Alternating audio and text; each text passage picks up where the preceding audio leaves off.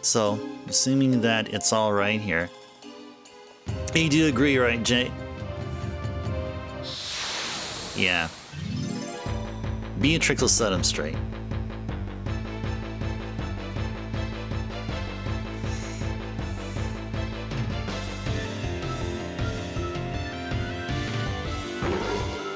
Ugh.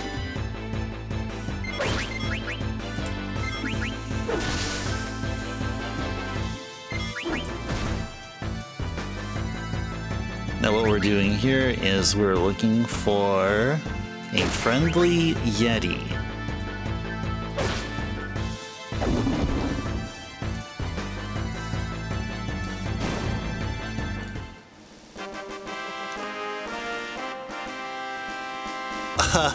Close eye. Yeah, exactly. Yeah. She has the ever-seeing eye there. Yeah. Actually, you know, it probably looks similar to this one game that I just got in, and I mentioned to you that it's in flight. Now, don't you think this can kind of look like Beatrix right here? Oh, by the way, I got Perfect Dark. It got in the it was in the mail. Picked it up. There you go. No, this is not Beatrix. This is not Beatrix. Somebody named Dark. Forgot what her first name is. Her last name is Dark. First name is I don't remember what it was. Whoa! Yeah, whoa! Exactly. Yes. Exactly. First name Oh, is it Joanna? Exactly, Jay. Yeah, first name perfect. Yeah, because she has to be perfect in order to handle whatever task that she was thrown into there. Joanna. Yeah, you're right, Backlogics. Yeah, I was trying to think of. Somehow I thought she was Alicia Dark or something, or Alice or something like that. Boy, was I wrong. Oh, and also I got a few others too. I got Mickey's Speedway USA and Jet Force Gemini. You know what's common about these three games I showed you? They're developed by Rare. And which means I am one away from getting all of the Rare developed N64 games. The only one I'm missing is Killer Instinct.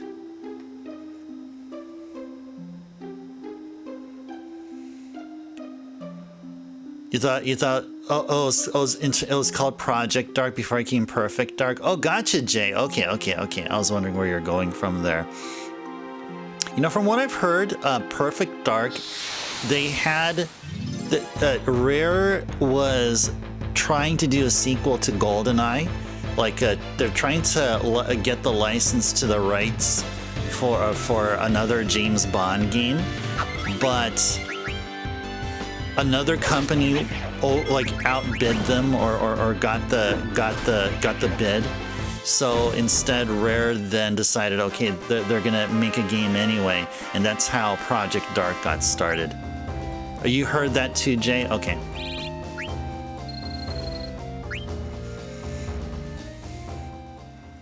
Jet Force Gemini was a huge game when it came out.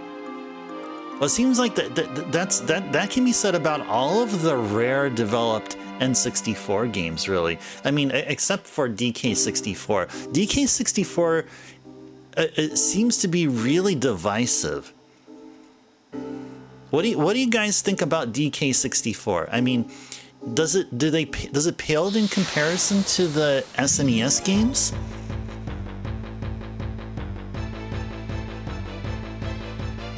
Oh, that's why the game feels like it could be a sequel to GoldenEye. There you go.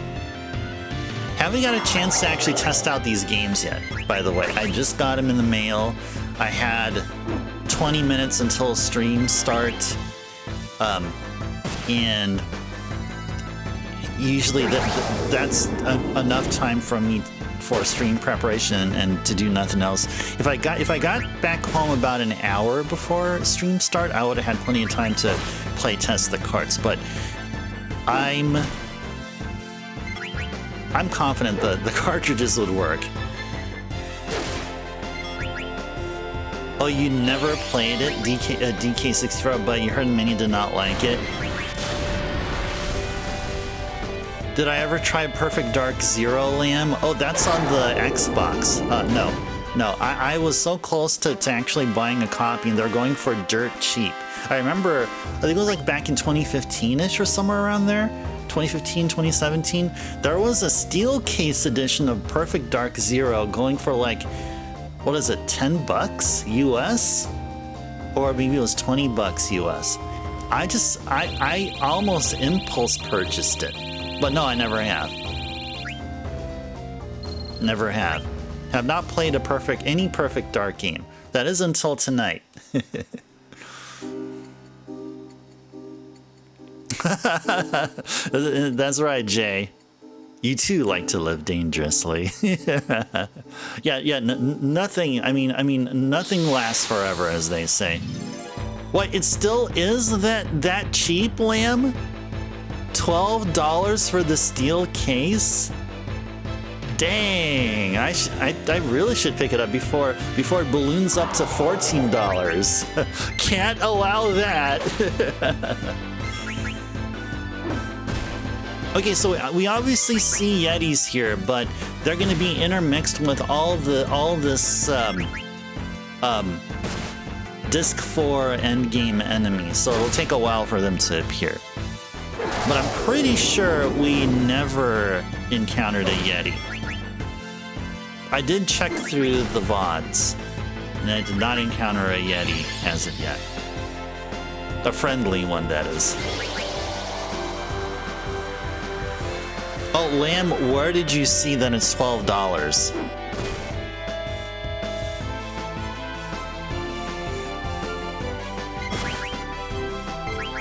One of the few steel cases you really like. Looks sharp. Among my favorites are the ones on the PS4. Final Fantasy Type 0. Oh, just price charting? Oh, okay. I thought you had like an Amazon link or something, or an eBay link. That's okay, you don't have to do that. I'll do that.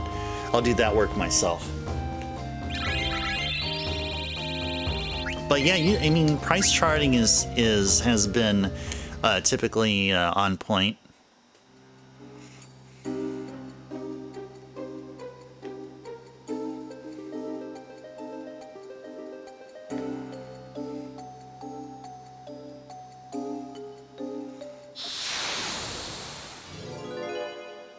There he is. There he is. There he is. Hey there, buddy. Give me some ore. Alright, here you go. It's gonna be at the very end. Yeah, there you go. Here you go, buddy.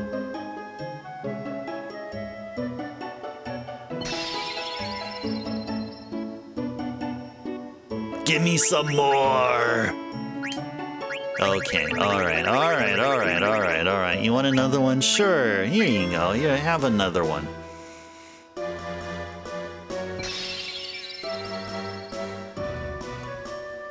Thanks. You're welcome.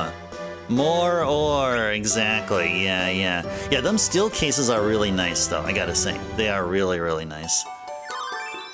Klim Hazard has been learned. Yay. Yeah, we gotta be using some Klim Hazard here. I gotta walk the dog. Okay, sounds good. Be back in a mile. Okay, sounds good. I'll wait. I'll wait for a mile. That should be it. That should be all the friendly monsters up to this point. Now we gotta find a friendly Yan, which is a tiny little murder machine, but is a small sheep or slash ram. What do we want to do here? Oh yeah, we wanted to change up Steiner's equipment here. So instead of Excalibur, You give him the Ragnarok. So you can hit harder.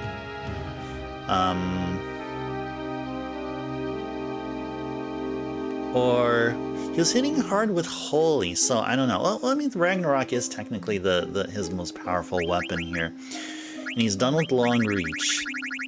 I believe that's all. That's all he needs here.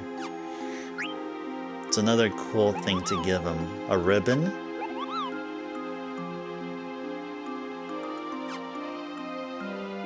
Sure. Okay.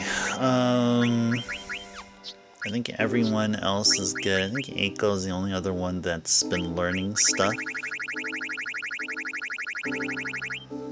Yep, one more thing to teach her. Teach her concentrate.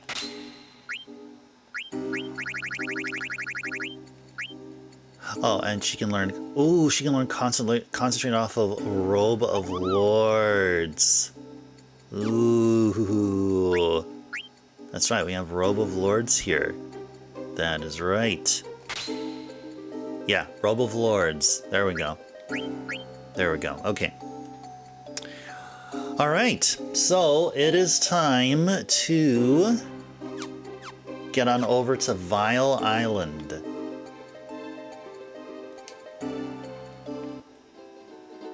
So we ride on our chocobo. Actually, we can just get off. Actually, no, we don't have to get off. We have to go to a forest. Ascend, my pretty bird. Ascend.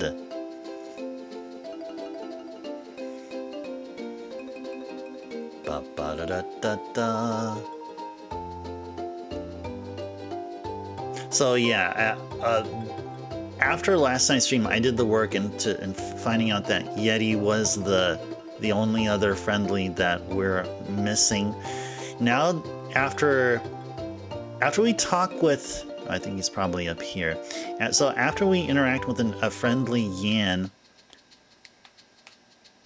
he should not run away. He would run away if we haven't met all of his friends. But I believe we have up to this point.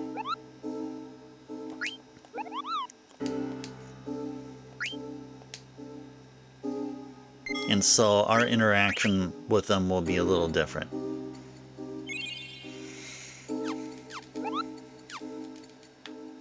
And he'll only appear in forests.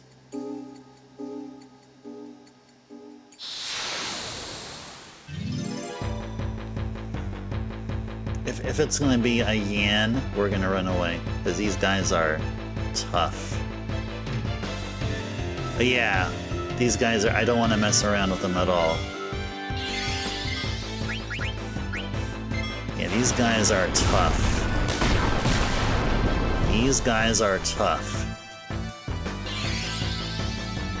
These guys are little murder machines.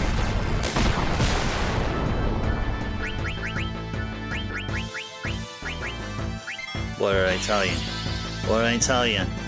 These guys are murder machines.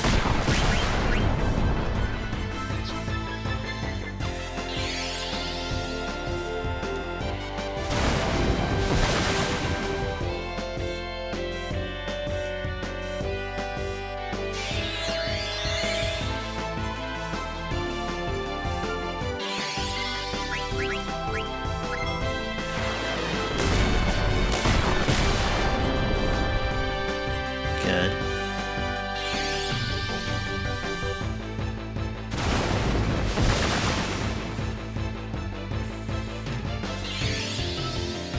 And these guys are quick. Yeah, that was quite a miss. Yeah, a freaking comet. Yep. Yes, indeed.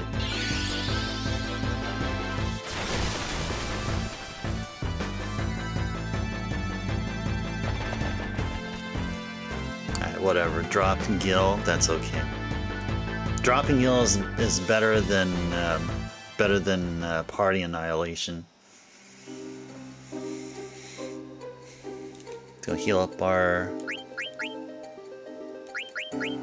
folk.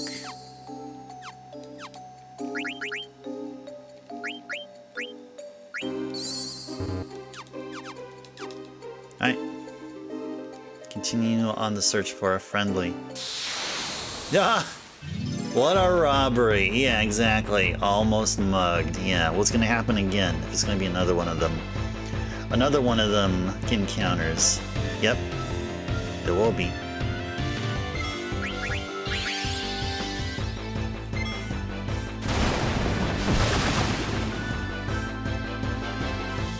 So we should find a friendly version of these.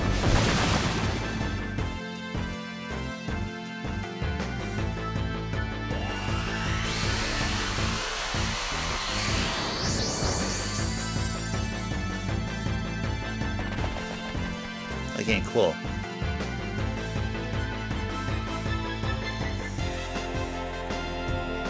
You know, we do have an ability here of Flee Gill, which means anytime we flee, however we do, we will not have Gill drop. Or our Gill will not be dropped. I mean, we do have that ability here. Where is it at? Right there. Ooh, we have enough for this. Oh, receive Gill even when running from battle. Oh, that's even better.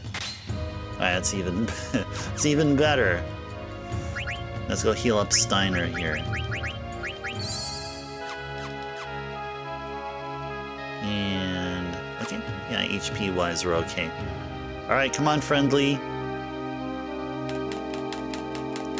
Actually, I think if we tap here, this should... I heard that this is a trick to some advanced gameplay stuff here we're doing. As we tap here, tapping prevents normal random encounters, but encourages any other encounters to occur. And these other ones I'm talking about are pop quizzes or friendlies. So we're already done with the pop quizzes. So the only encounter we should have here are friendlies if we do get an encounter here, but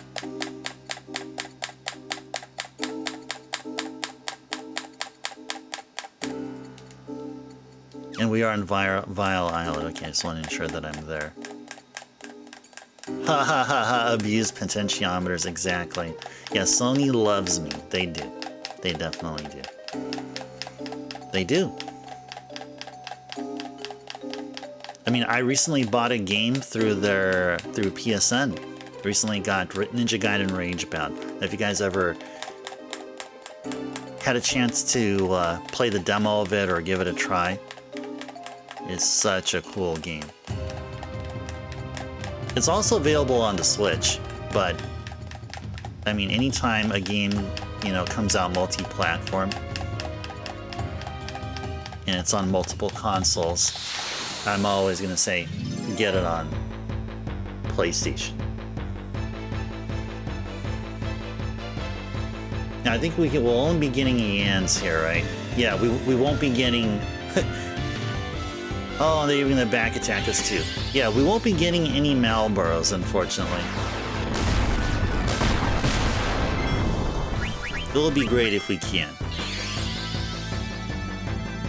Oh, it's actually the same in your household, Jay?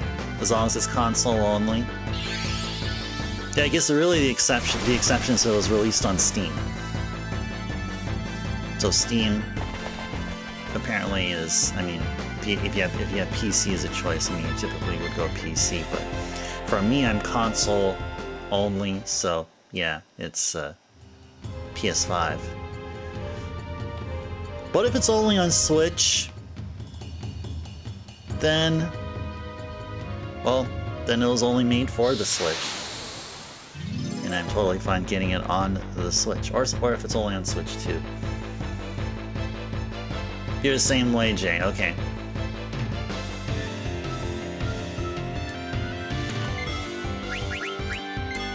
Yeah, we want no part of that. No part of that. Actually, let me look up Yans. What are they all about? What? Because they're like extremely difficult. Oh, they have 19,000 HP. It's another factoid about them. They're weak to shadow. Ooh, they're weak to shadow. Do we have something that... Do we have something that gives Zidane or somebody shadow power? Absorbs shadow and thunder. How about something that gives shadow? Raises shadow elemental attack or something. Is there a glove that does that?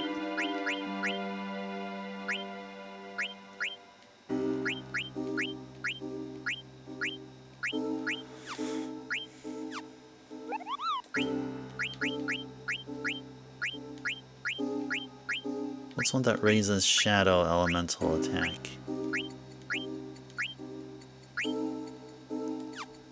Doesn't look like there is one. Unless it's an accessory.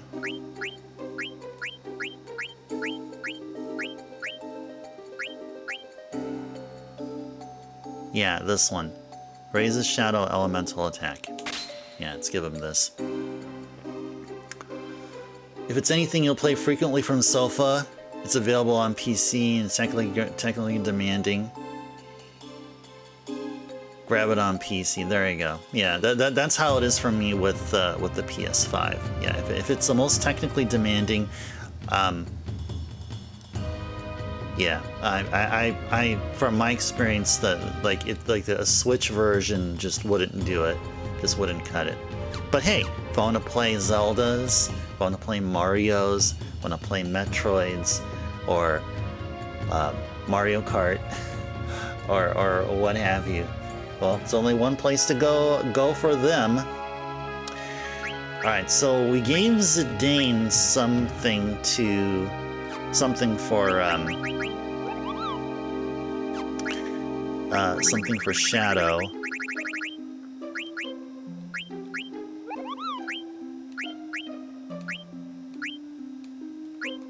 I think that's the only thing I see. Pumice powder.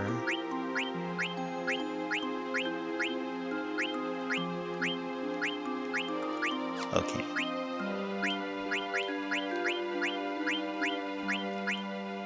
Ooh, raises shadow. Yes. Demon's Mail. Yes. Want to do that.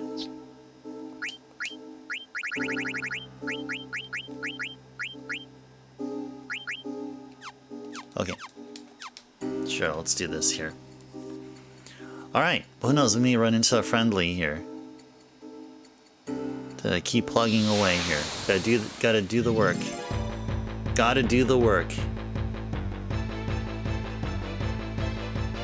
Okay, if we run into 1 Yan, I would like to... Oh, no, not 3. Definitely not 3.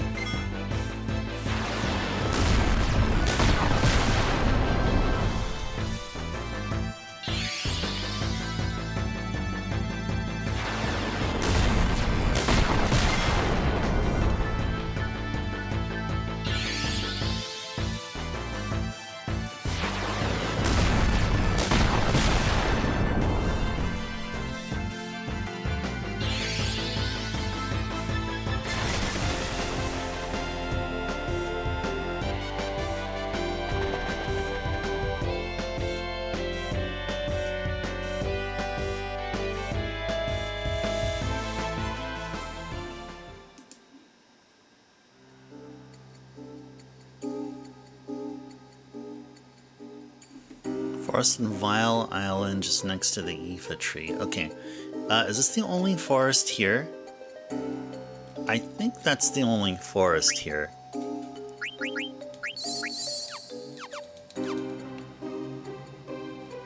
Let's go check. is this actually the only forest here?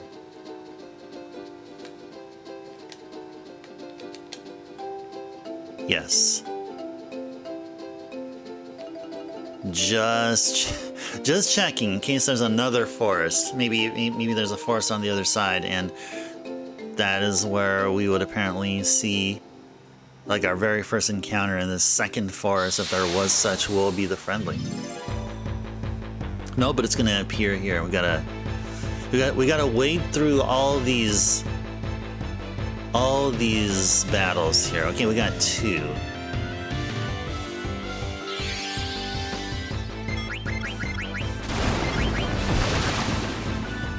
Let's go see how we do here.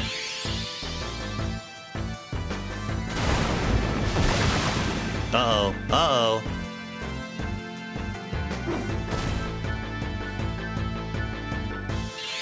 Yeah, he didn't like that. He did not like that.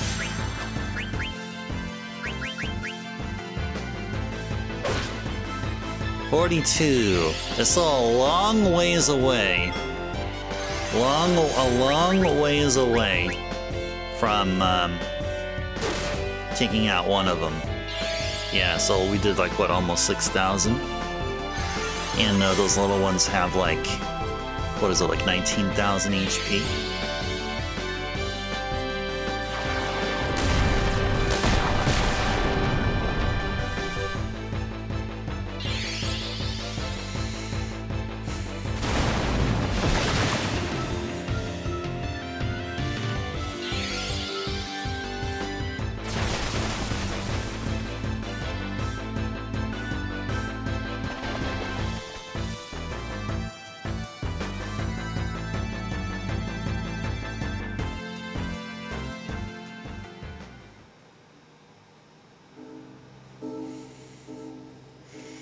Alright, let's go heal up. Seems like it's like a rinse and repeat kind of thing. It's always... seems like almost every other... almost like... wait. Why can't I do that? Why can't I use... Oh, because they're already revived. No, of course. Yeah, I can't do that. All right. It seems like almost every other Yan encounter, we have at least one party member take a dirt nap. Oh, we got 3 of these guys. Oh gosh.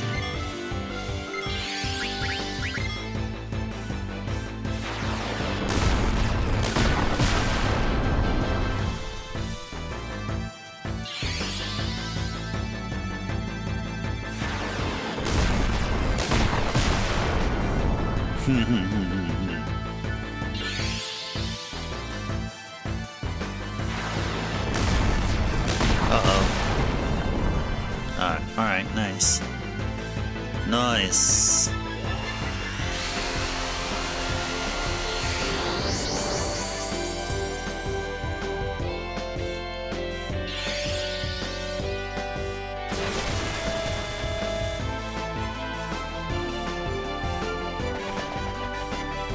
Cool.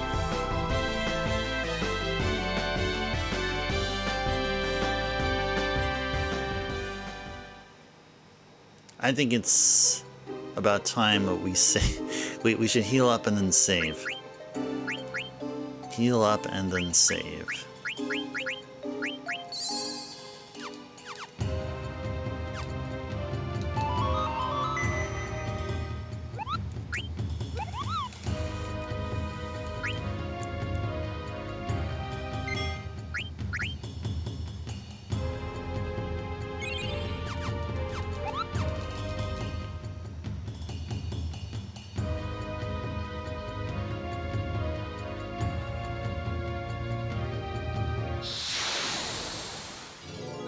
There he is. There he is. Look at this adorable looking murder machine. Look at how adorable he is. He's bouncing. You want a diamond? Sure. Here you go. Here's a diamond.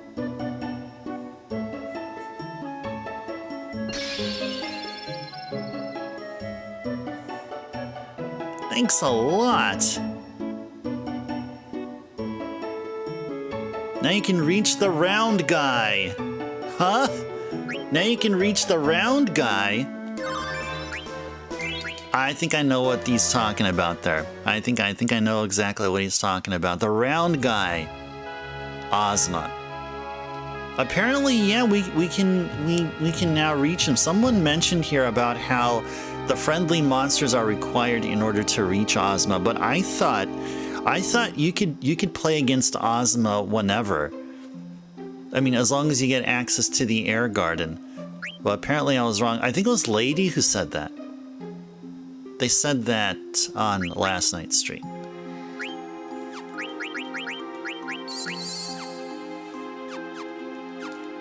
Okay, well, so we're done with the friendly monster side quest then. So, all right, now we can move on and do the rest of the side quests here. And while we do so, we will be prepping for the attempt against Ozma.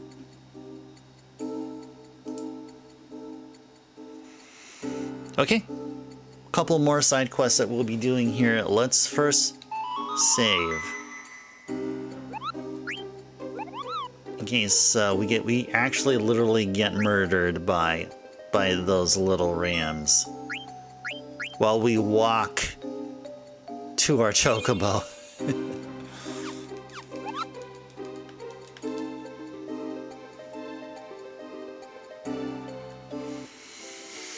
Okay, next thing to do. Let's go over to Alexandria. So, okay, Alexandria is going to be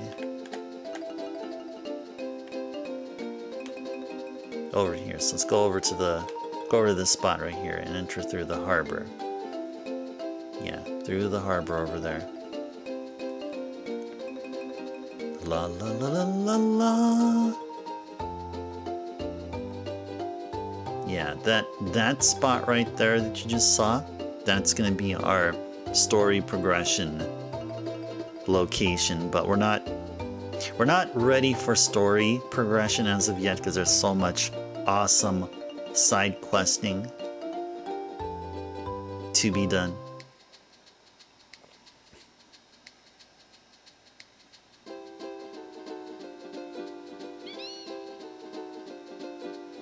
Or actually, you know what?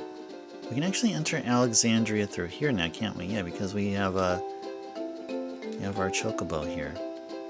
That's right.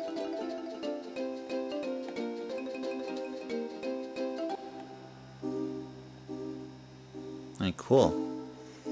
Alright, so what this is all about is meeting up with Stiltskin. Let's go over to the church.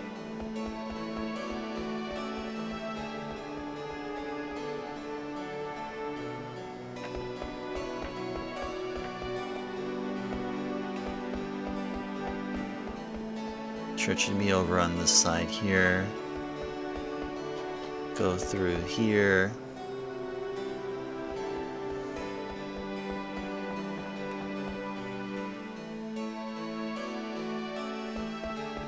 Stiltskin.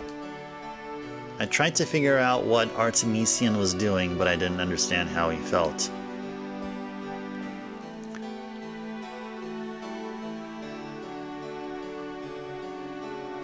Oh, huh? Oh, there you go. I guess I had to interact with him a couple of times. Want to buy a set of Moonstone, Ruby, and Elixir for 5,555 gil? Yeah. Moonstone, Ruby, and Elixir. Thanks, buddy. I'll sell you stuff again when I get more. Oh, I want to do something for you, because you always buy stuff from me. We received a ribbon! Yay, thank you! Thank you, thank you, thank you. Cool, we got 3 ribbons now. enough to equip everyone with a ribbon. I mean, everyone in our active party, of course. Or no, actually, no. It's actually no. What am I talking about? Well, 3. We have enough. We have like 3 ribbons. That's what I meant to say. Why did I think 4?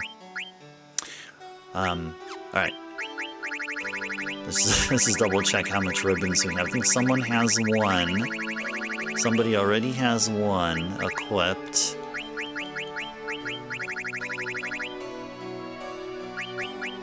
Where is it in? Is ribbon all the way at the bottom? Oh, ribbon is an accessory, isn't it? Yeah, yeah, we got 2. Okay, yeah, we got a total of 3. Yeah, okay, gotcha. Play more and raise your rank. Oh, you mean cards? They're getting close to solving the mystery of Magnet Kupo. I'm gonna deliver a letter to Atla. Okay, sounds good. Okay, so now I actually had no idea that the Stiltskin side quest is also where the Magnet Central side quest starts. So apparently talking with them, so talking to Kupo here starts a mail delivery chain system, or a chain delivery system. One of those things, delivery chain delivery. Sort of like Paper Mario did it. If you guys remember us playing Paper Mario earlier this year. So yeah, we're gonna start a delivery chain here. Yes, deliver a letter to Atla. Thanks, Kupo. Alright, let's go save here.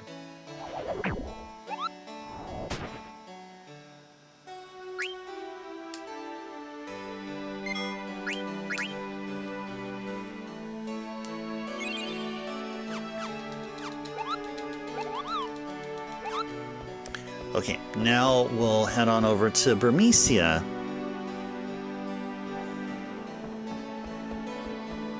Which is where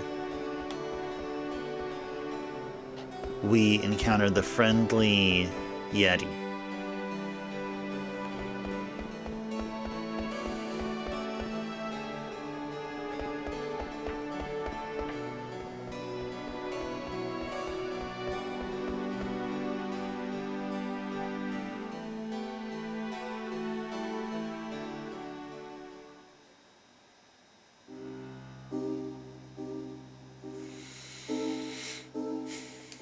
Okay, so just be across all this. Actually, you know what? Let's go back up here and then do this, and then make our way over across to the northwest section. And so this is going to be where, actually, let's go, then make it over fully. And it's going to be over here. So this is where Burmecia right here is. So let's go park our, where's that forest? Where be that forest? Is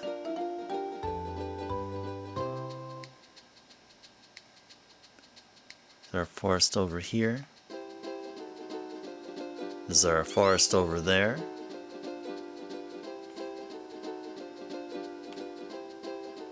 Is there a forest across us here? Yes, there is.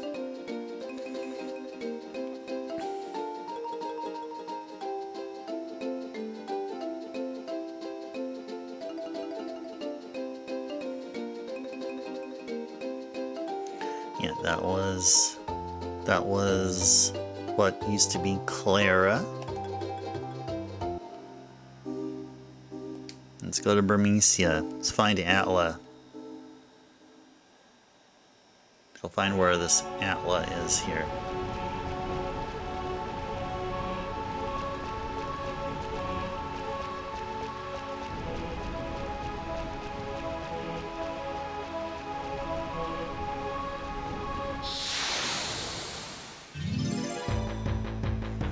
What enemies are here?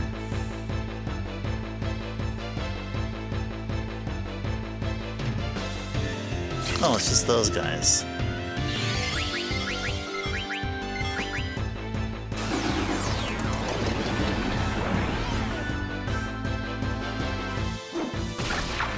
Bam! Nice change of pace after being handled by the Mians.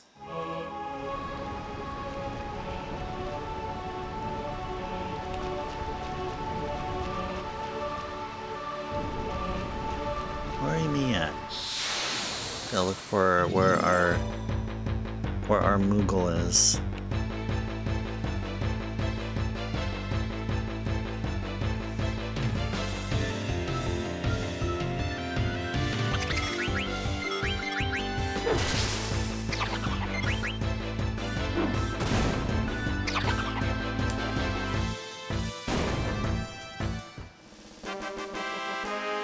Da da da.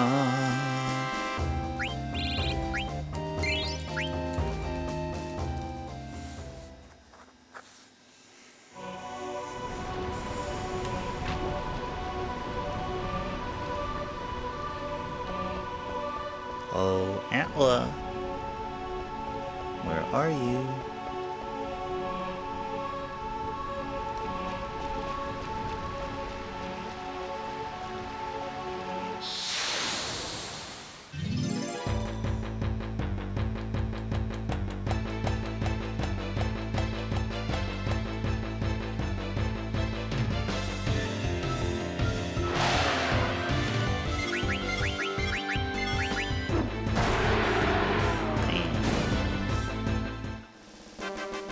Da da do do do.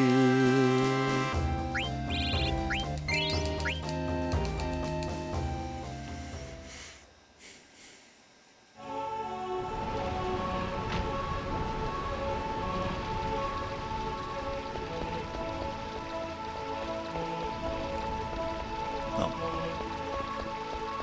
Oh, I thought that was a door there.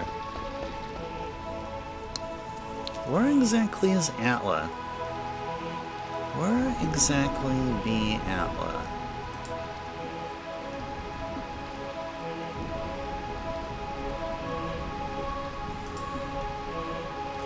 Go do a quick search.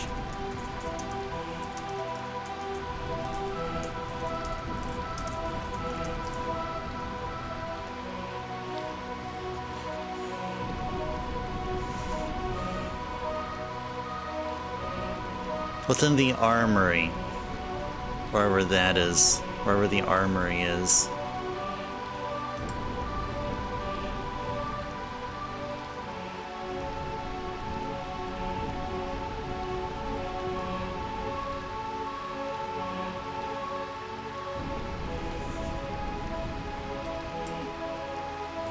I'll do a search for a map here.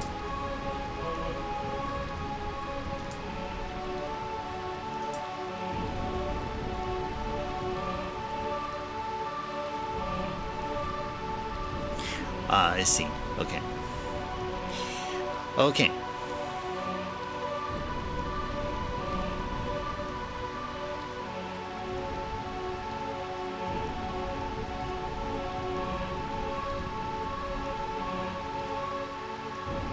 So yeah, so this was actually correct. And then we're gonna go left. Suburb, and we'll go north through the pathway, and then we'll go up here and then go through here.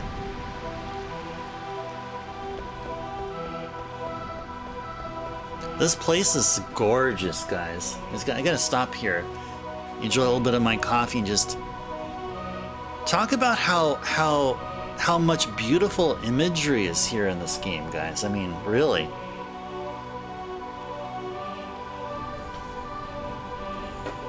I mean, I keep talking about how awesome the PlayStation 1 is, but it really is the artwork. I mean, man. Agreed, Benny? Yeah, has some of the most absolutely stunning environments. Agreed. And it's not just you guys and me saying it. There have been other folks here as well who would be saying the same thing. So it's just not just us, guys. No, it's definitely not just us speaking high praise about this game as we are here right now.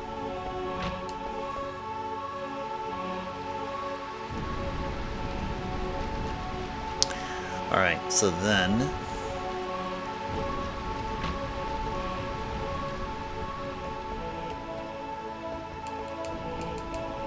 you don't see him in the armory here. Or actually, maybe that's not the armory. Maybe we have to go through this door. There he is.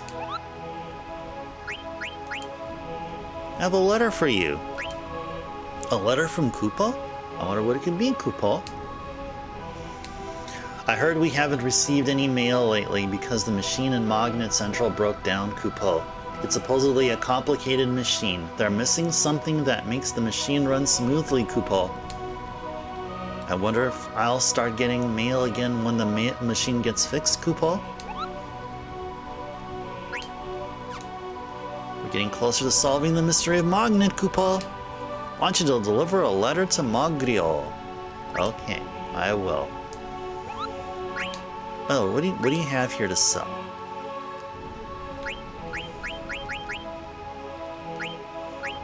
Stuff that we used to have, but I think at some point we fused off or something. Let me just re-grab it for no reason at all, for absolutely no reason. Restock on them Phoenix Downs because of those murder machines.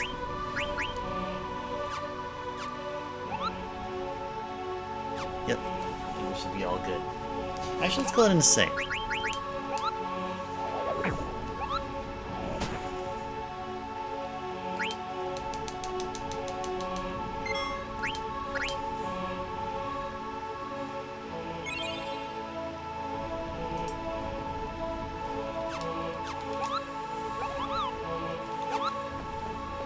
Alright, let's go mosey our way back.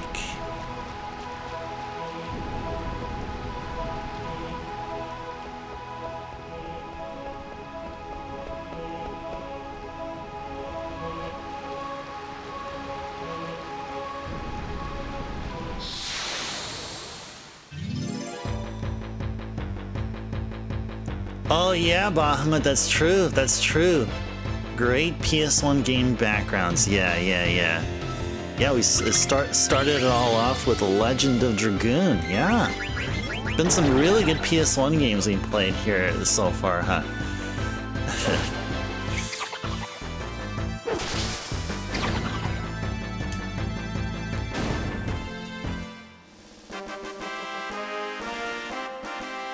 Yep, Legend of Dragoon and Final Fantasy IX back to back. That happened this year. Among my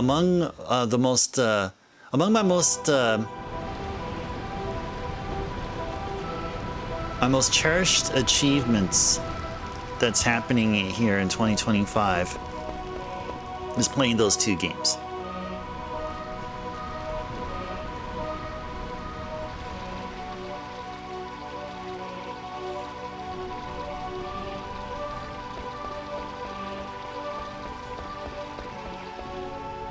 Yeah, background image. Yeah, I think I got what you were talking about there. Yeah, I figured that's what you were talking about.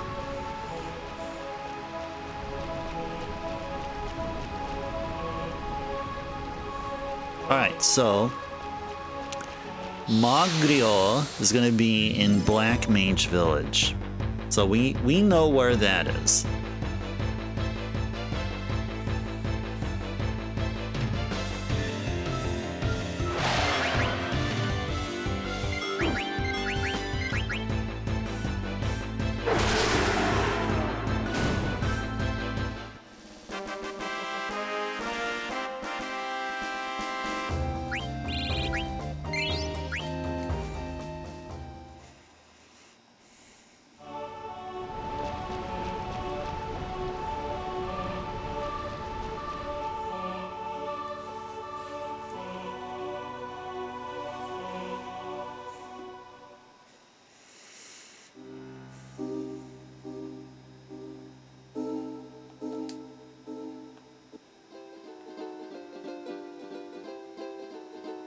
Alright, Black Mage Village should be up right there. Okay.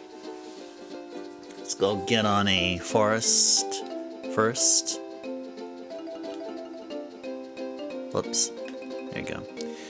And then have our birdie take off. Wherever that is. Or, you know, maybe not. Whatever. We don't have to. We absolutely don't have to.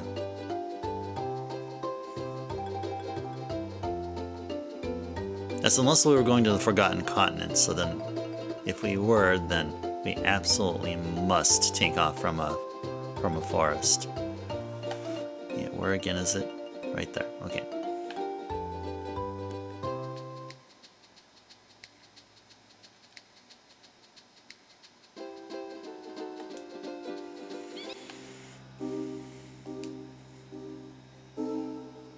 Okay, let's go look for Magrio.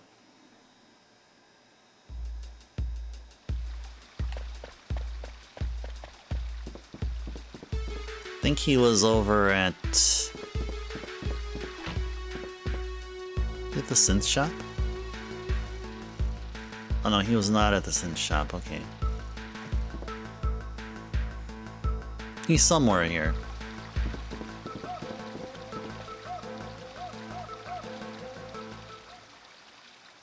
Nope, it's not at the cemetery.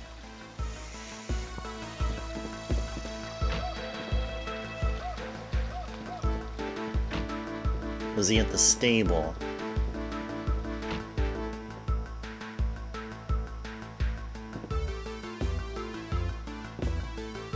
Oh, that's, yeah, there was a door over there. Go back here again. There's a door over at the right.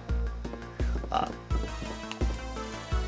guess the people of Gaia decide when to rest based on the presence of light.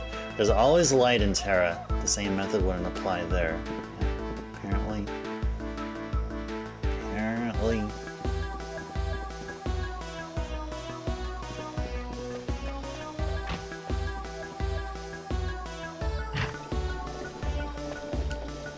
It's obviously an imperfect life form, but I feel a strange affinity to it. You're talking about Choco?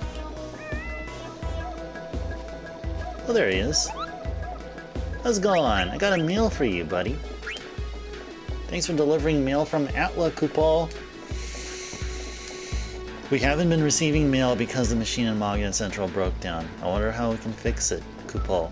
Do you think there's a special item that'll fix the machine? A special item? Maybe it's... I'm close to solving the mystery. Deliver a mail to Kumul. Or Kumul. Sure. Thanks, Kupol. Alright. What's over here? Will we have more chocobos when Bobby Corwin lays eggs? I see. So you can close a captured life form and conduct research here. Yeah, well, one of many possible things that would happen there in particular. Okay, so Kumul is in Ibsen's castle. Ibsen's castle, and the way to get there is, I don't know if Choco can get there. I don't remember if there was a, or actually, yeah, there is. Actually, we can. Yeah, because there should be a forest nearby the castle, or at Oilvert.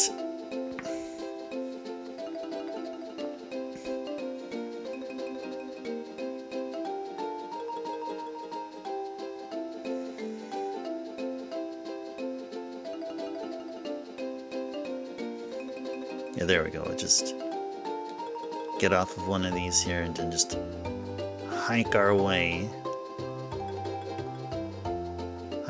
over to Ibsen's castle. Where is it at here? I feel like I passed it. King's Marsh. Oh, it's all the way there. Oh, I see. I see. Okay.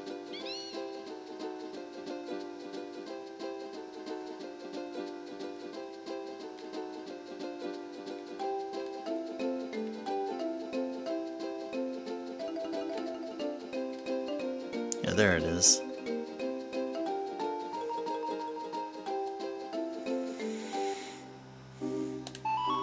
Let's save.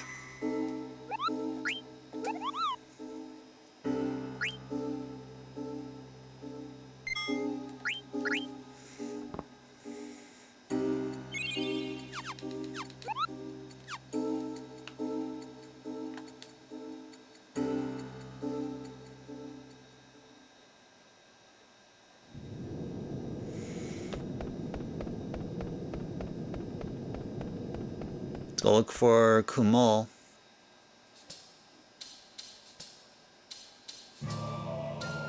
We're gonna get the map. The map of this place.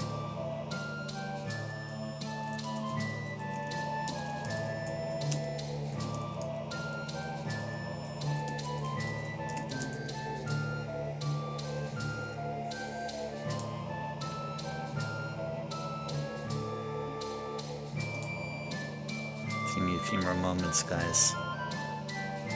Getting the map of this place here.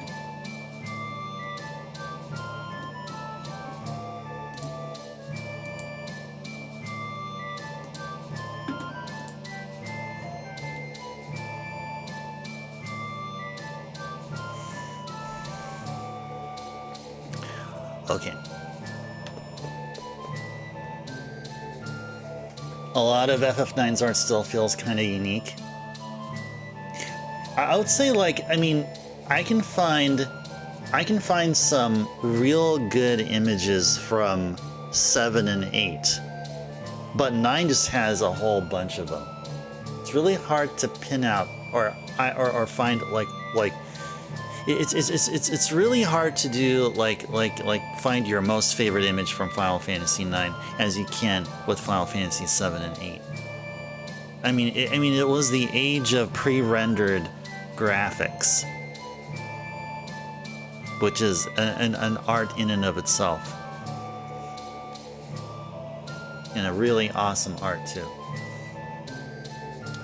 Try to look for where our Choco buddy is.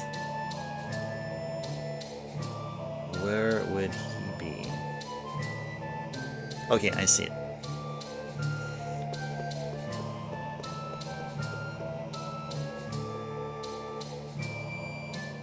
Where is this here?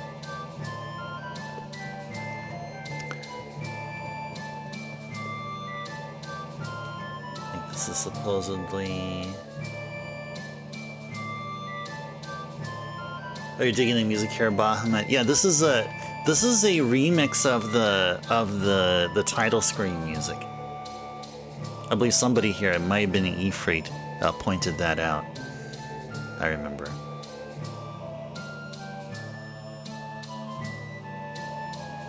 Actually, no, probably shouldn't need to be here.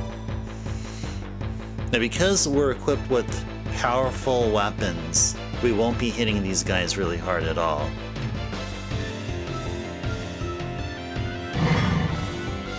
What we really should do is just flee.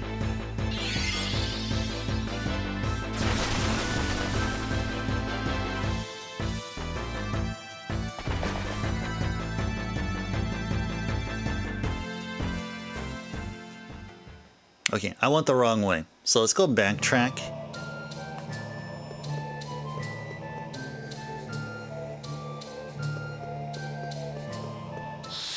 And go through that door to the bottom right.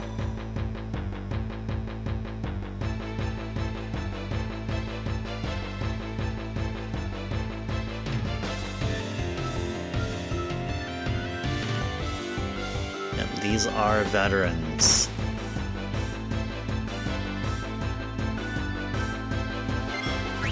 And we are running away.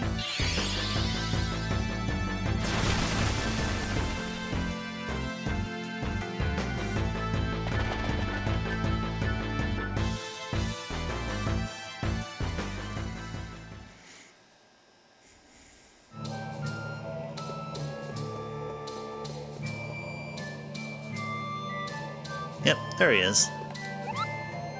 Hey, guy. Got a letter for you here. What? A letter? Thanks, Koopa. I heard that the machine in Magnet Central broke down. It's because they're missing that item.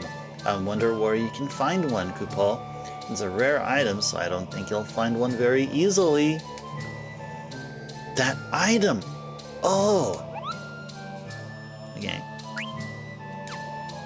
I have a favor to ask, Koopa. Why don't you deliver a letter to Moas, or Moise. Moas or Moise, however you want to call him. Thanks, Koopa. Alright, let's go head our way back and out of this warped castle. Yeah, doesn't it look like there's like a castle sitting on top of an inverted castle here? Does that kind of give you Symphony of the Night vibes here? Somewhat, kinda. It does for me.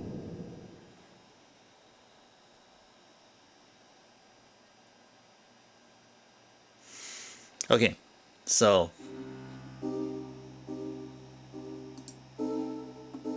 Moas is at Fossil Roo. Let's go over to Fossil Roo. Oh yeah, 200% completion. Oh yeah, ask me that in December. Ask me that about 3.5 months from now. Yeah, because we'll be playing Soten, our annual playthrough of Rondo, Soten, and Snatcher back to back to back. We probably will backlogix, and by this time hopefully we'll get to 200% faster than last time. Yep, the idea of a castle mirrored vertically upside down is pretty cool. Yeah. Sure looked nice here. I mean, you can even see it right there too, in its mini form.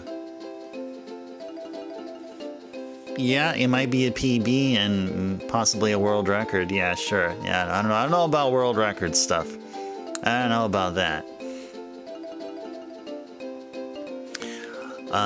Okay. Fossil Roo. Okay, Fossil Roo will be over where Medine Sari is. And remind ourselves, Medine Sari is over there. That's Conde Petit.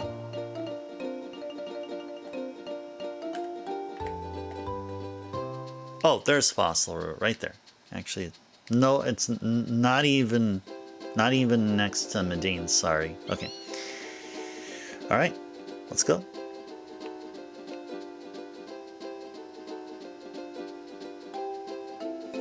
Da da da da da da. Do do do do do do.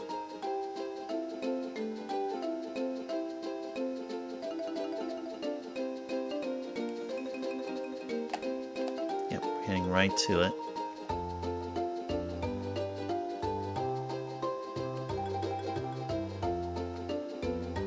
I think it's gonna be over here. Yeah,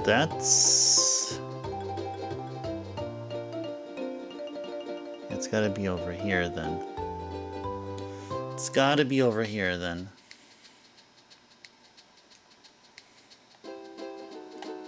Oh, we're still a ways.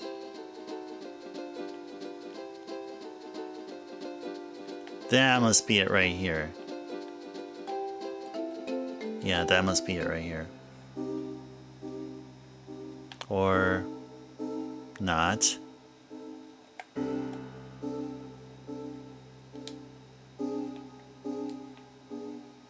Is it on the other side? Oh, that's Black Mage Village. Anyway, it's somewhere here.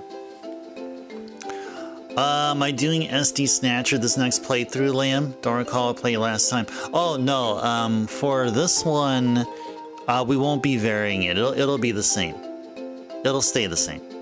So Rondo will always be PC Engine, CD. Symphony of the Night will always be the PS1 version. And Snatcher will always be the Sega CD version. The only times we'll play Snatcher from other systems are, and if it's not via viewer's choice, maybe like during another MSX Saturday, or maybe a Saturn Saturday, or something like that, or a PlayStation Saturday, where I can be able to help explore any of the other games that we didn't put much time to. Or via request. But no, SD Snatcher would be one of those things I'd enjoy at least one of the MSX Saturdays that we do here. And I've planned to do like 3 or 4 MSX Saturdays per year. Yeah, 3 or 4 of them. So we can get some exposure to MSX games, and also give me a chance to play some of the games that we either didn't put any time on stream for, or we gave very little time. Or maybe did only one simple little gameplay snippet of, but we can elaborate more on. And SD Snatcher is one I wouldn't mind doing a lengthier play. We've done a lengthier play, a gameplay segment of a stream of SD Snatcher. We definitely did. Yeah, that's a game I don't mind playing again. But to answer your question, Lime, if you're talking specifically about that Rondo Soten Snatcher block that we do on Decembers, it'll always be the Snatcher. That version that we'll play there will always be Sega CD, because that's the only one that was ever localized here in North America, or maybe in the West. I think Snatcher actually released in PAL territory, so I can't just say what the West, but the one localized in North America, because it has English.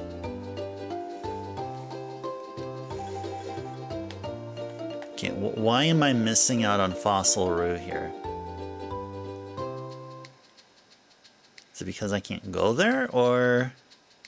Oh, the entrance to Fossil Roo, though, that's... Where is the entrance to Fossil Roo?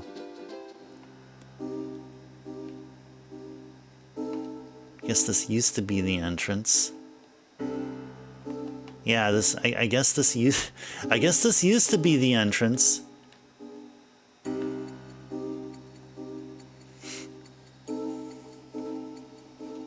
Let me go look at where Fossil Roo is, or how to get there.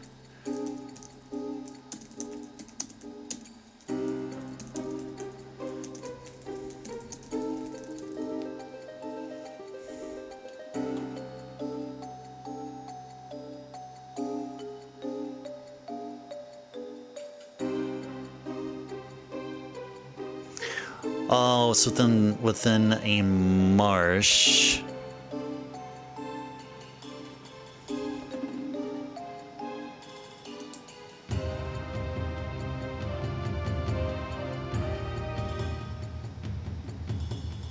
Okay, we have to actually go to the marsh. Okay, yeah. So the map pointing the Fossil Roo isn't. I mean, it's accurate, but only to a certain extent. I actually need to go to a marsh over here. Need to go over here. This will take us over to. This will actually take us over there. Oh, why am I turning around? There you go. There it is, right there.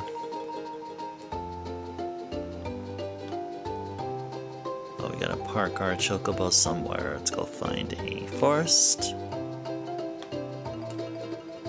Ground our chocobo.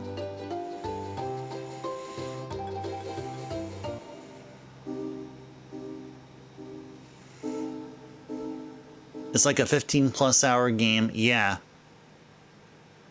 Oh, you mean you're talking about SD Snatcher? Oh, I have no idea.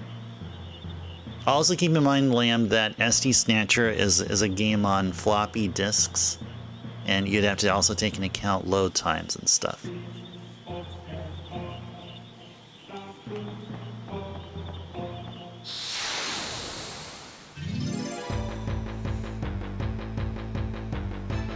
And same goes for the original Snatcher on MSX too as well.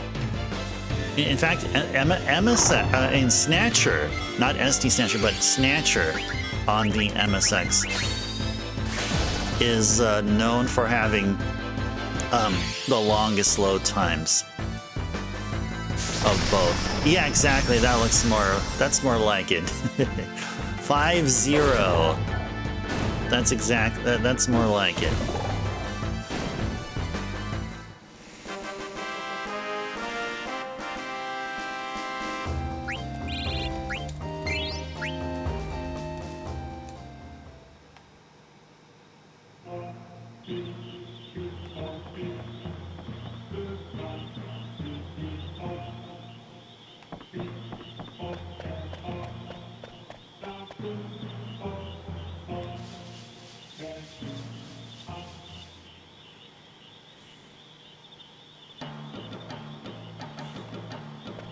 Oh, hey. Frogs populated. Sure. I guess since we're here, go grab some frogs.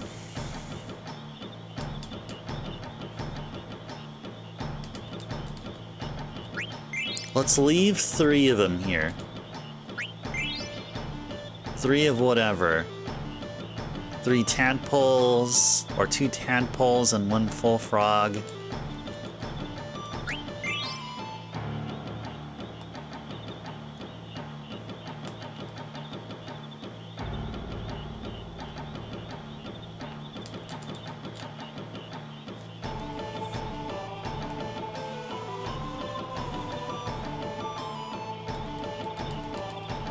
Got him.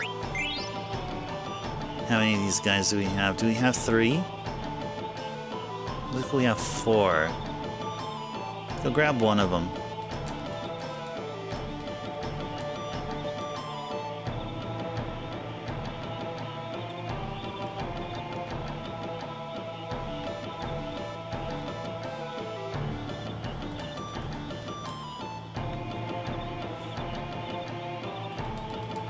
Got him. Okay, cool.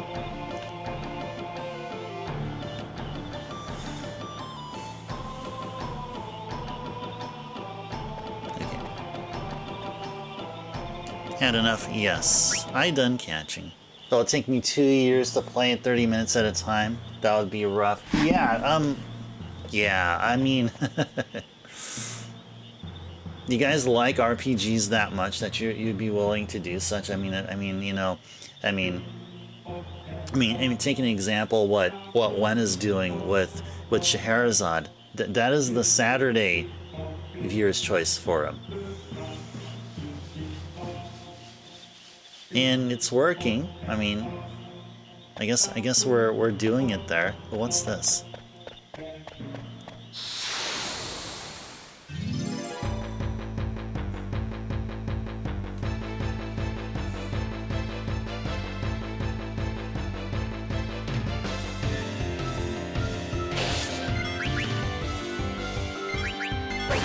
I think we're at the wrong marsh, actually.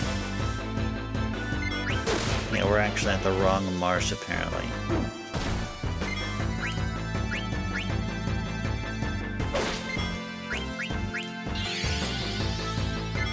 So anyway, it's okay. We did catch frogs, and we're just 12 away from, or actually 11 away from 99. We have to catch 99 frogs, and Queena here will get their ultimate weapon. Come on, wake up, bro. Wake up, or just come out of your shell, man. There you go. Thank you.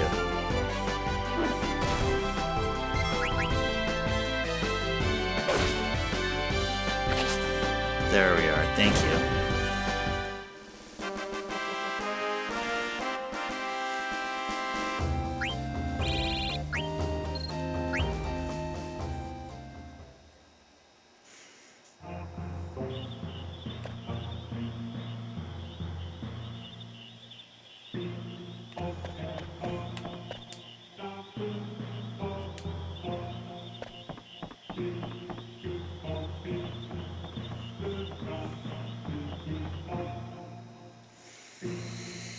Well, you know, here's one thing that I would consider. If all of you or most of you are interested in a certain game, a certain RPG to be played that we haven't seen played through in its entirety here, then you can talk to me about it and I can be able to consider adding that. And I just gotta feel the crowd here, because like Valkyrie Profile was one of those relatively recent games that was mentioned, and that I actually had no problem adding that onto our schedule. I mean, we're not going to see Valkyrie Profile this year, but next year definitely we will. And I think, or what I'm feeling from you guys is that you guys are fine seeing Valkyrie Profile.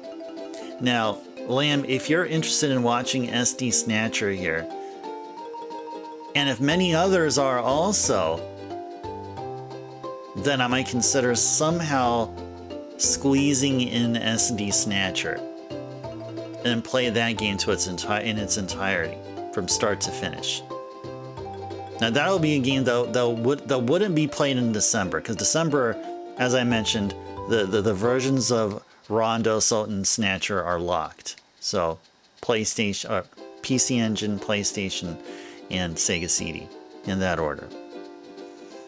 But I don't mind playing another Snatcher game,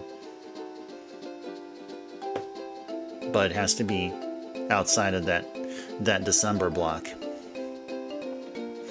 Okay, so we have to actually go to the Mist Continent. Let's go fly on over there.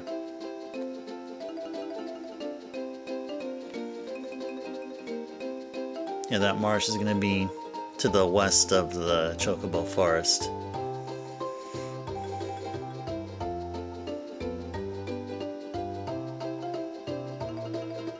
Now I figure you guys wouldn't mind seeing PlayStation RPGs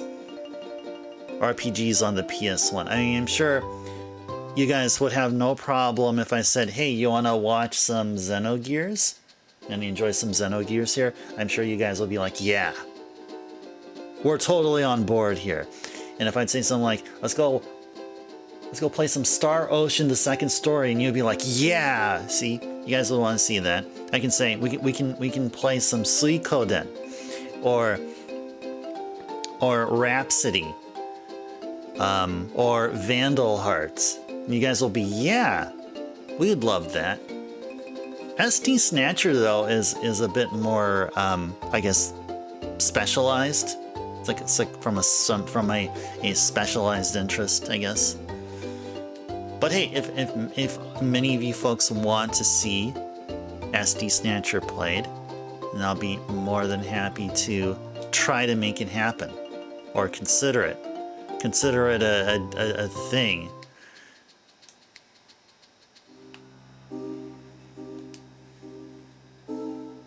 So anyway, let's go catch some more frogs. Actually, let's go visit the other marshes and then come back to this marsh and then continue with the delivery chain.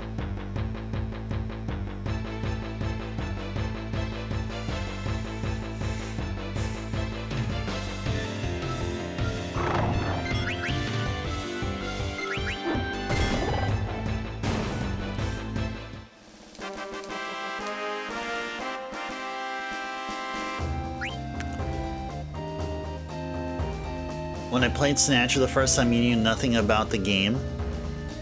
You think I asked for a vote and you picked the game I never heard of? Oh yeah, I don't remember. I mean, who knows? Snatcher may have been a part of a vote. I mean, probably. It probably was. Maybe it was during that Sega-tober we had. Maybe it was during Sega-tober or during something. I can't even recall either. Well, see, Lamb, now that you know something about it, it's a pretty cool game, isn't it? It is of the first of the handful of games Kojima-san did before he got popular or got more well known with Metal Gear Solid and now Death Stranding. And shows, right? It definitely shows. It's a quality game, Snatcher. Alright, so we got Golden Frog there, so we'll try to capture all except for the Golden Frog and 2 other green frogs. Just to ensure that the frog repopulation can be done optimally. And not take that much time to wait until the pond is repopulated.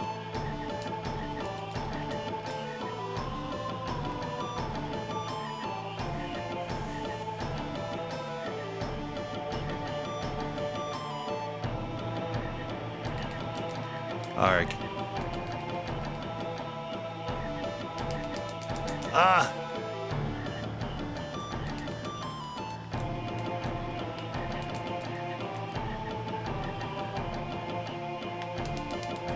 Got him.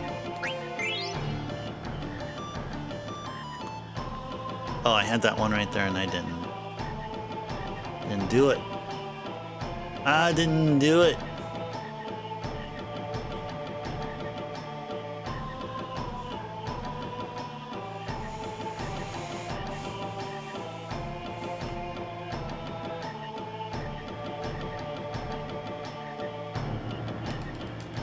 Got him. Okay, cool. Maybe we can capture one more. Shall we? Nah, it's okay. Yeah, we had enough. Let's get enough just so we can get Queena's ultimate weapon. You remember looking up Snatcher and the SD Snatcher was the first video that popped up? You had no ideas there were different type. Yep. So Snatcher is the one that everything, like every other port that came after, was based off of. And SD Snatcher, well, as SD implies, it's the chibi version, and on top of that, it's a completely different genre. Snatcher, in and of itself, is a visual novel. SD Snatcher took that and spun it around a bit and made it an RPG, and quite a cool one, with the modular damage happening there when you attack the enemy and the enemy robotics and stuff. Okay. Now I know we're supposed to continue with the delivery chain, but I want to get on to those other marshes. Oh, you know what? Let's go back here again. I forgot about something. I forgot that there's no forest there to I guess not disembark, but to land on.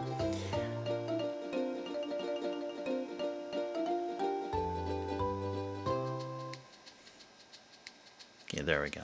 Now let's go check out the other marshes here at the west side of the globe. So if we would play SD Snatcher here to its entirety, we would do it with an English patch. I don't know if that makes the idea of playing SD Snatcher here more enticing, but I figured that would be fair. Just like how we did with SMT, and how I'll be doing with SMT2 next year, or Atlas April. And then afterwards, every other subsequent time that we'll play SD Snatcher, it'll be in its original form in Japanese.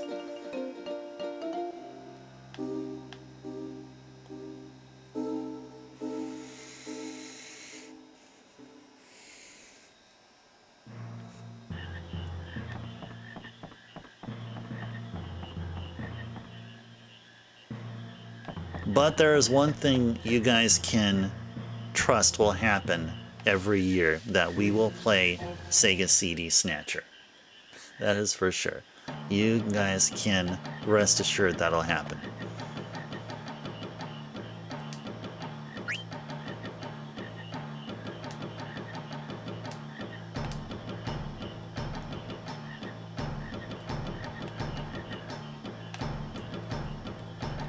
Ah, don't run away.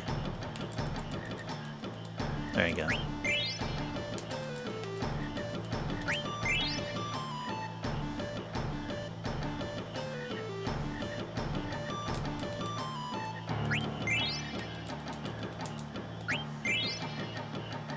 I see 3 over there. 2 tadpoles and a baby frog, and we got a big one. Go capture the big one. There we go.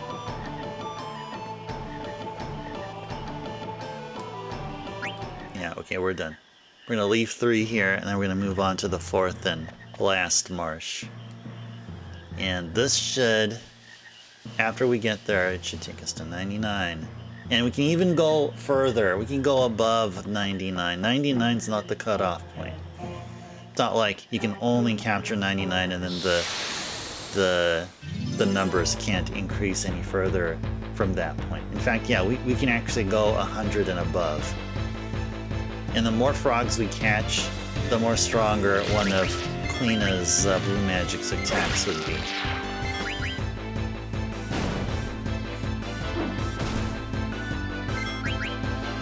And also about the thing about how, like, every December we would always play the same versions of Rondo, Sultan, and Snatcher. I'd like to think of it as kind of one of those things you can always depend on that'll never change. It's kind of one of those, like, feel-good kind of things. You know, as, like, you know, stuff changes, but you can always trust that some things will stay the same here, and that we'll always play PC Engine Rondo, we'll then always play PS1 Sultan, and we'll always play Sega CD Snatcher.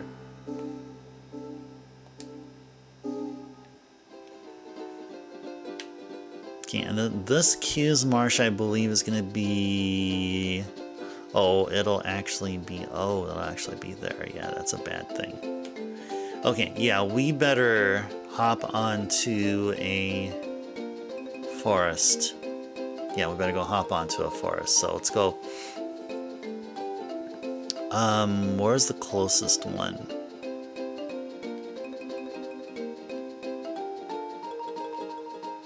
Actually, you know what? Let's just go here. Gotta find a forest. You always down for watching games you never played / experienced / heard of? Nice. I also like to encourage games you have played that you think the streamer would enjoy as well. Yep. That's all good. That is all good. You don't want to ask encourage to changing my lineup if I have one set up already, unless asked. Let's respect the streamer / stream. Oh yeah, definitely, for sure. Yeah. Yeah, definitely. I mean, you know, suggestions can work. I mean, but again, it's hit or miss. You know, like one thing that you can guarantee will happen here is, like, if you have if you know about an RPG on the PS1 or the PS2 that you want to see played here, then I would be all ears. I would be interested in, kind of like how the point was, you know, case in point, Valkyrie Profile, and well, Legend of Dragoon was because the game was donated to me, and yeah, I'd like to respect the donator, and then not just because of that, but also because I've heard so much great things about Legend of Dragoon, so. And it turned out to be a wonderful experience. You know, kind of one of those things. But yeah, I mean, there are other games that, like, it would be just, you know, perfectly suited for viewers' choice requests.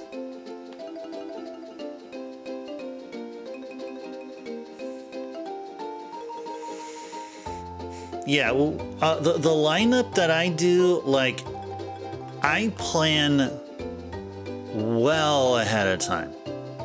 Like, I may have lineups planned years in advance. No kidding. Like on certain, like, games we play on certain months, I have games planned out many, many years in advance. Like the Atlas games. I already know, like, the sequence of games that we'll do here. You know, we started with the Famicom game, then we're gonna be playing through the mainline SMT games on the Super Famicom, and then we'll play If after we play 2, and then we'll then go on and start the Persona games. So I already have, geez, how many years? Like 10 years worth of Atlas April already planned out in advance. You know, that sounds crazy, isn't it? Doesn't that sound crazy? But that is the truth. All right, where is the marsh? I saw it here. Is that it? No, that's, oh, there it is, there it is, there it is, there it is. Oh, we gotta...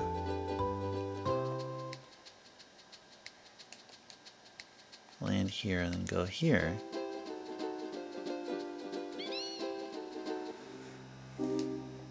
Oh, no, no. Dude. I know, you're so anxious for me to ride on you, but I got business to do here first, Choco. I got business to do here.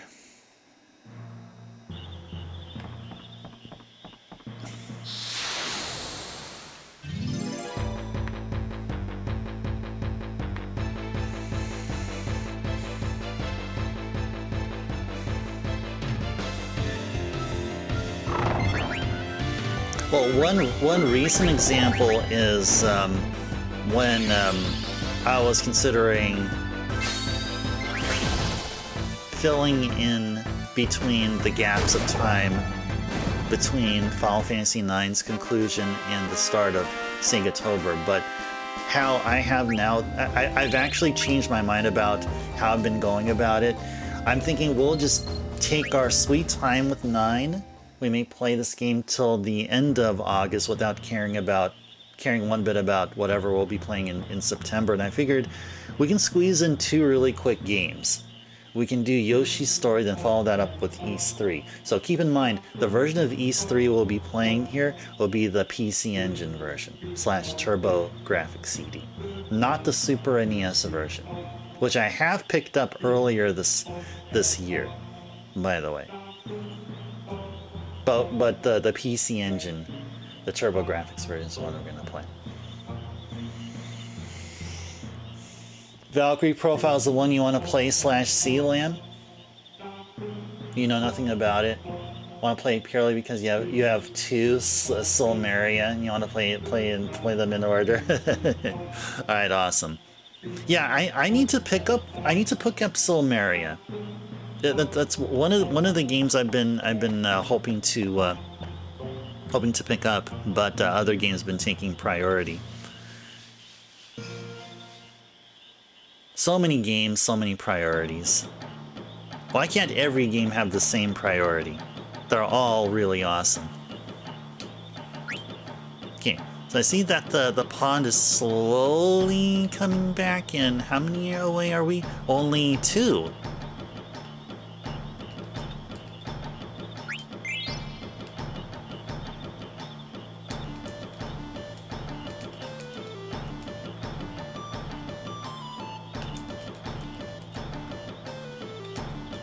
Got him. Alright, check this out, guys. You working hard, Queena. Now the time, Queena. You on your own from now on. You train to become ultimate gourmand alone. Master Quail. Before you go, you take final test. Uh-oh, this is gonna be a boss fight. This is gonna be a friggin' boss fight here. Okay. Let's go figure out how to do this here.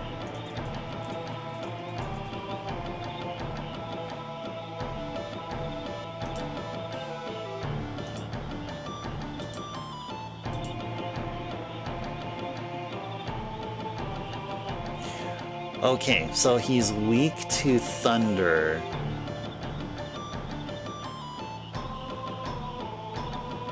He's weak to thunder. Okay. The complete box about $35 plus. The playtest looks pretty. It looks pretty. 10 minutes. Yeah, 10 minutes is enough. That's good to know. Yeah, I'm definitely down for a complete unboxed Valkyrie profile too. I sort of remember seeing it for far more than that.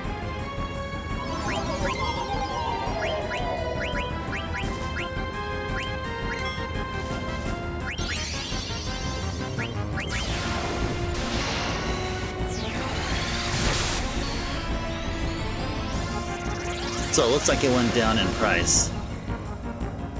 I think. Or maybe it never did. I don't know.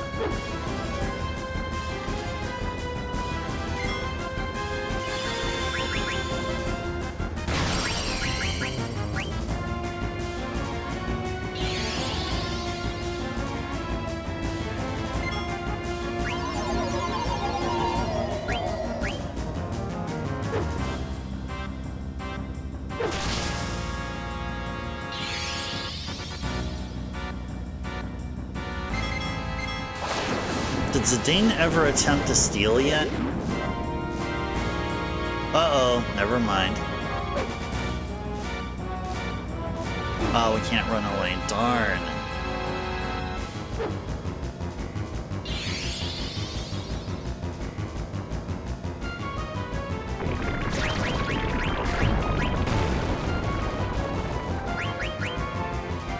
Well, this might take a while. Ouch. I should have saved before this.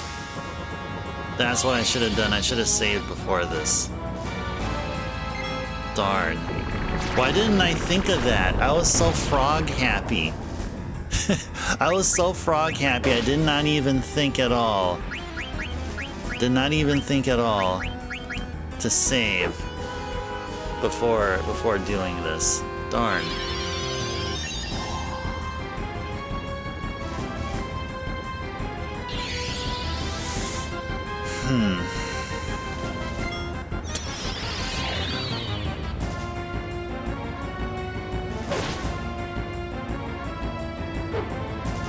Yeah, this is brutal.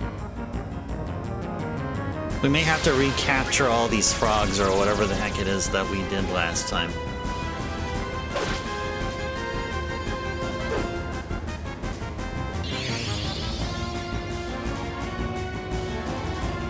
Yeah, okay, let's go and restart. Let's see if we can restart here. Where did we last save? I'm curious, where did we last save?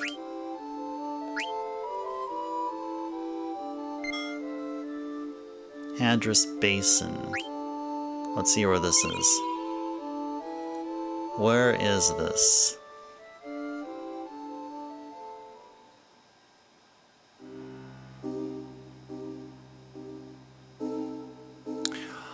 Oh, okay.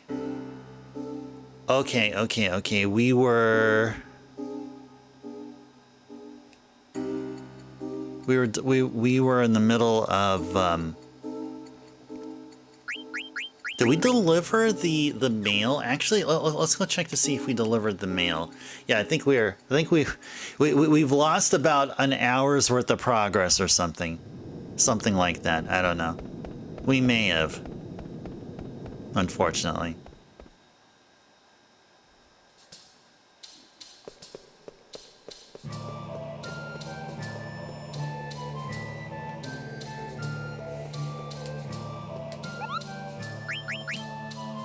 Oh, okay.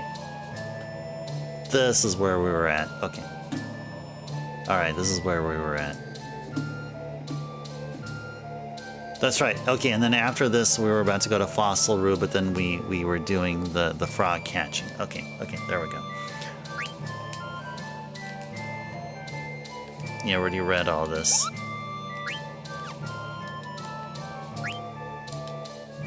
Okay, I'm gonna go to Moss. Alright. Okay, I better save often now. Because we lost... Okay, maybe it wasn't an hour's worth. Maybe it's more like a half hour's worth. eBay has it for 35 with shipping, Lamb. Just check how long to beat. It's a long game, so you're paying the cost. Playtime's well worth it. Oh, there you go. That's an interesting metric there. Yeah, I would assume any RPG on the PS2 would be clocking it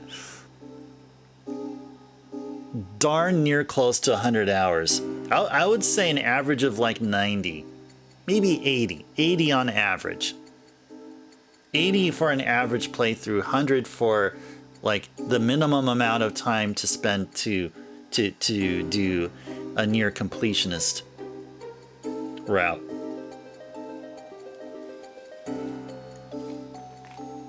That's pretty darn good, Lamb. Glad you shared that with me. That may actually inspire me to look up eBay for it. Just to say that I have all the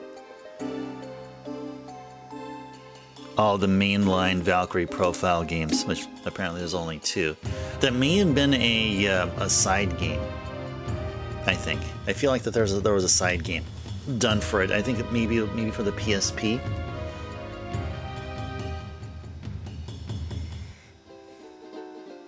Okay, now Fossil Rue. But since we're here, let's go over to the marsh.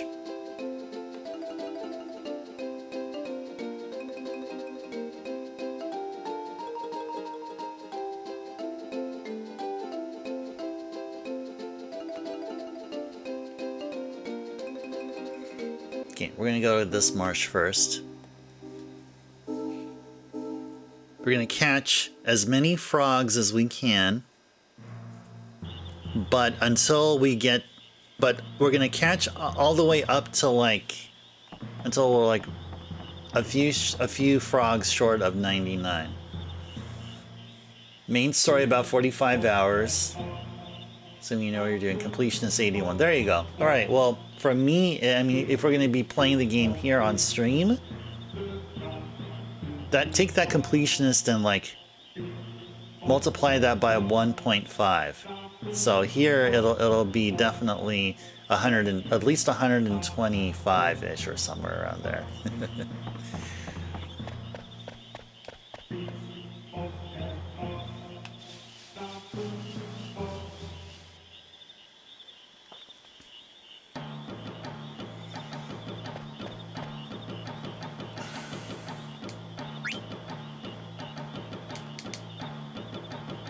Same, Liam.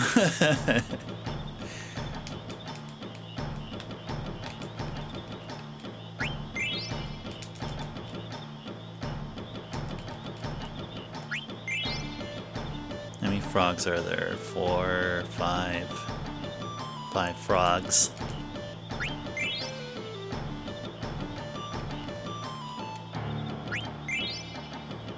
Yeah, I think we're good here. Yes, we done catching. Okay.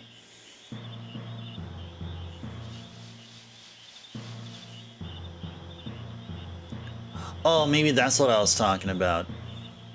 Oh, okay, if it wasn't PSP, it would have been on the DS. Covenant of the Plume. Covenant of the Plume. Runs about $35 new. Well, you never know, Lamb. I may be looking forward to picking up that title after going through Valkyrie Profile 1. Hey, who knows? Who knows?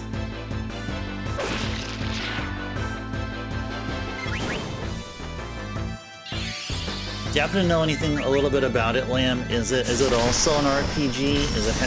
Is it like a tactical, like a tactics like, or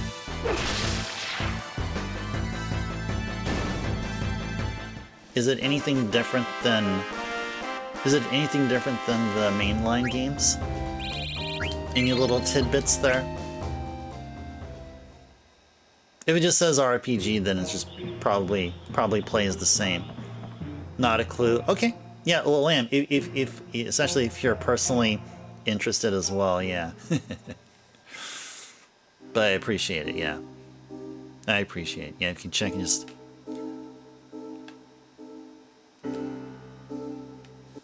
mention what that's all about. I know that Suikoden had a couple of... at least one side game. There was a Suikoden Tactics on the PS2.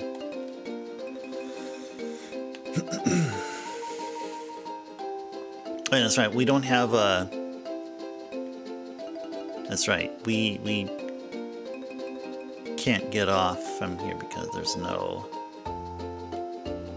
no beach on the mainland here. So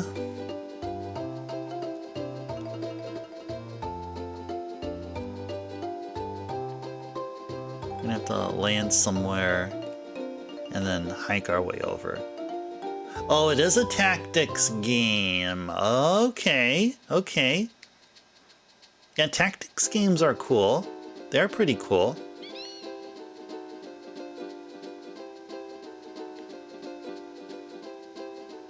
I think they're cool.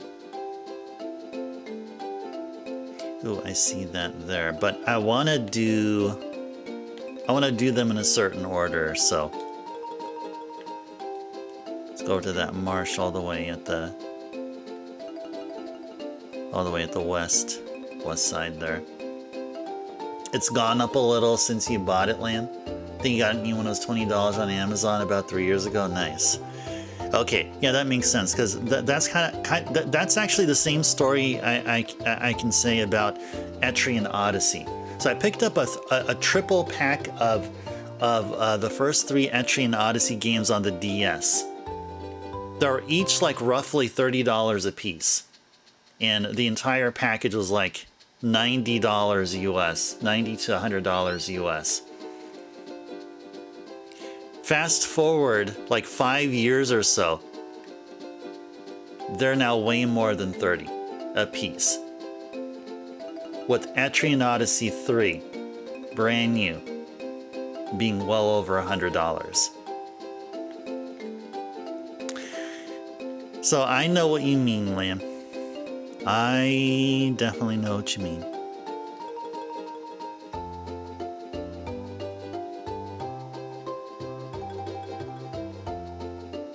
Now keep in mind that those $30 to $35 brand new sealed copies of Etrian Odyssey 1, 2, and 3.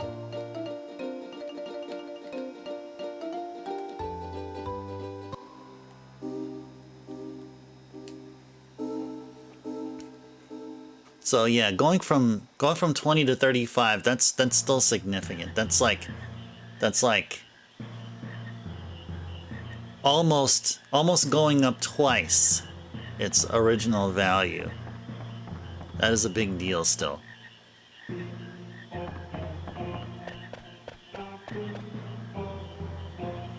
But I am still determined to play through the Etrian Odyssey games.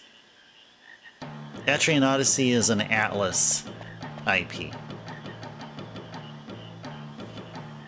So yeah, after we get done with the Mega 10 games, we'll be playing Etrian Odyssey.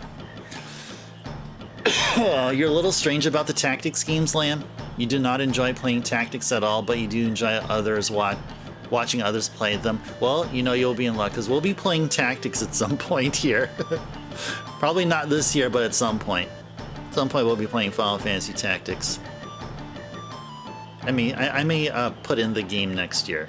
So after Valkyrie Profile, we may do tactics. Oh, you know what? I got a question to ask all of you here. By the way, we reached a 3-hour session mark, so hope you guys have been enjoying your Tuesday here as we play through Final Fantasy IX and all of the side questing that we're doing here, and also at the same time enjoying the mishaps and progress being lost because of stuff like, oh, streamer forgetting to save here and there. So I have a question to ask you guys. Which game out of the following 2 would you like to see played on stream here first? Final Fantasy X or Final Fantasy Tactics? Now that's a really important question. Which one of those two would you want to see played here on this channel first? Oh, you have Untold, the Millennium Girl, and 5 Beyond the Myth. Okay, nice. Yeah, Untold is the remake slash retelling of the first game. I have that one. That's on the 3DS. It's a 3DS remake of the first game. And then 5 Beyond the Myth. Yeah, that's a solid game. I really like the OST in 5, especially the FM version. Yeah, I got the FM pack when the 3DS shop was around. Yeah. Yeah, I have all the I think I have all the Etrian Odysseys. Yeah, I have Etrian Odyssey 1, 2, and 3 on the DS. 4, 5, Nexus, Untold, Untold 2, Mystery Dungeon on the 3DS, and the Japan-only release of Mystery Dungeon 2. I have that also, and all of them physical. You played neither of those games there? Neither of the Etrian Odysseys?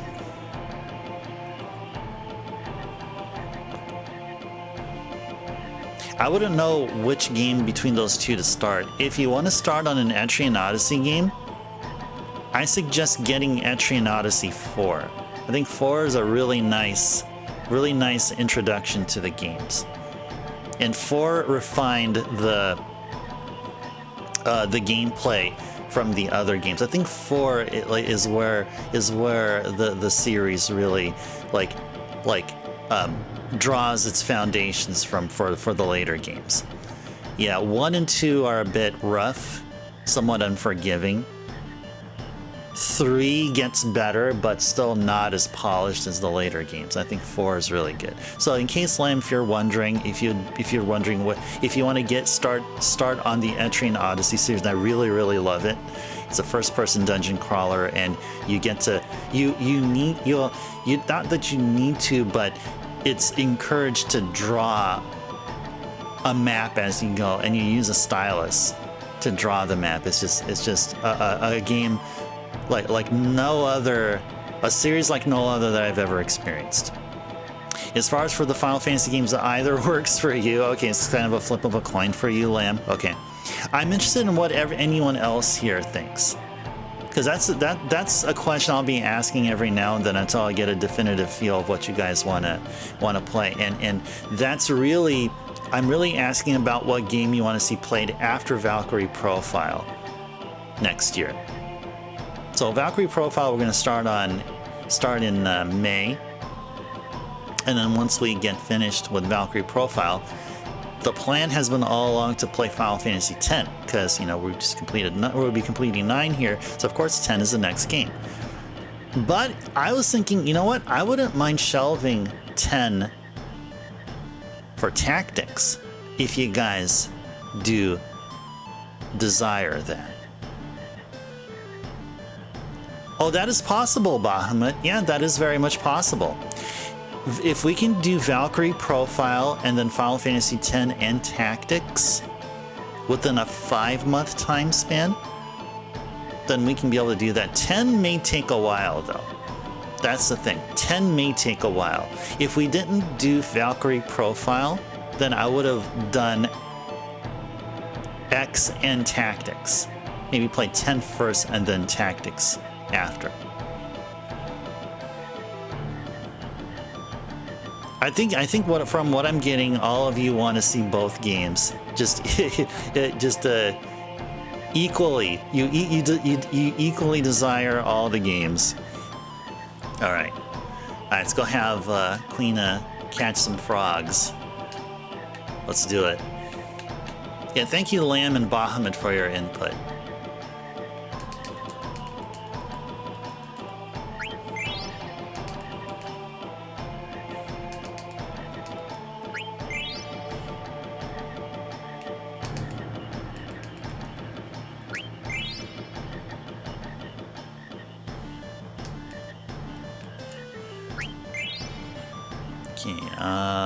Got 1 tadpole. Let me take one of these guys. Okay, there we go, 92. We're good with 92 here.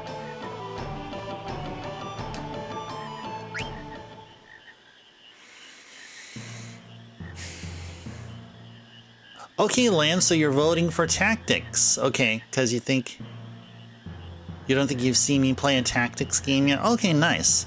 Yeah, so Ogre Tactics doesn't count. We did play Ogre Tactics here, but I don't count that as a tactics game. It's more of a real-time strategy or RPG. Yeah, real-time strategy. Yeah. Yeah. You guys haven't seen me play Disgaea yet, did you? Yeah, you guys didn't see me play Disgaea. That was my entry into tactics, actually. It wasn't Final Fantasy Tactics, it was actually Disgaea. That was before your time. Oh, really? You haven't seen Ogre Battle here? Okay. Or, it's not Ogre Tactics, it was Ogre Battle. That's what I meant to say, Ogre Battle. Yeah, I apologize. Yeah, it's a grinder's paradise. Exactly, Backlogics. Yeah, yep. Can you believe that was my entry point into the tactics genre? Is that crazy? Oh, and Backlogics. Not only did I play Disgaea 1, I also played Disgaea 2. Those are the only Disgaea games I played. But I've been buying and collecting all of the Disgaea games so far. So far. I think. Maybe I'm missing one, but I have a whole bunch of Disgaea in my backlog.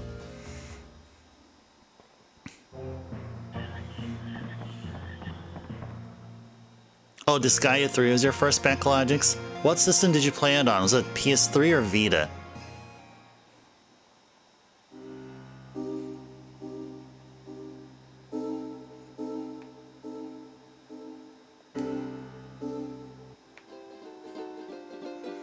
Alright, so now we will go to... Where's the... Okay. Now let's go over to the Q's March up at the Outer Continent. Oh, it was on Vita? Oh, nice. Yeah, so that you were playing the complete version, I think. I actually have a copy of that also. Which I just have, I proudly own in my Vita shelf. And Disgaea 4 was also released on the Vita as a complete edition also. And I have that one also.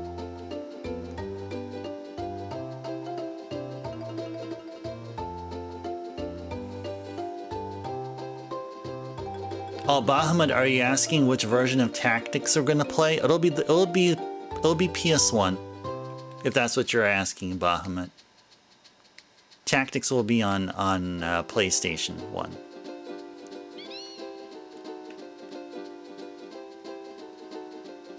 See, where's Q's Marsh here? Right smack right there. Okay.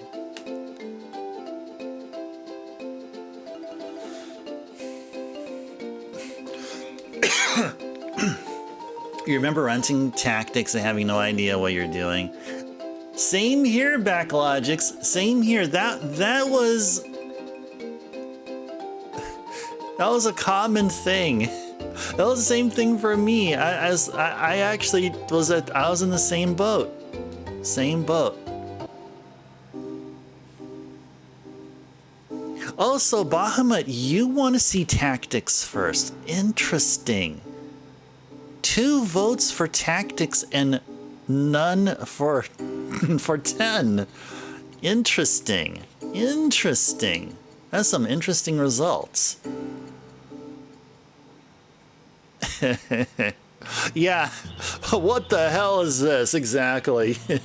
What the Koopo is this all about? Exactly. Yeah, I'm there. It was the same thing for me. Same thing for me. And lo and behold, it just took like what? Just a handful of years, and you know, giving Disgaea a try, and now I'm a fan of the Tactics genre. Oh yeah, yeah, Backlogs, you probably missed it, but I was asking folks here what you guys wanted to see first played here on stream between two games. And these two games are Final Fantasy Tactics or Final Fantasy X.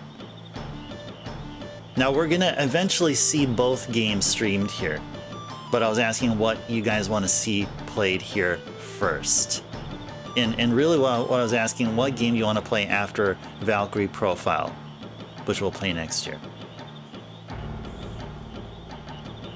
What is your vote, Backlogics? Do you have one? And Lambert says the first tactics-ish game you played was Heroes of Might and Magic: Quest for the Dragon Bone Staff on the PS2. Remember enjoying it at the time. That's your vote? Or no, I thought the Tidus laugh was your vote for 10, but no, I have read your answer there. Okay, so we got 3 votes for Tactics and 0 for 10. Was Tidus laughing? Was Tidus laughing because he's really sad inside that nobody loves him? No, I'm kidding. We love Tidus. I appreciate you. You appreciate you playing the Tidus laugh like always there, Backlogics. Oh man, I'm not familiar with that game there, Lamb, that you mentioned. But it does remind me of a Japanese PS2 game I got called whoa. It was made up of 3 words and it had dragon in it. Dragon something something. Forgot what it was called. But I think that's also a. That was also a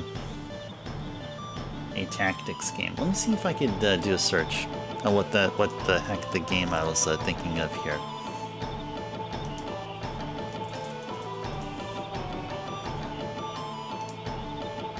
Just give me like a few seconds here, guys. It's Dragon something, whatever that was. And region was Japan.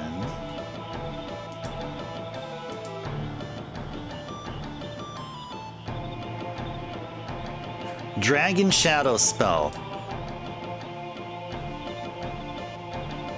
A turn-based strategy game. Yeah, that's not the same one that you mentioned there. Yeah, that definitely is a tactics game. Yep, and I'm a proud owner of it. Never played it though, but I did pick it up because it was a tactics game. And PS2 tactics games, I mean, I think because I was so impressed with Disgaea, I've been picking up these not as well-known tactics games that are only released in Japan. Alright. You love 10 Backlogics? Was your first Final Fantasy that you engrossed over? I think tactics would be fun to see. Oh, gotcha.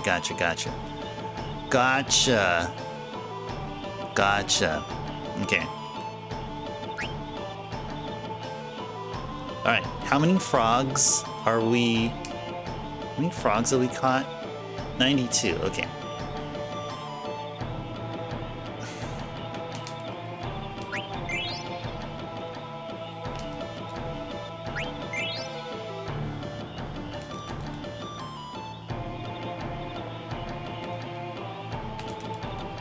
Oh man, it's just right there and I just missed it. Caught him.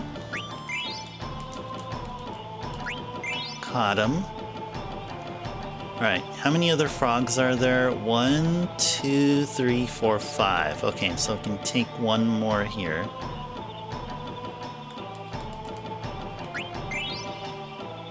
Okay. How many frogs? There are 3 frogs here, right? I think there's 3. I think that's good enough. Is there a tadpole?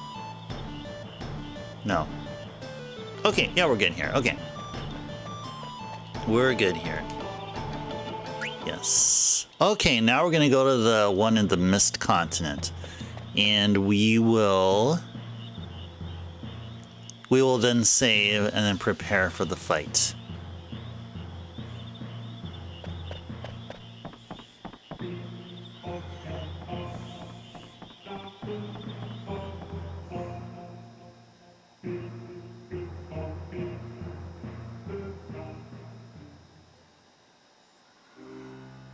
You see, Lamb, I'm reading your message there regarding Heroes of Might and Magic.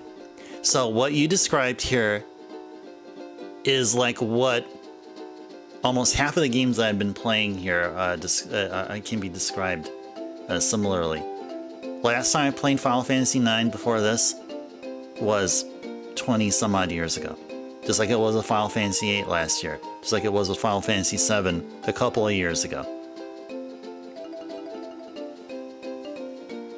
That would be those would be great games for you to stream.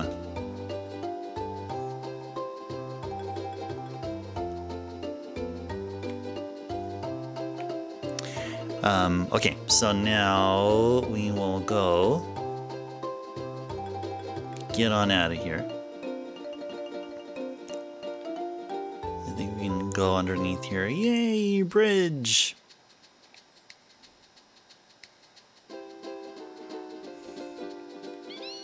RPG tactics meets battle chess.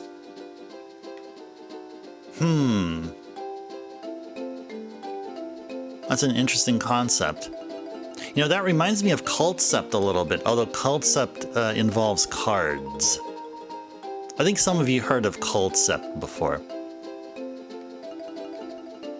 The only Cultcept game I played was the one on the 3DS.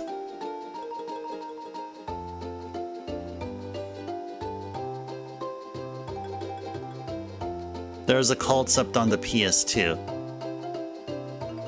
Cultcept Saga on the 3D. Oh, I mean on the, I'm sorry, 360, yep. You have that game, Lamb? I'd like to give it another try. Or the copy I had was Cultcept Revolt. I think that's what the subtitle that they were going with. Now, to be honest, I wasn't really feeling the game. Like, at first I did, but I thought it was just way too much to process. There's lots of little nuances that really didn't stick with me. So I wouldn't mind giving Cultcept another try, but maybe this time around I'll crack open my PS2 copy and then play it. I figured an older version of Cultcept wouldn't be as feature-rich as the 3DS game. You had a lot of fun with it? Yeah, I kind of felt like, that's what I felt. That's what I felt. It was cool in some ways, but in other ways, I got easily frustrated. Now, tell me what went wrong there? Was I just probably not in the right mindset?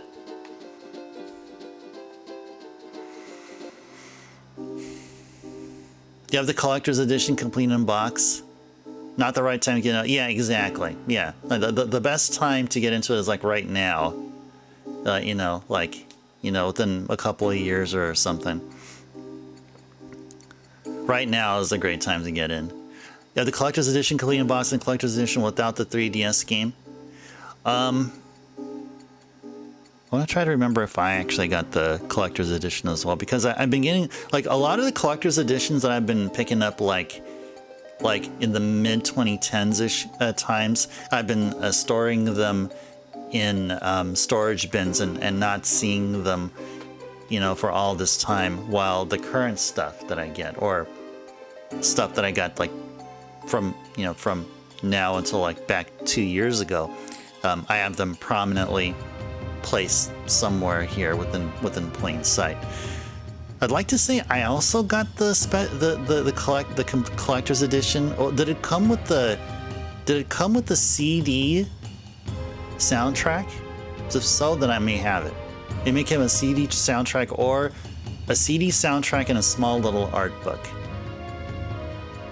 If no art book, then it may have just came with the CD soundtrack. Oh, dice? Oh, no, then I didn't get it. No, okay. Then forget it. No, I didn't. I think when I picked up Concept Revolt, I probably just got the standard version. Okay, now what are we doing here? We're going to go ahead and prep our folks here for the upcoming fight. Oh, it even suggests stuff here. Okay, let's get our crew set up here.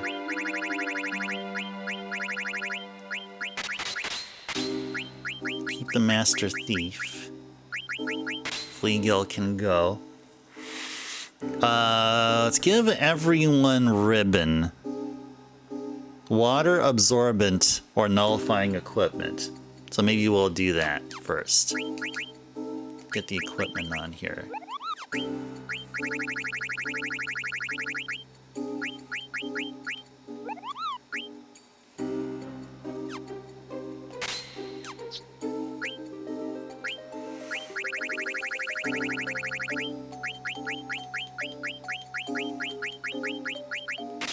I think somebody else had ribbon. Steiner had it.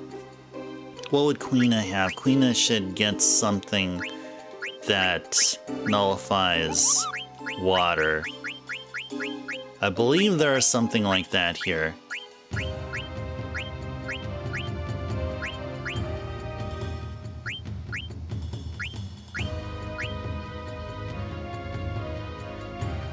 All elemental damage reduced by 50. Okay.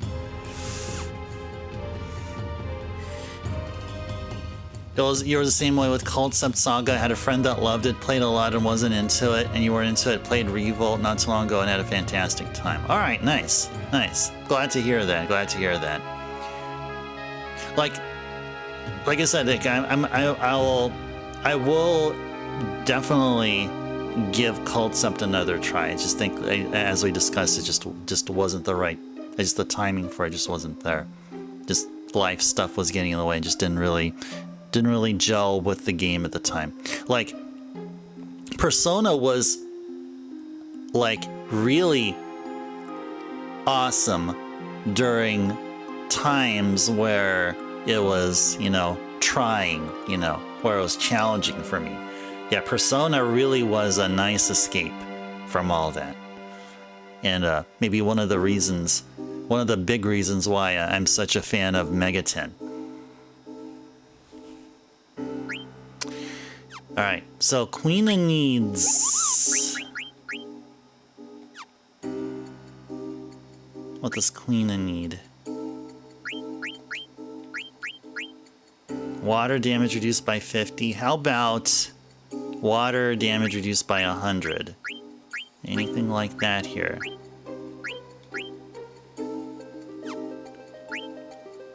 Earth damage...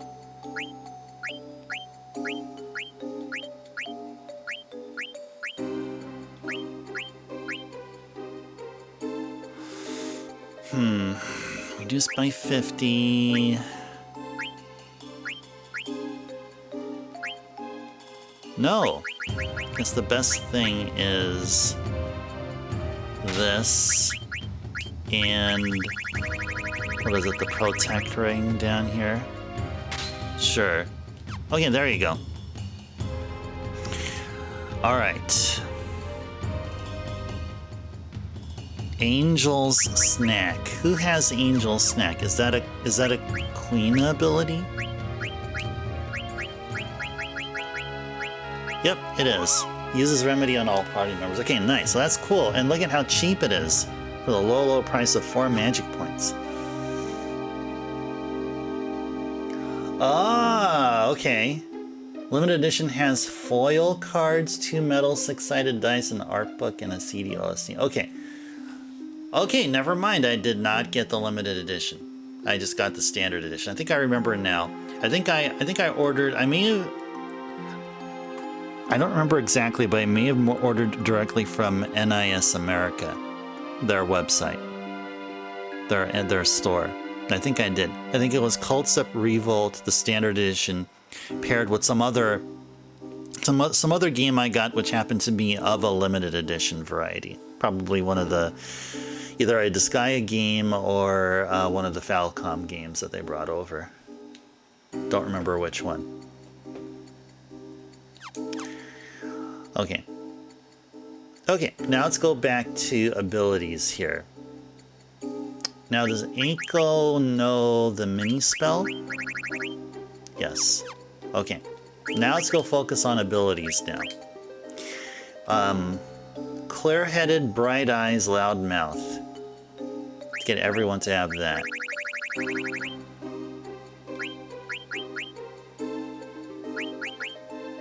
Clear-headed, bright eyes, and yeah, loud mouth is for silence, but whereas Zidane doesn't have it because Zidane does not cast anything. So we'll keep it at that. It's counter activation rate, okay. Okay, Eiko.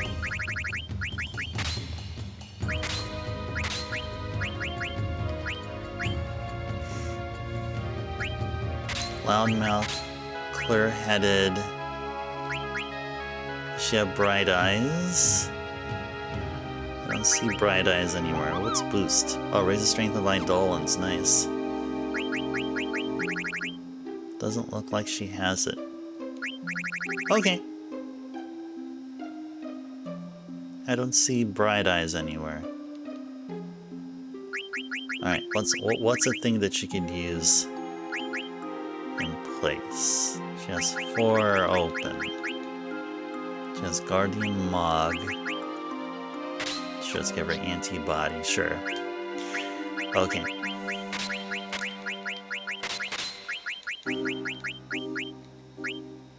Clear-headed, bright eyes. No loudmouth because Steiner does not cast a spell. Should he do cover?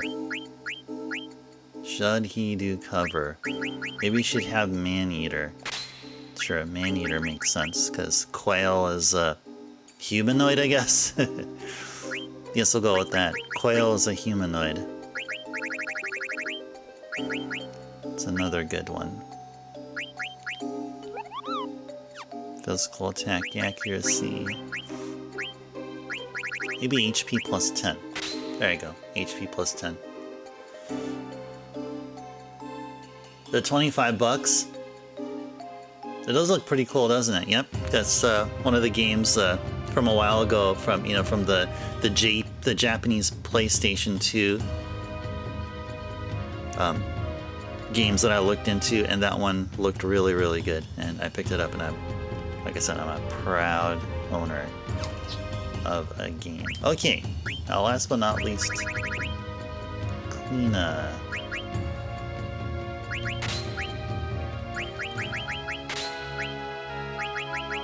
Clear-headed, loudmouth. Oh, absorb MP. Ooh, absorbs MPs by enemy. Ooh, that sounds cool. Clear-headed, loudmouth, and no bright eyes. Kleena does not have bright eyes, apparently. I do not see bright eyes anywhere. No, I do not. No, I do not.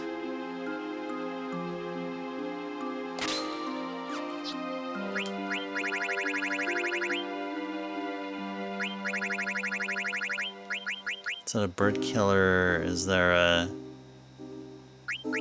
Man-Eater? Sure, it's called Man-Eater. Sure, raise the defense occasionally, sure. Bright eyes.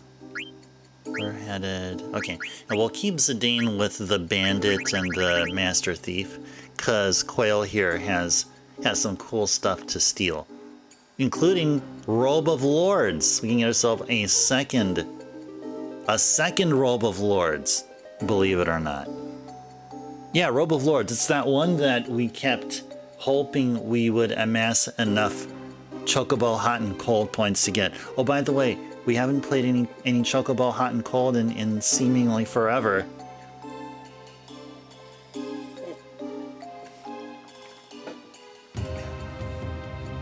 Lamb, you're eyeing Dragon Shadow spell. Do you have the means to play Japanese PS2 games?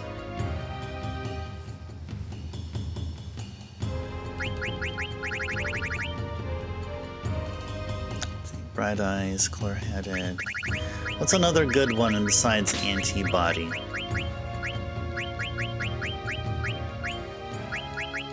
Accuracy plus, sure. Not at all, okay. Okay.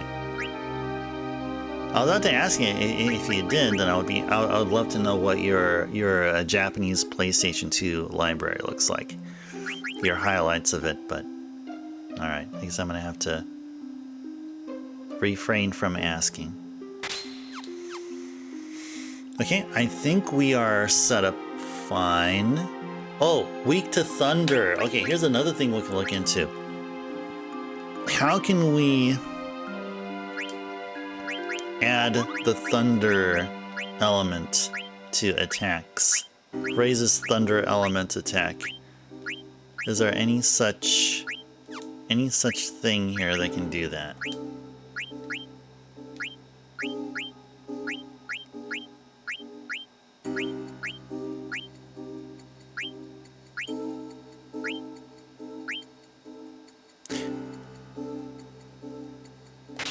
There we go. Flash hat will do it. Let's see if we can help out Steiner similarly.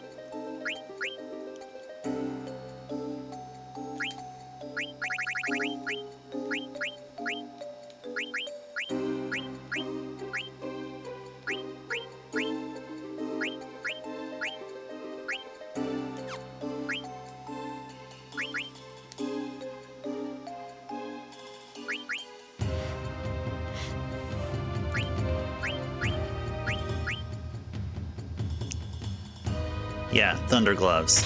There you go. Alright, let's go save. And let's give Quail another go. This time we should be better. Should definitely be better after all this time that we spent preparing. You think you have a modded PS2, but you don't know what the mod is? Oh, okay.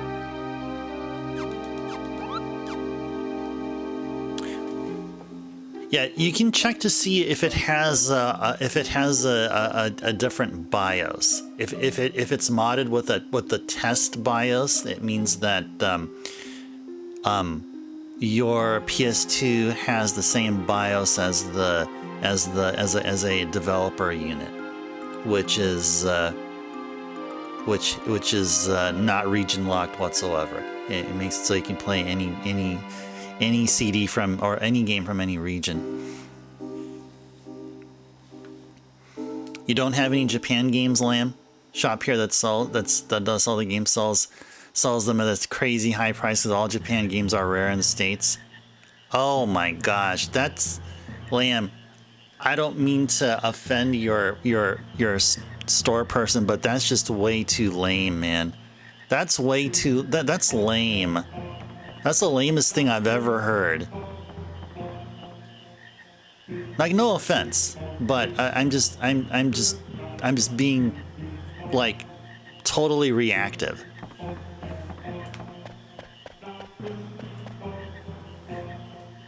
That's not true at all. 2.5 times the price of eBay. Well, I know one store I'm never going to. I know one store I'm gonna be going to it anytime soon.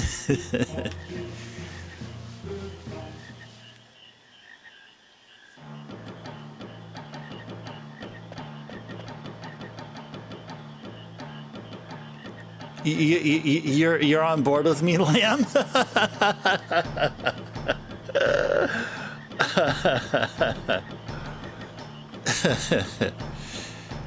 Oh man. So all Japan games, even like even games no one has ever heard of. Oh man, yeah, it's just I'm probably afraid of the clientele that store gets, where they actually do buy all that, like literally and figuratively.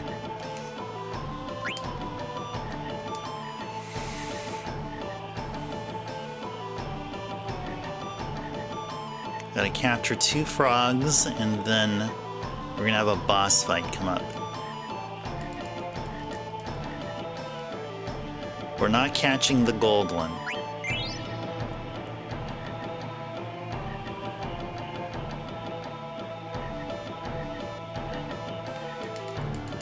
There we go. All right, here we go.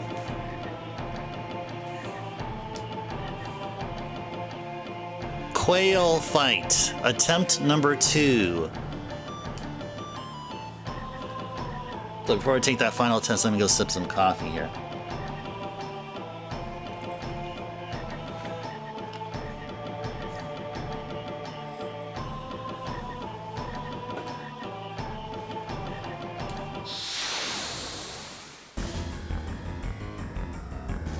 Get a different song playing here. That means this is serious. That means this is serious.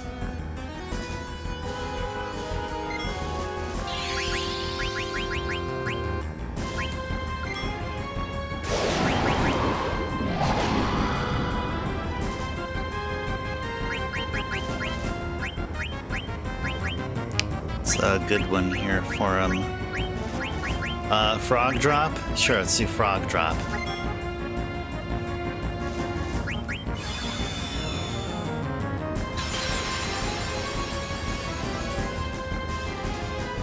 That missed.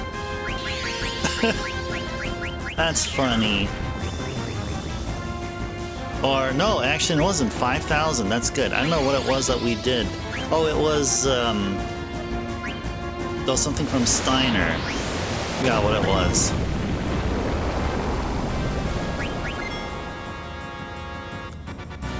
Gonna ensure that we steal the stuff here. Come on, Zidane. Alright, stole elixir. Okay. Elixir stolen. We got 3 more stuff to steal. Just 3 more stuff.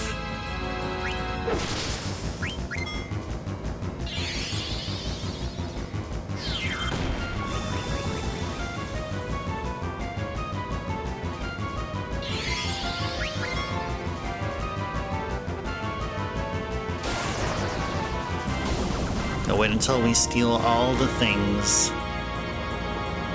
Alright. Could not do it there. That's okay.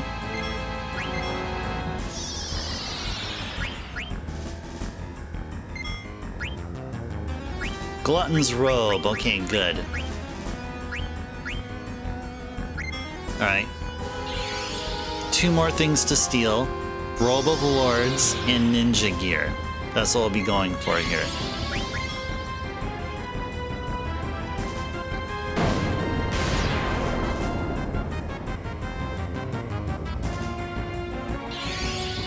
It's all good.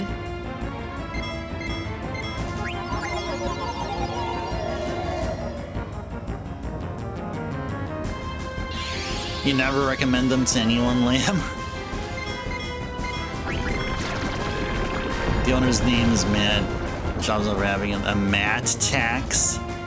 Whoa, got the ninja gear. Alright, cool. All that's left is to steal Robe of Lords. That's all we have left. Matt Tax, the second highest eBay price not sold, plus $5 shipping. Dang, man. Yo, we got the Robe of Lords. $5 game would be $8 to $10, don't matter the condition. That's screwed up.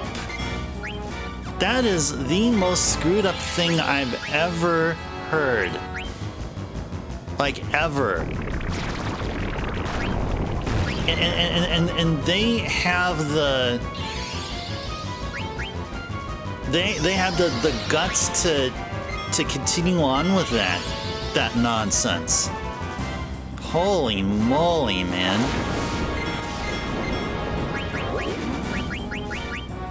That's just... ah.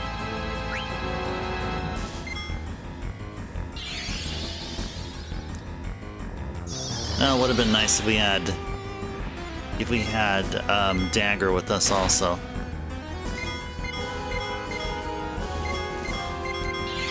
There we go. Who needs to be? Yeah, Eiko. Eiko needs to be unminied, and then Steiner would be next.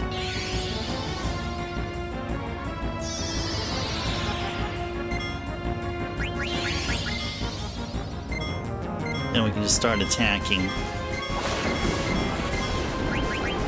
Whoops. Alright, let's go. Go full on here. Let's attack like we're about to like there was no tomorrow.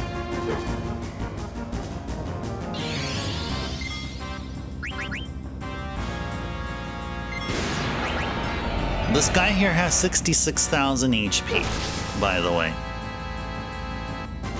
So it shouldn't take too long.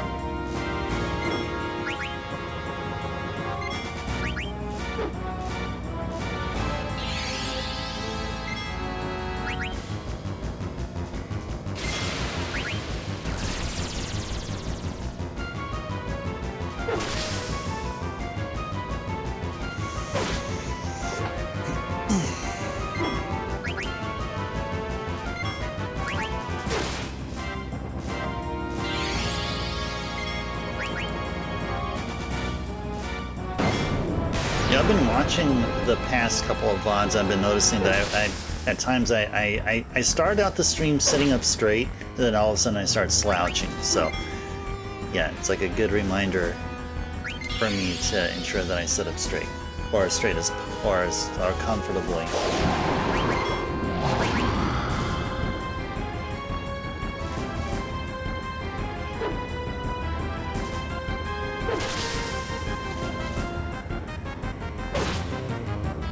Got him! Got him!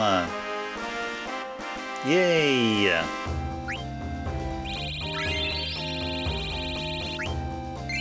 I got 2 elixirs, yay!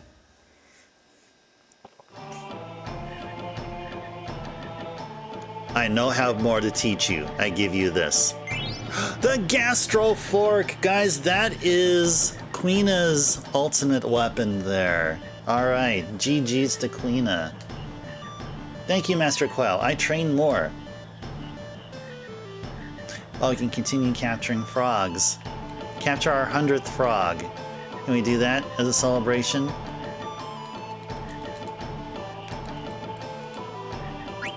Got it! We have reached the 3-digit mark of frogs captured. Yeah, let's go back out here. I think we're pretty much done. I gotta remember to go to the equipment menu and equip Queena's new shiny weapon. You're all for small business and doing what you need to do, Liam, but your max offer for a $100 system is $15 store credit or $10 cash. And you're selling them for $175. Won't support. Oh man, that's scummy. That is scummy. Yeah, it sounds like Lamb, you may have had a conversation with them, and like they were like, "Hey, we're a business, you know, we gotta do to survive and stuff like that." 50 cents for nunchucks and 4 for the controller. Oh, for the Wii. Oh, that's that's the trade-in. Oh man, is that better or worse than GameStop? I haven't done business with that store I just mentioned there for like many years, probably about a decade or so. Well, it's actually worse. Okay. Somehow I had the feeling it would be worse. Actually, yeah, let's go catch some more. You can catch like how many more? How many are there? Yeah, I can catch like probably one more here. There we go. Now we're done. So now we're done. Now we're done. Now we can actually continue capturing frogs, and then have it so that frog drop will be like a guaranteed quad 9 damage. Now I'm telling you this as in theory, but I'm willing to bet that that's actually literally possible. Oh yeah, we better go equip Quina.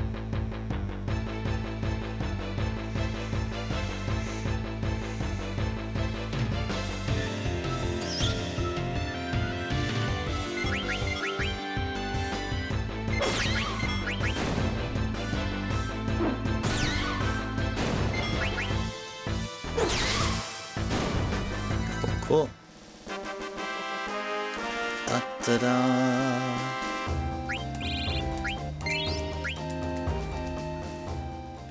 Okay, let's go clear up everyone's statuses here.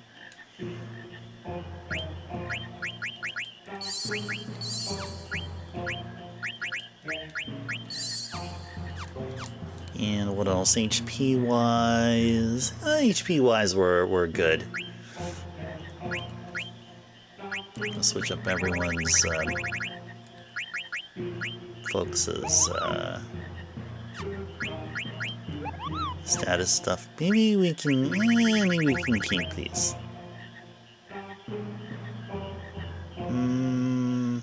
Yeah, we'll keep these. We'll keep these as they are here. But you know what? What I want to do actually is change up folks' defenses. I want them to be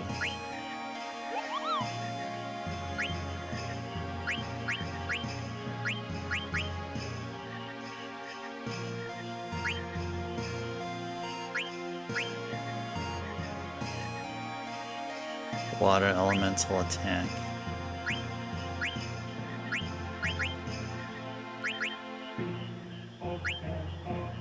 Yeah, sure. So the ribbon.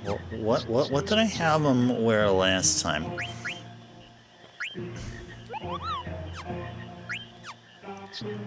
Yeah, I guess we can keep the ribbon there. So I got another Robe of Lords. That is something that Quina can be equipped with. Now, is that true?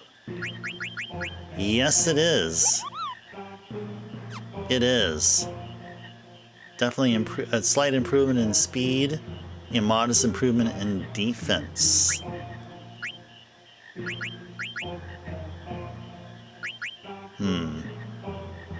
But I'd like to keep a Robe of Lords in case Vivi or Dagger would need it. So yeah, let's go ahead and do that. Oh! Almost forgot. Gastro Fork. Oh, it has the added status of stop. It frees the enemies in their tracks, or at least we can be able to proc it. At least we can be able to proc that. Okay, good. Okay.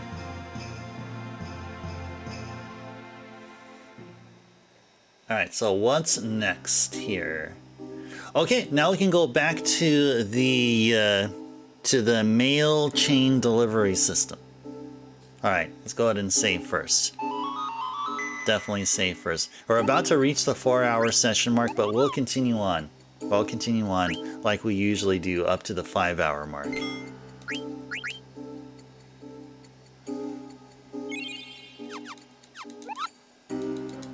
Okay. Yeah, so we're supposed to be here, actually. Yeah, we're actually supposed to be here. Okay, I'm glad I went outside at least to save. Okay, we need to go pass by the pond, continue going north towards a house, and then from there should be the entrance to Fossil Roof from what I've gathered here. Doll is here! Doll! Welcome in. Pleasant Tuesday to you. Hope your Tuesday has went well. As we see here, we're enjoying some Final Fantasy IX. Such a wonderful game it is. We love it, love it, love it. When you were buying collection from people, you'd be in the line 25-60% range and sell the 50 to 90%. Depending on the game, if it was something that's set on or on a quick flip. It allowed to return customers doing trades like that. Oh, like you're like a freelance. You're like a freelance video game merchant or something, right? Well, that sounds really fair. That sounds fair. And I wonder what that store there, like, what was it? I mean, there should be a more meaningful justification. I mean, like, if it was because they're trying to cover the price of the lease of the building they're operating from or something like that, then I can justify that. But I wouldn't say, oh, okay, I'll go ahead and help you meet your basic daily needs or something. But if that guy at that store is saying, oh, I'm getting more money because I want to buy a second Ferrari or whatever, or a fifth Ferrari, then I'd be like, heck no, man.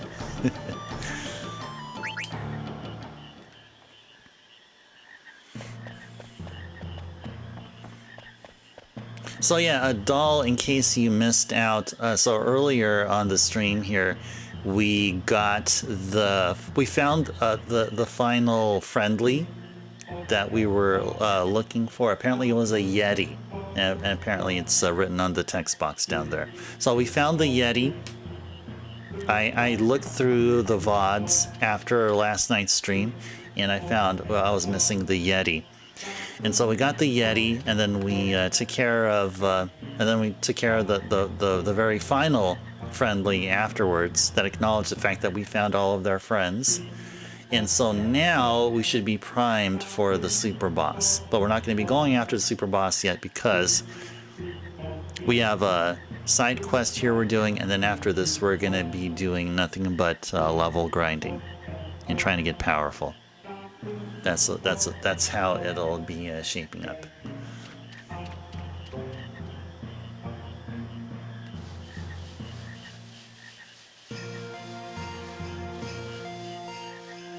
Where does this lead to?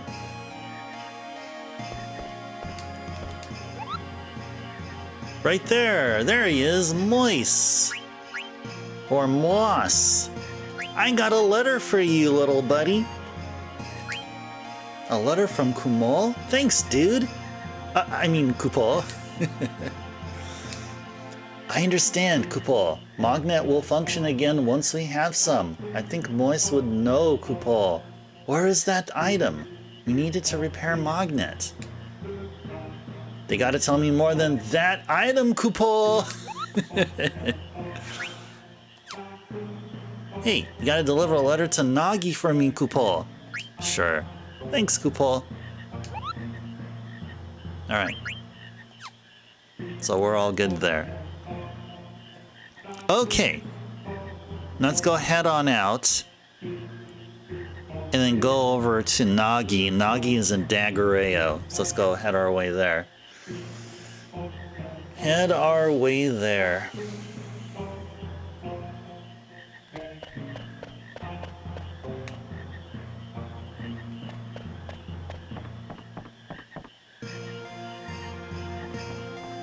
Yeah, we're gonna probably start grinding. We'll probably start grinding before the end of stream. So got another hour to go. Still got a good hour to go here. If the games were in pristine condition, you can justify the cost, but if stuff is rarely in very good condition. Most are very poor to okay, missing torn labels to peeling or discolored. Oh, I see. That actually reminds me of a place where I used to live. Not too far from where I lived, there was it was like a comic book shop, which happened to have on the side retro consoles and games. And many of the games were in this condition where NES cartridges looked like they were like I don't know, like discolored somehow, but like as though they went through some aging process. It's kind of hard to describe. Kind of like how, you know, like when you find books in the library, there's this kind of a musty kind of look to them, like they aged. Like the video games, the NES cartridges had that same feel, and most of them were like that. So that's what that reminds me of. Back when I was living in Sacramento, or nearby Sacramento.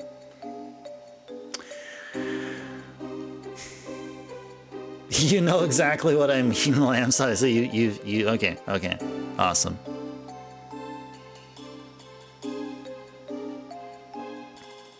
Yeah, it's like the NES cartridges like lived a longer life than their actual literal manufacturing like life.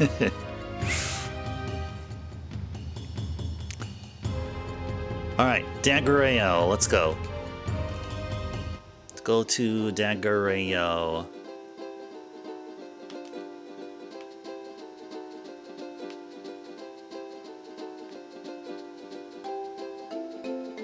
You miss living in Irvine, doll? Oh, you lived in SoCal? Irvine is in SoCal. I think it's in Orange County, near Anaheim or something. There's also a school called UC Irvine over there. The weather was so much better, doll. Your hair was awesome in dry weather. Doll, move back to California.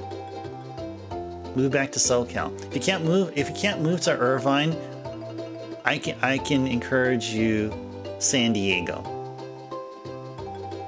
I mean, if I was filthy rich and I can buy houses everywhere, I would buy a house in San Diego. Really, really love San Diego.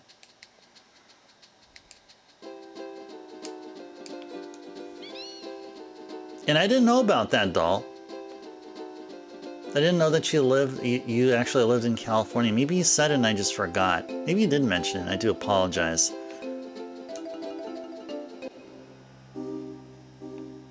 How long did you live there? Tell me more about your history in Irvine or in California. Oh, your grandma still lives in Irvine. You visit her every summer, and you went to college out there for you went to college out for. Oh, nice. Oh, that is so cool.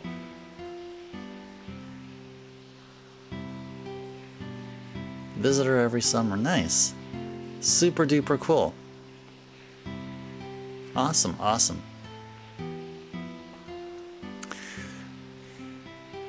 Okay.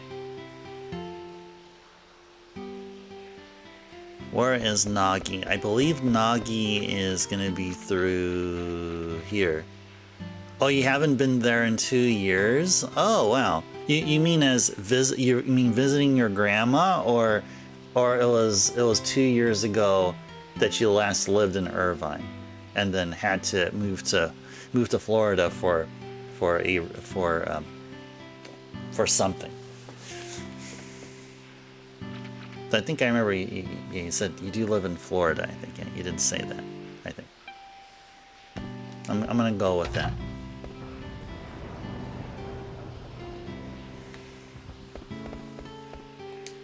There you go. There's Nagi. I have a letter for you there, buddy. I got a letter for you there.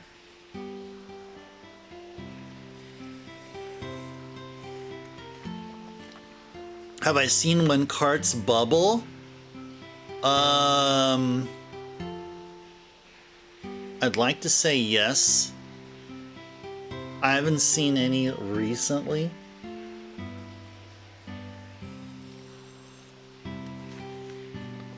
That seems like something I may have seen like way back in the day.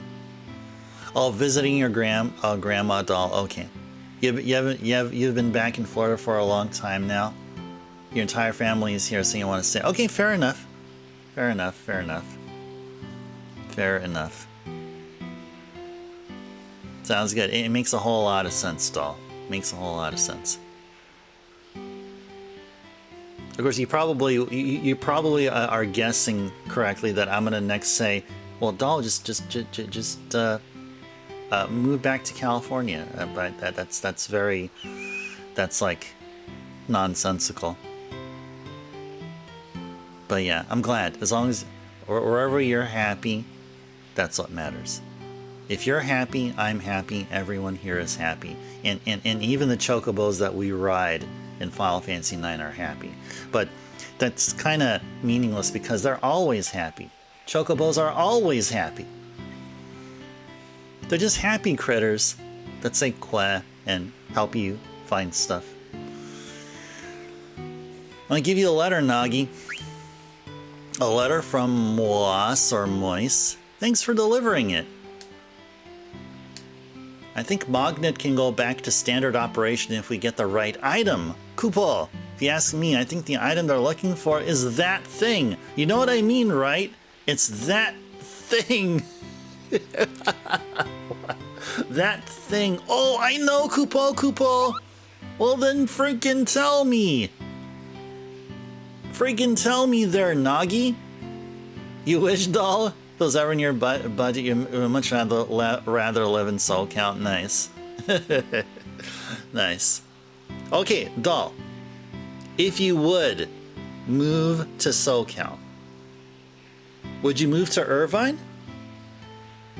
Or would you move somewhere else? Like San Diego or something? Maybe you want to go to LA, maybe you want to go to, I don't know, Anaheim, where else? Oh, Newport Beach. Oh, nice. Newport Beach. Yeah, that's along the beach. Yeah, exactly. That's like where I'd want to go too. For me though, my spot would be in San Diego and would be in La Jolla. Have you heard? Do you know? Are you familiar? Have you heard of that? So the couple of times I went to San Diego so far, like I've had the best Mexican food there ever. The weather there is phenomenal. The people there, the community there is just exceptional. But yeah, my thing would be in San Diego in particular, La Jolla, and of course that is literally along the beach side. You haven't been there, doll? You only been to San Diego once in high school for the zoo. Oh, nice. All right, nice. Okay. Well, La Jolla is also the place where UC San Diego is. Not like that. Not like I plan on going there. I mean, if I want to get a master's degree or something, UC San Diego is probably not going to be my first choice. But yeah, if that ever does happen. Well, I hope, doll, your dream comes true. You'll get to go there. Get to go to Newport Beach. If so, but first things first is gotta be happy. I'm sure life is going really well for you, regardless where you live. I just have this feeling. You posted your very pretty copy of The Magic of Scheherazade in Discord. It has bubbling. What? Okay, I gotta go check this out now. Yeah, we gotta go interrupt the minor interruption of streaming here. Oh yeah, and Tequila posted up some really nice food pics there, doll. Yeah, yeah. Where's my plate? Where's my plate too? Especially the top left picture that Tequila put up, like those spring roll looking things and that teriyaki stick. That's my thing. Oh my goodness. Oh my, you know, I'd want to say no. I don't think I have ever. Maybe I have one. I can't recall the time I've seen bubbling like this. This is like, how would have this happened? Is it a solution or something that was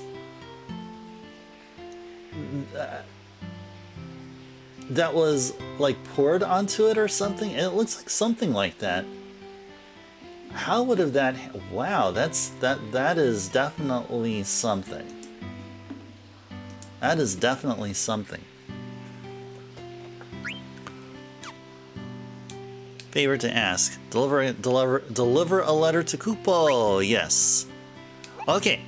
So this letter here should finish up the mail chain delivery system. So we're gonna have to go back to Alexandria, where we started.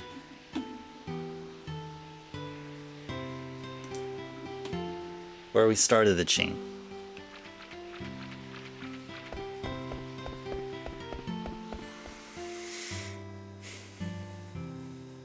There's another place in along that area, Dog, that I'm thinking of near Newport Beach. There's another one. Something Beach. There's another one. Oh gosh, what was the? Is there a place called Laguna Beach? That's what I'm thinking of, probably. Was it Laguna Beach? That's it. Okay, yeah, Doll, Laguna Beach is like nearby, isn't it? You go take a look at the map here. Yeah, I remember somebody talking about Laguna Beach. I think it was back when I was living in Oregon and I was taking an Uber or a Lyft ride somewhere, and they were talking about Laguna Beach. Yeah, Newport Beach here. I'm looking at the map here, and it's southwest of Irvine, and I believe that's also part of Orange County. Yeah, which Irvine is. And then like Long Beach and LA proper is a bit north there. Yeah, Laguna Beach is like nearby. It's south of Newport Beach. Yeah, and then you got Dana Point further down. And it's along Highway 1. It's also along Highway 1. Yeah. The place I go to in the Bay Area here every Friday is a beach town, and it happens to be also on Highway 1. Yeah, Highway 1 is a long highway. Now we're talking about California 1, not Federal Highway 1, which I believe goes through Florida. Not that one.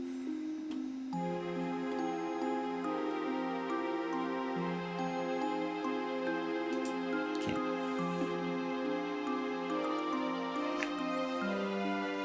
You think so, Lamb? What you found really odd was the discoloration is only at the top half of the cart. It feels like the cart was. It feels like the cart was laying in some awkward position, maybe face down or on its side, and was subjected to something, weather, chemicals, and maybe paired that with being drenched in the sun or something along those lines. There's some kind of a chemical reaction going on there. Well, oh, what's that a reference to, Backlogics? Or is the man with the machine gun there? What? I'm totally missing that. Totally missing that reference. Oh, Huntington Beach and Long Beach, nice. You go to all those areas, it's all nice. Oh, Final Fantasy VIII? Oh, no. That totally like, I don't know what that was, but I'll trust you. I thought Backlogics, that was like some reference to maybe some like early 90s hip hop or rap song. Oh, Laguna. Oh, Laguna. Yeah. Yeah, Laguna Beach. But there's also a Laguna in the Sacramento area. Yeah, that Laguna. Although it's kind of weird because Laguna was a relatively recently created city/town in the Sacramento Valley, which has an elevation of at or below sea level. Now, key in on the name of the town, Laguna. Guess what used to be there before it was constructed? Any guesses? A lagoon! Well, anyway, just thought I'd share that little tidbit. And also, Laguna is a place, Backlogix, I was talking to you about a job at Apple, because I remember I was there. It was actually Elk Grove, which is nearby. I tried out for a call center job, but I just didn't feel it. Oh, that's what they call lagoons in Mexico, lagunas? It probably is. I don't know. Lagunas. Now, the question is, Laguna that's a female name, right? So how would that be pronounced? So it'll just be El Laguna or something. I know that like in Spanish, just like in French or in French, you have like masculine and feminine words. So I think Laguna, because it ends in an A, it must be a feminine word. Anyway, what am I doing here? Let's go over to Alexandria.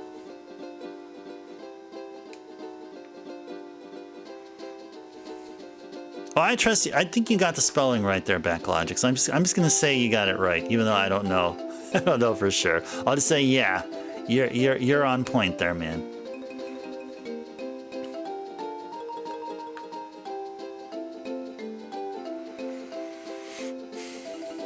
Oh, and also, Doll, talking about all those areas, I bet you see a lot of surfers there.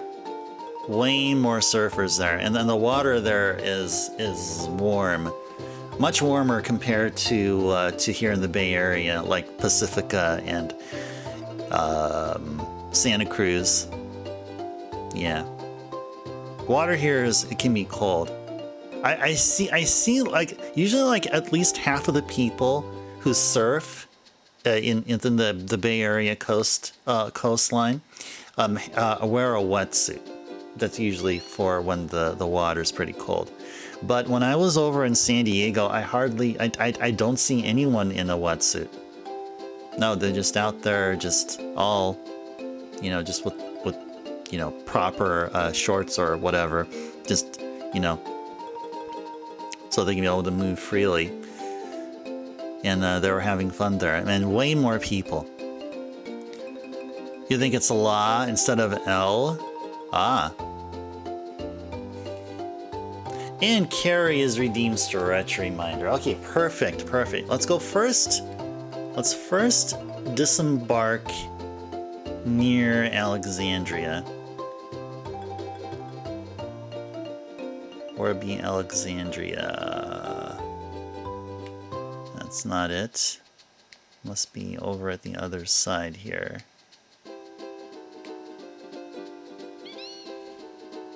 Wee-dee. Yep, there it is. There it is, yes, there it is. And there's Alexandria, riding our chocobo. All right, let's go do that stretch, guys. And folks and gals. Let's do it.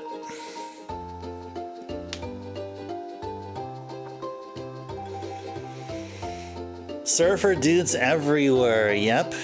You're too scared to do all that, Doll. I've been thinking of, like, if I ever do get a house in the beach area here and the Bay Area that I want, that I'd like to hopefully happen. I would like to try surfing. I heard surfing is physically demanding, but once you start, it's kind of like one of those things. Once you start, you want to get more of it. It's like surfing is like a lifestyle. It's a lifestyle. Surf Turbo with the underscore. That underscore could actually look like a surfboard on its side. Like you're looking at the like the side here, but you know it's like extends this way. You know, you're too scared, doll. You know, doll. The way to go about it is to go with someone who could train you or help you with, so you can maintain confidence. So I may be the same way too, but if I'm gonna go out there with a trainer or a instructor who's a jerk, then of course I won't like it. So.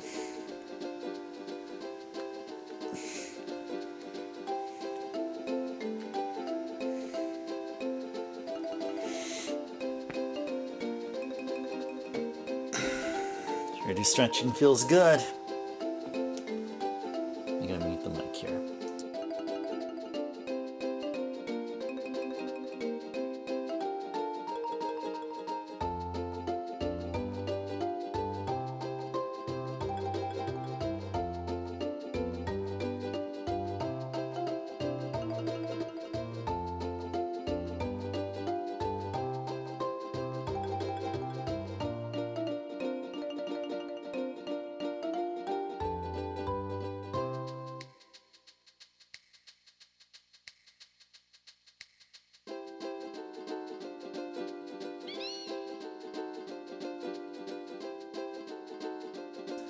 Alright, that all felt good. That all felt good. That all felt good. Big thank you to Carrie for the redeem. Carrie, thank you so very much for the stretch reminder. One of my favorite redeems here to fulfill. One semi-strong current and you're gone, doll. So this is how I would look at it, is that once you get into the water, you're going to start getting the feel of the terrain. The terrain being you in the water. So the thing about currents, from what I've seen, is that it's predictable. So when you go there, you know what to expect.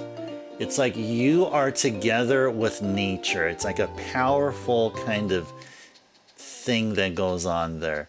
That's like beyond what you can imagine, kind of thing. And it's all about catching a really good wave. And there's other folks out there with you, other surfers or surfer folks, surfer dudes, surfer gals. They're all looking for that wave. And there's like this sportsmanship kind of thing going on here, where like, people take turns. Like it's a whole culture there, and also this level of seniority too. Like the older folks that are over there, they take priority, and like you respect them. You know what I mean? You don't take their wave. They'll give you a wave, but you don't take their wave. You know, it's this really amazing culture. Really, really is amazing from what I've been studying, what I've been reading and taking in, soaking in. Okay, so we are here. We are about to deliver the final letter in this delivery chain system. Okay, so we gotta look for Kupo. Kupo is going to be over at the church. And as you can see, Alexandria is still being renovated, still being fixed up. You would have thought so much time has elapsed. But no, it's still in a broken state here.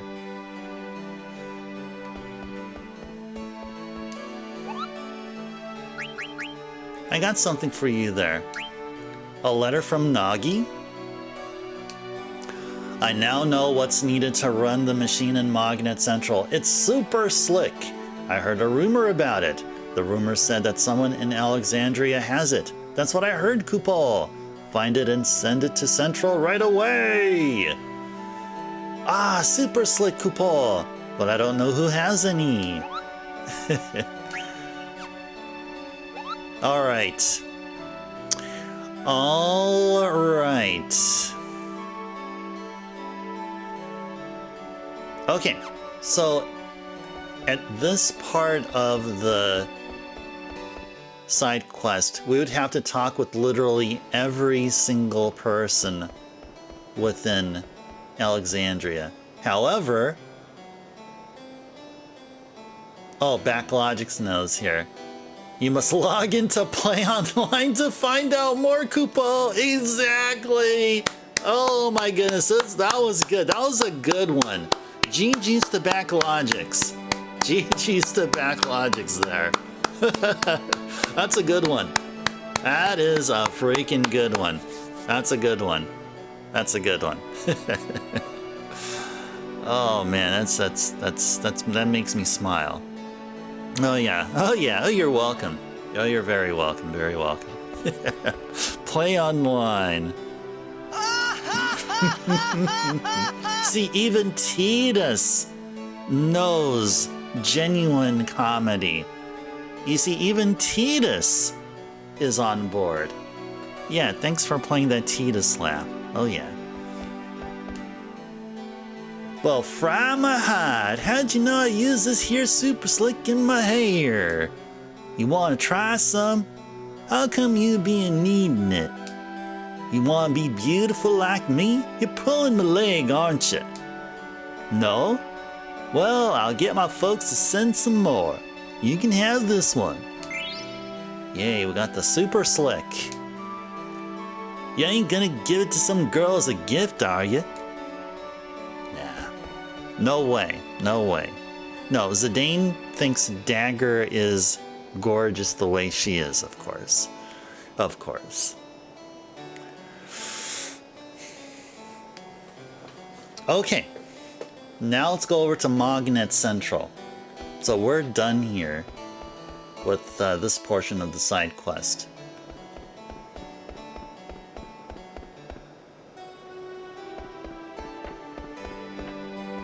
We have already discovered Magnet Central.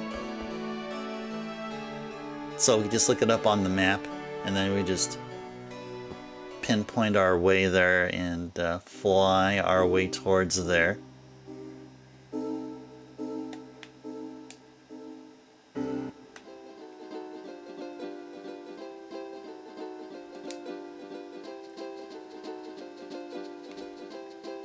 Magnet Central. Right there. That's where it is right there.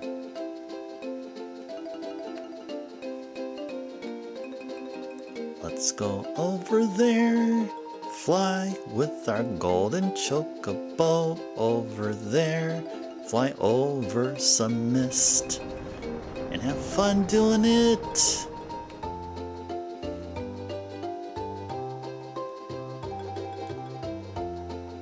Let's see.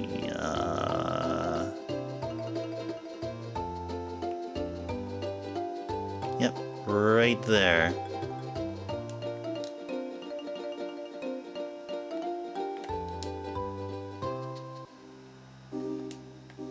No. I want to go to Magnet Central. There we go.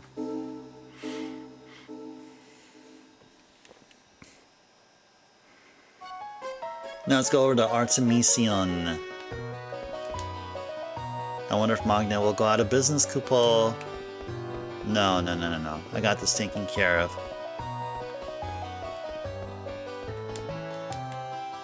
Hey, you brought some Super Slick. Will you give it to me? Of course. Thanks. With this oil.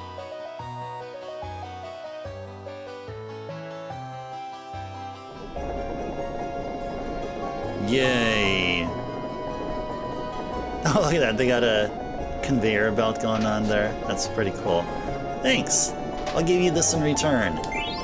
The Protect Ring. Yay. I was happy because my coat became so soft, but I took everyone's fun away. I'm sorry. Hey, you better be sorry, buddy. Everything is okay now. Oh, look at that. Look at how adorable this is. Look at that.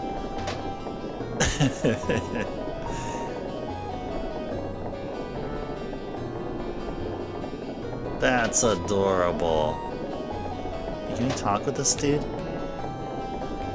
He goes up over here. No, I guess I can't. Magnet can resume operation again, Kupal. Thanks for delivering 23 letters. Oh yeah, you're welcome. Oh, I can't talk with him. The grown-up Muggles are busy with work, Kupal. Hey, it's starting up again. Yep. This is Magnet Central. Alright. So that is all for the easy side quests. We're all done with the easy side quests. Now the only side quest left is the super boss. We're just down to the super boss now. So we have about a half an hour left. We'll definitely go up to the 5-hour session mark here. The next point. My body is ready. Are you ready? I'm glad because we're going to be doing nothing but grinding here. So this is what we're planning on doing. We're going to have to take Zidane to the low 70s. Aiko, Steiner, and Quina have to be at the low 60s. So this is just the recommended levels for Ozma. Recommended levels for Ozma, and this will be the team that will take them. That will take them down. Now we've got to find where the ideal spot is to grind, to level grind, and I believe it was in next. It's actually somewhere in the Forgotten Continent. Let's do a quick search here. I believe I did search for where the best level grind spot is.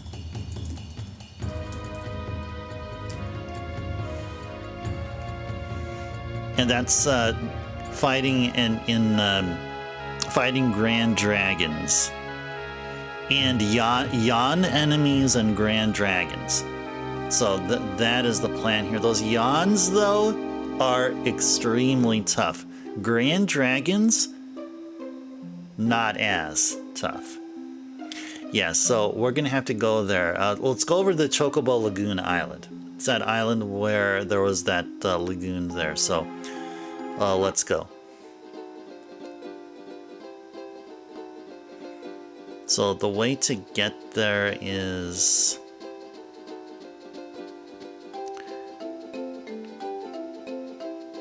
we're gonna have to take our Chocobo down to the ground. Or, no, that's not the forest. Let's go over to a forest. And now we're gonna walk our way over there. Or actually we can go... wait, is there a way... can we just cut across this way? Yep, there's a beach right there. Alright, nice.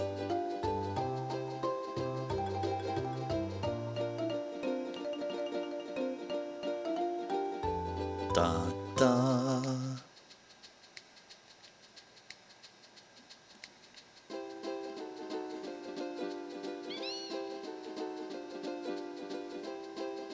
Yep, this is the Chocobo Lagoon right there. And we're going to be grinding off of the island here. This is where the Grand Dragons would be. Not comfortable. I'm definitely 100% not comfortable grinding off of Yans. Those tiny little murder machines. No way. No way.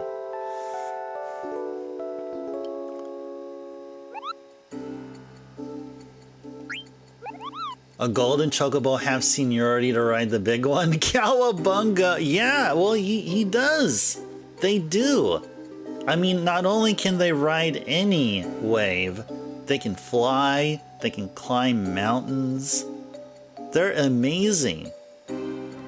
Golden Chocos can do what no other Choco can do, at least. And that is flight. Heck yeah, man. Heck yeah.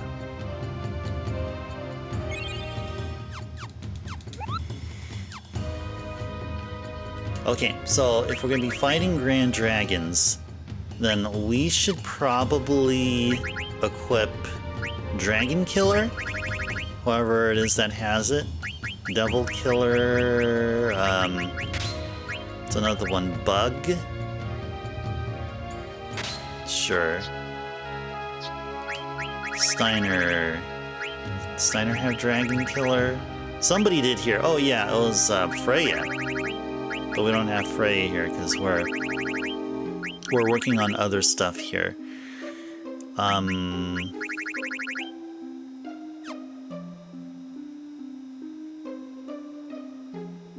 Yeah, I guess we're okay here.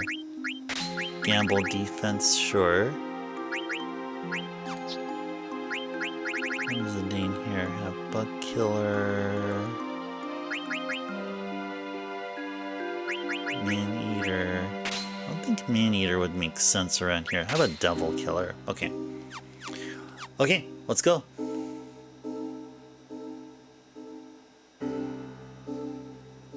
Alright, we're gonna be doing nothing but grinding here.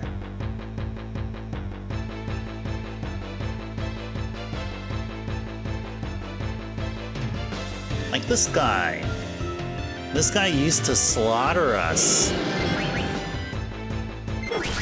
This guy used to slaughter us.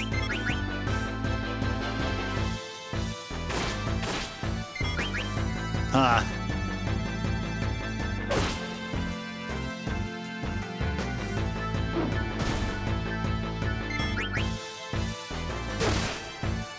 This guy knows Thundaga. We may have to set this up so that we have some protection from thunder spells. Let's do a search for a Grand Dragon. See if we can get a page with its stats here.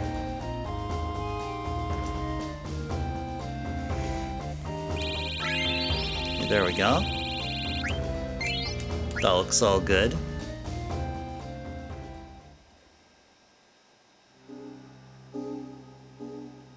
He uses Thundaga,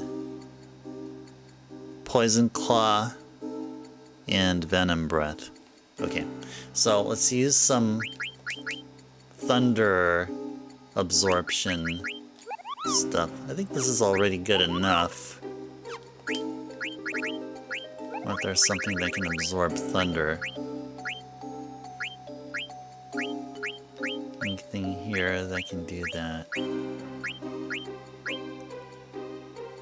Nah, I think we're okay.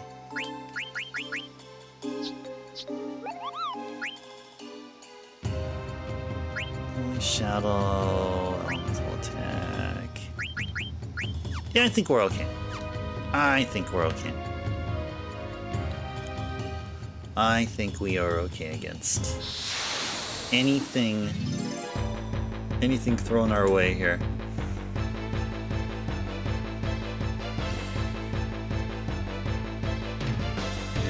Kitty! That's a kitty! No, we'll not give you a diamond. You're a bad kitty. Grah! Meow! I'm mad!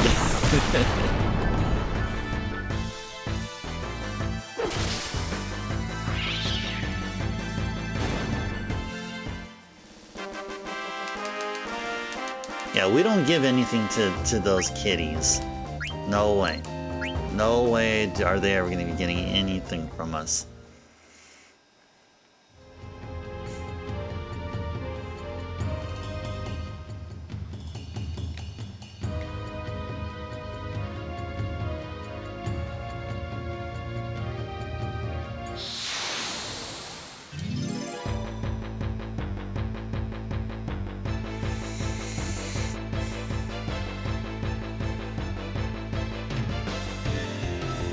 Hey there, Grand Dragon.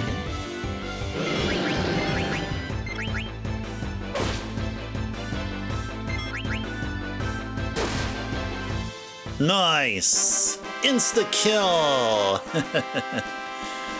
Yay! Oh, but we don't get anything from it. Oh, you know. No. I thought that was an instant kill, but yeah, I don't think Gastro Fork is a good idea. I don't think that was a good idea. Nice. Watch the waves. That was due to the beachcombing side quest that we've completed. Now, since completing it, anytime we go to the beach and press the circle button, we get that text that appears that we've seen there. And our HP and MP is restored. Can you believe that? Can you believe that? That is such a pro move by Squaresoft at the time, now known as Square Enix, for all the ocean and beach lovers and all of us.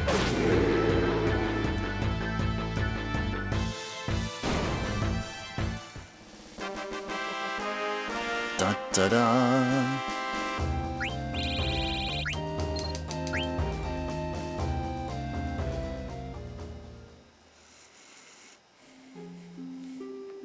I wonder if there's another spot that we can consider going to.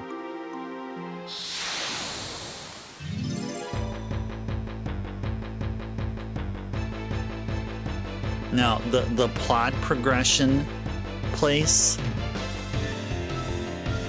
it has lots of... It has enemies that can drop a lot of experience, can give a lot of experience.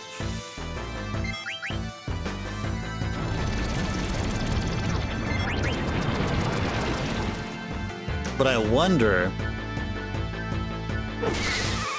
if we do enter this place called Memoria, if we enter Memoria, will that serve as the point of no return?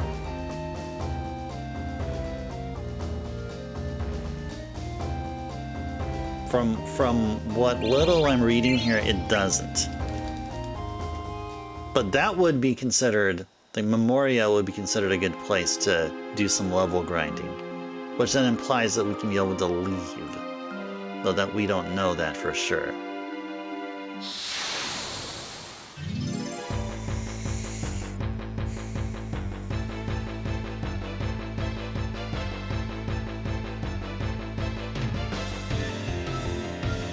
So we should be definitely fighting more of them Grand Dragons here.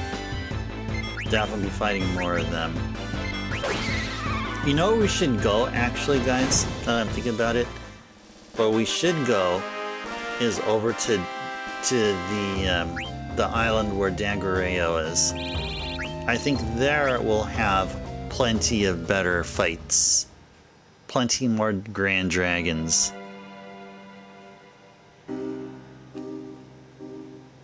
to encounter.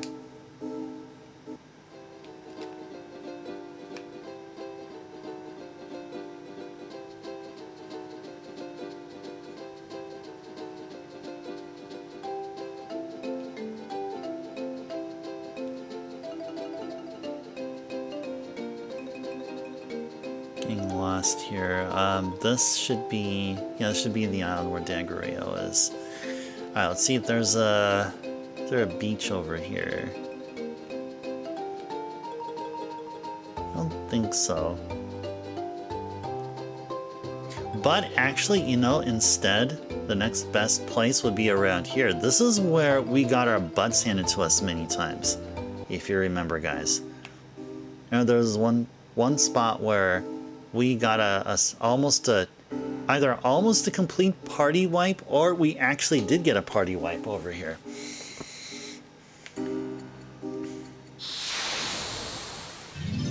And it was from that Grand Dragon, from all the way back.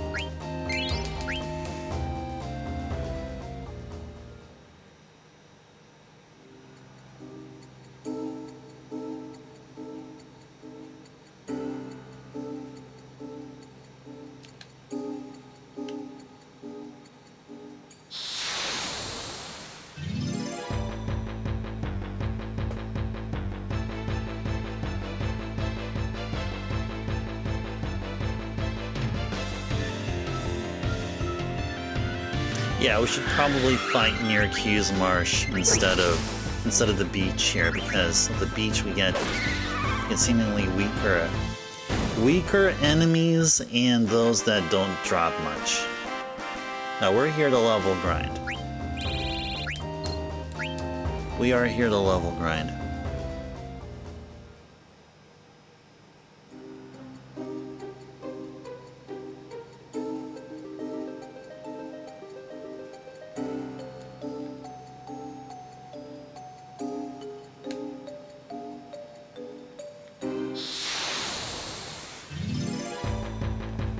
So either we get a Grand Dragon on one of those five-headed Hydra worms or whatever, or we get a turtle, or we can get a turtle.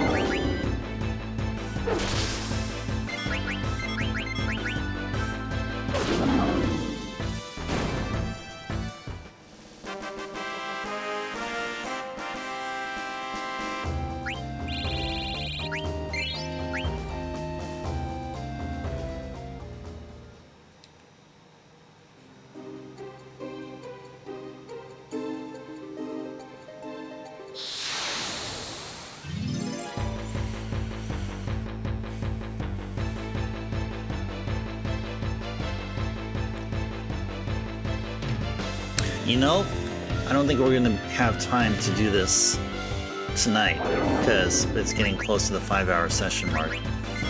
But I want to find out if going to Memoria, which is that spot above the Eva tree, which will also lead to plot progression. I'm wondering if we can go there and then fight there, get some awesome items from treasures and steals from bosses, because we have a couple of boss fights that we'll be doing, like a boss fight like from the very beginning once we get there, and we can steal some good stuff. So I'm thinking, the only thing that I'm really doubtful or like concerned of is that once we do go to Memoria, it may be a point of no return, like the final one, and I don't want to go through that then if that's the case. Thing is, I don't know. Do you guys happen to know? Anyone here who has completed Final Fantasy IX? Is entering Memoria considered? Is it actually considered a point of no return? Or let me ask you guys this.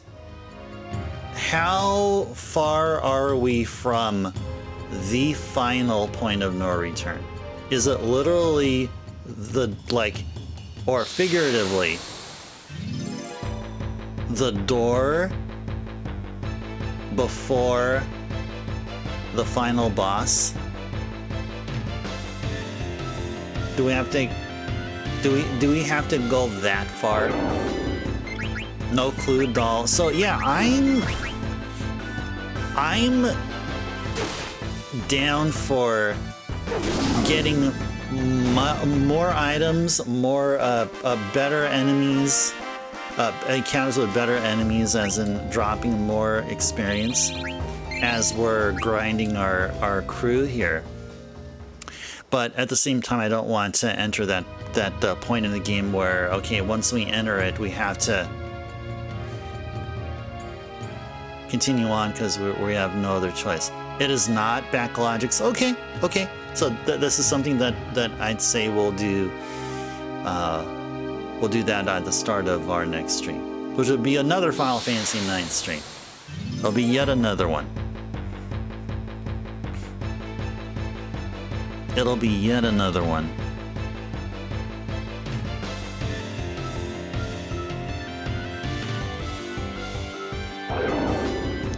Yeah, I'm reading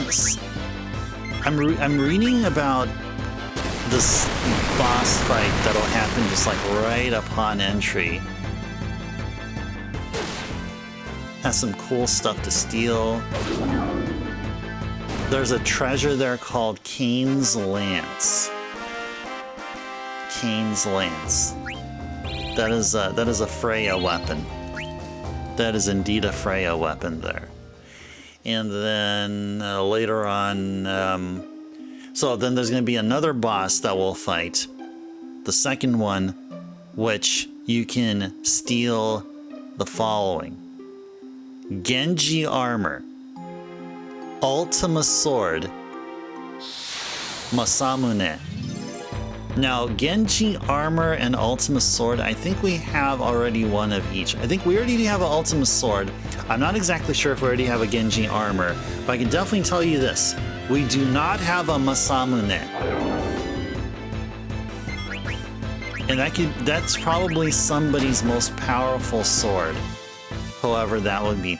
Who would be wielding a Masamune? That is a question. Who would be wielding a Masamune? Whose weapon is that? It's definitely not a throwable weapon. Masamune is a Japanese, it's like a Japanese katana. Oh, there's a boss called Death Guys. Oh, thank you, Backlogics. Yeah, that's permissible. Like that kind of, like that's not spoiler stuff. I mean, that is definitely permissible here. Let me see how far I. Oh, okay. So after Memoria, we go to another place, and once we go to that place, that's where we'll be fighting Death Guys. Okay. So I get it. So Memoria itself isn't a point of no return. But the follow-up after that is. Okay, cool. Oh, is it a weapon for Zidane? Oh, nice. But it's not his ultimate, though, because we already got it. We found it in the water. But Masamune would be good because it'll, I mean, hopefully, fingers crossed, it'll actually teach him something. Maybe. Oh, yeah, it's all good. You're all good, Backlogics. Yeah, you're all good. Yeah, there was a newbie, someone new who joined in, and they were talking about how unusual the final boss looks like with Transkuja and stuff. And I told them, well, it's all good, but there is a no spoiler tag, so I just want to ensure that, I mean, you guys are, I mean, free to join in and have a discussion, but yeah, please keep in mind there's a spoiler tag. And if you're not sure, please ask. But we're all good here. We are all good. Yeah, you guys here who I've been seeing here, Doll, Backlogics. Yeah, you guys been here. You guys been here for a long time, I'd say. Yeah, even I can consider Doll being here for a long time.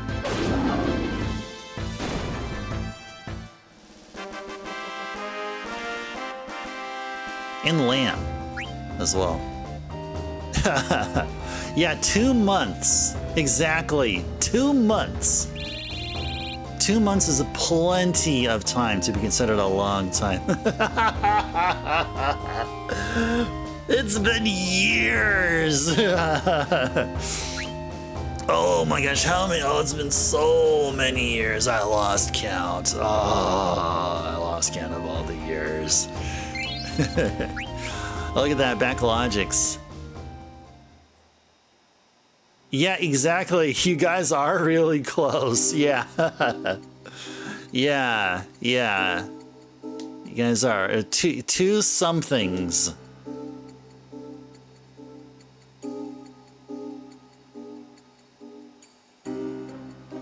Wow, that's amazing.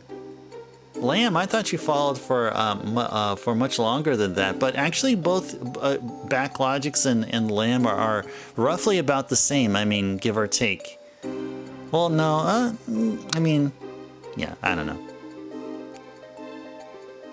Yeah, kind of sort of the same. Couple of years. Yeah. Oh, you did not know it was that long ago. Yeah, that's right. I mean, think about it. Final Fantasy IV was at the end of 2022. Yeah, you've been here since 2022, the very tail end. And yeah, that makes sense because then Lamb Lamb got here at around, I think it was like late spring of 2023. Yep. I forgot which game I was playing. I think Lamb, I did share I shared a link to the VOD at the time that you followed. I forgot which game I was playing. I think it was probably Final Fantasy, maybe. I think it was the first one. I think I was playing Final Fantasy I on emulator, I believe, or yeah, I think it was. You think so too, Lamb? Yeah. Yeah, I've been playing all the Final Fantasies here. Lots of Final Fantasies. You know, isn't it kind of interesting the way the scheduling here on this channel turned out? Where like we have a predictable schedule for Dragon Warrior games. We have a predictable schedule for Atlas games. We have a predictable schedule for Mario games. But we don't have a predictable schedule for Final Fantasy. Now, why is that? You'd think in this channel here, which pretty much specializes, you can say, in RPGs, that there would be a Final Fantasy month. But we don't have something like that. We don't. I mean, in some way, you can think it's odd, but that's just how it is. Ha! You don't play Final Fantasy IX. Final Fantasy IX plays you. Sure, it is. Plays with my heart. Tugs with my heartstrings. It does. It does. It is such a great game. Love it, love it, love it. I'm gonna miss this game after we're done. Definitely gonna miss this game. This is a really amazing experience.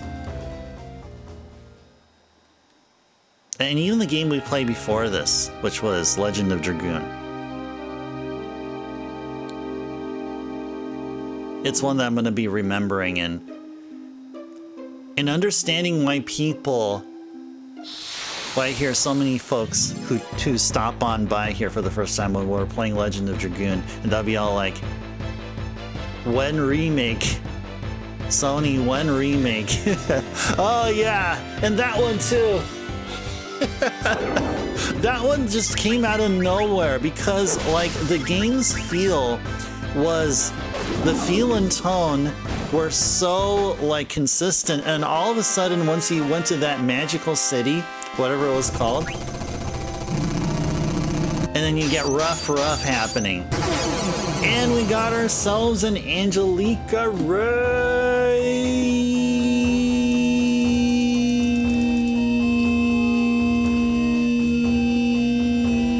or should I say a soul raid. I've been corrected there. Thank you so very much for the raid, bringing your awesome community over here. Wow, why cannot I type the name?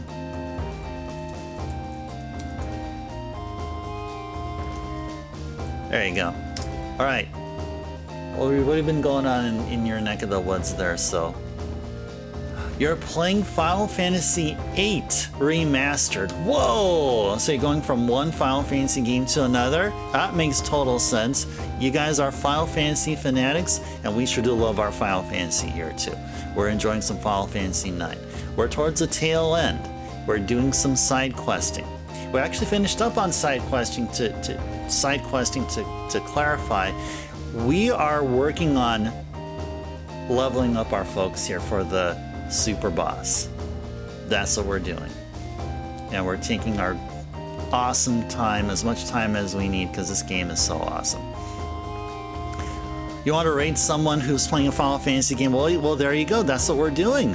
That's what we're doing, and you chose the right place. And thank you for bringing yourself and your awesome community over here.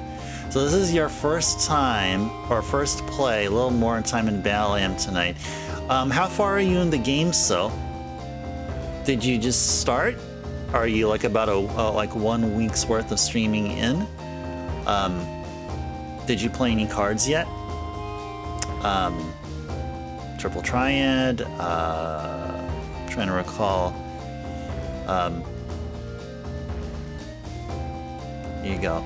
Final Fantasy Raid Train, nice. You never played 9 but plan to someday? Oh, you should. This is a really amazing game. Really, really amazing. In fact, Square Enix, you may have known about it, but they've been celebrating its 25th anniversary, and there's some stuff you can get from Square Enix's website, if not from North America, then from Japan. So, speaking of Japan, I picked up an art book from Japan. It's about our pal Vivi here, and this is an art book talking about the story of how Vivi got his name.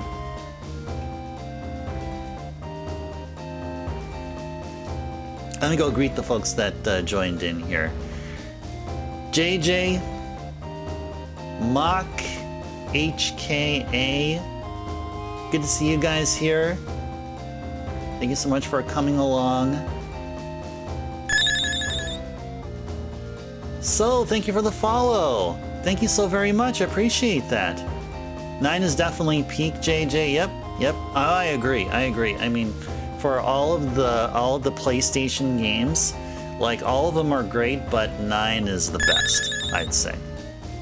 And thank you for the follow, Mock. Appreciate that very much. Which is my favorite Final Fantasy game? So I would say it's 6. I would say 6. I like all of the Super NES/Super Famicom games because they play well, they play really tight. It feels good to play them, despite the fact that they're not as graphically amazing as 9. But I still give the edge to the Super NES games. So 6 is my most favorite, and plus the story is good. I think it has the best story. It has the best villain. I would say next probably would be 9. 9 is up there. Oh, you're very welcome, so thanks for the shout out. Lula's best black mage. We'll get around to playing 10 here. We'll definitely get around to playing 10 here. So, for those of you who may be new here, so our exactly, and T disagrees. That laughter wasn't. They weren't laughing at you. He was laughing with you with excitement. So 10 we will be playing probably, so we're gonna have to wait a while. So since our stream here is mostly RPG centric, we'll be playing a lot of RPGs here, and we have a schedule. So the plan is to finish up on Final Fantasy IX by no later than the end of August, and then in September we're going to be playing a couple of games. The games planned to play is Yoshi's Story and Ys 3. And also the other thing too is that we play on OG hardware. So we keep it OG. We hardly do ever play on emulator. That's only in special circumstances. So yeah, I'm playing my personal copy of Final Fantasy IX, right here, my personal copy. I'm playing this on a PlayStation 2, which is being piped to the capture card for you guys, and then the video is also split to a CRT. So I'm playing the game off of a CRT. So that's how we do it here. And there's certain exceptions to the rule where we do play an emulator, but that's not what this is, not what this channel is based on.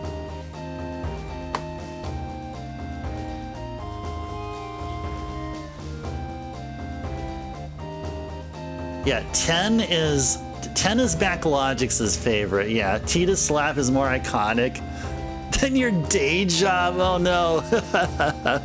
Oh no, JJ. Uh-oh. Oh, man. All right. Let's go continue this wonderful game. Okay, enough talk here. Enough talk here.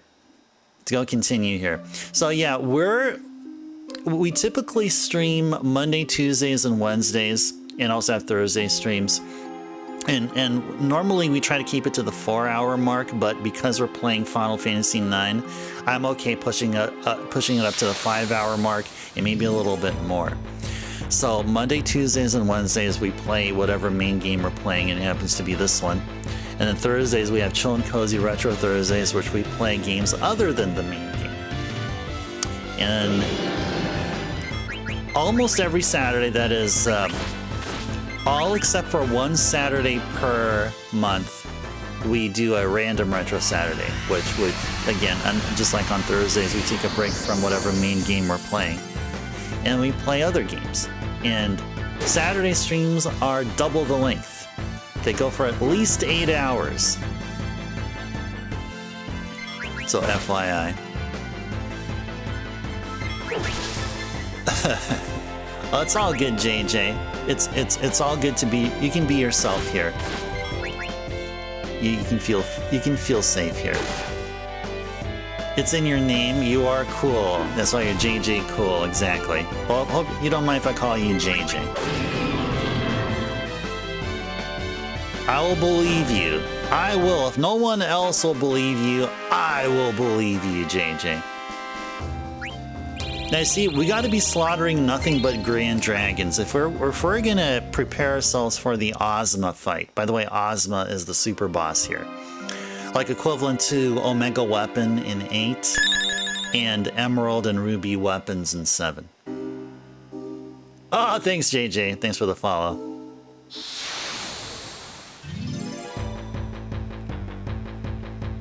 There's only one super boss here. Only one super boss here. Yeah, we need to fight a lot of these guys. We need to fight a lot of these guys. And so then, like minutes ago, we were talking about Memoria, which is the plot progression place to go, like where the story would progress and dialogue and so on and so forth. Because there, from what I'm gathering, there are plenty of strong enemies that can drop a lot of experience. And that's what we want here. We want to grow our crew here so they can be strong enough to fight the super boss. So, unfortunately, we won't have enough time on this stream right here, but on the next stream we will. We'll go ahead and get started.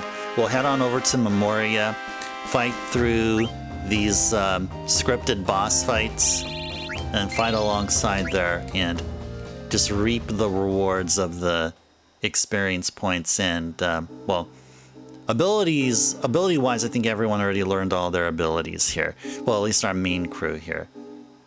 Our reserve party hasn't been touched for like probably a couple of streams now. Because this party here is suggested to be the best Ozma slaying party. So that's what we're doing here. So against Zidane, Eiko, Steiner, and Quina. That's what we got here. That is what we got here. Oh, by the way, Backlogics, if you're here, did I tell you that I picked up Ninja Gaiden Ragebound? I don't know if I told you yet. I maybe did. But it's a really, really cool game.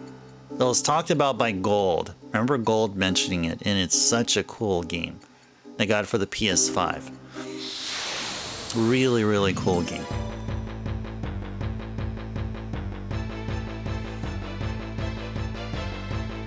You got to play the demo, it's really great. I did not play the demo. I just went by the hype Gold brought.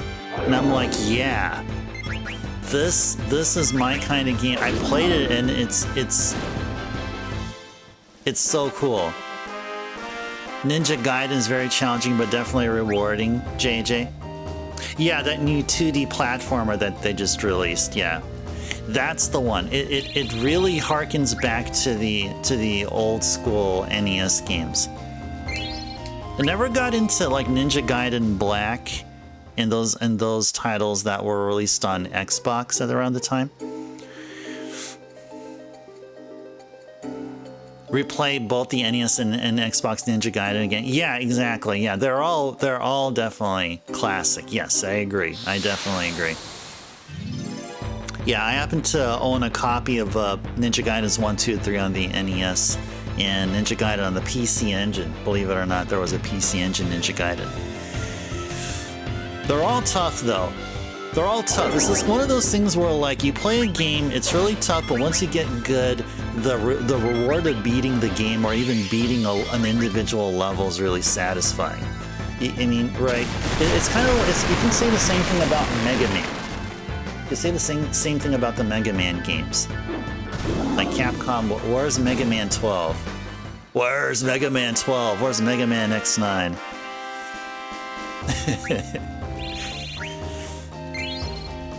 Yeah, indeed. They are a classic, yes. I agree. I definitely agree.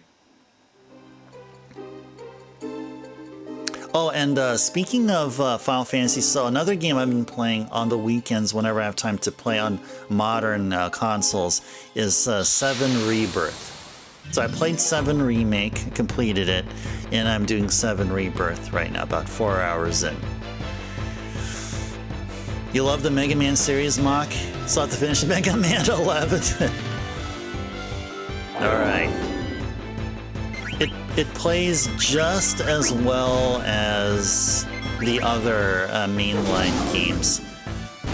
Kind of like, it carries over from 10, like 9 and 10, where like you have, like you collect screws to like purchase stuff, so that's still there. I mean, it plays just like what Inti Crates were doing with 9 and 10, except 9 and 10 were it was deliberately the classic style of graphics and all that was chosen, while 11 is current and up to date and using like 3D tech.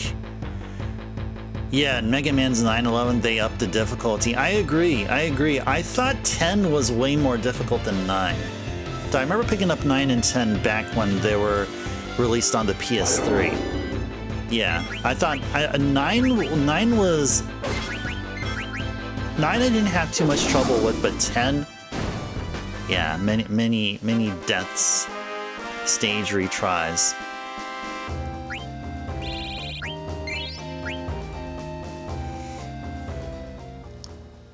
Oh, Backlogs, you made a recommendation there. Mina the Hollower. What's that about? Give me a few words about it, Backlogics. Yacht Club. Oh, the ones who made Shovel Knight. Shovel Knight. One of my favorite indie platformers. Alongside Bloodstained, Axiom Verge.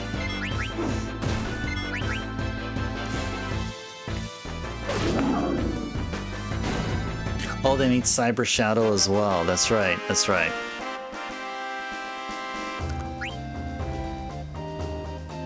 They get a good scrub difficulty. Yeah, that's right. That's right. I mean, even though I say I love Mega Man, and I had a lot of experience with the early Mega Man games on the NES, I still consider myself a scrub. I still do. I'll admit it. A Link's Awakening-ish type of gameplay. Ooh. That sounds good to me. Bloodstain is another game you need to finish. Yeah, there's a new Bloodstain that was announced. You guys didn't catch it. It's called the Scarlet Engagement. That's what the subtitle is. The Scarlet Engagement. But Bloodstained Ritual of the Night, I have completed it. I have completed it. Well, not hundoed it, but played enough of it. And what's another one? Oh, Curse of the Moon. The standalone separate game. That one I beat. I think I beat beat it twice in a row. You have to beat it once to unlock a character, and then you beat it again for like, I don't know, I forgot about that part. I know that you have to beat the game multiple times to get the true ending. There was also Curse of the Moon 2. I bought a copy of it digitally, but I didn't get a chance to start it. So that's on me. Oh, you missed that one, Backlogics? The Scarlet Engagement? Is that what you were talking about? It was announced on, I forgot where it was. It was either PlayStation State of Play, I think.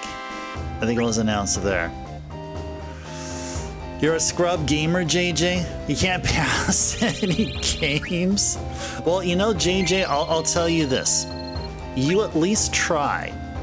You know how many people don't? You do. You know what I mean?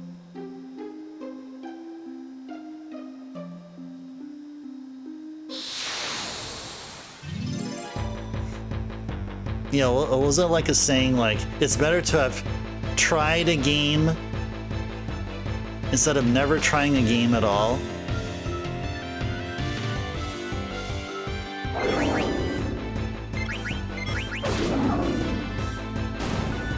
I need to get around to playing Curse of the Moon 2. I really, really do. I feel like I'm really missing out somewhere there because I really enjoyed Curse 1 and Ritual of the Night. Yeah, I remember when Bloodstained was up on Kickstarter, I was so excited, man. Like, Igarashi-san, the man who took I better check my HP and everything. Okay, we're good.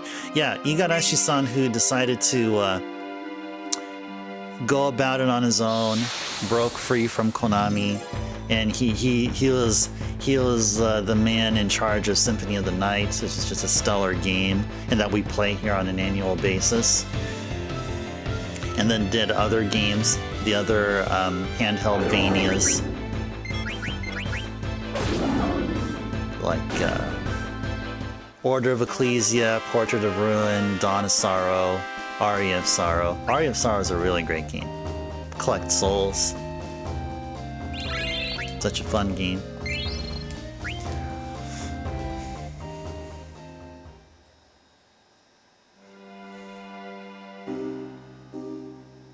You beat Bloodstained 1 and you need to play 2 and Ritual of the Night. Yeah, not sure about Scarlet Engagement. I think they may be a 2026 release, I believe. But Curse of the Moon, if you guys haven't played Curse of the Moon, I suggest you play Curse of the Moon. Yeah, it's like you're playing an old school Castlevania game, but it isn't, you know. Having an actual blood stain, a real personal problem. I guess so, yeah. Well, I'll tell you this, JJ. The stained and bloodstained refers to stained glass. So if you notice the bloodstained Ritual of the Night logo, you should see some stained glass there. So that's where the stain comes from. Yeah, I know that like it's somewhat of like a really liberal kind of abbreviation, kind of a portmanteau or something. But I get what you mean. Yeah, JJ, a bloodstain would be something you'd see in a Resident Evil game. I mean, I'm sure you'd see it a lot there. It can be really, really common to see bloodstains, like on walls, on floors, on ceilings, on zombies, and even on your person.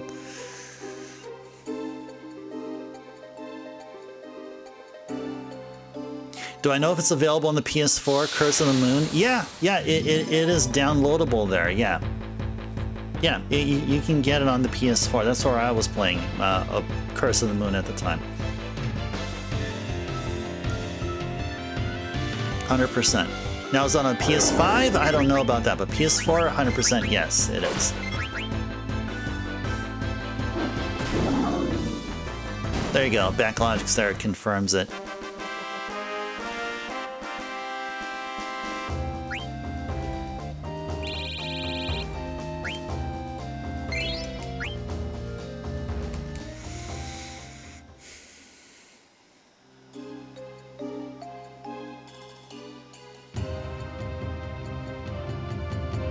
Let's see, what else did Bloodstain come out on?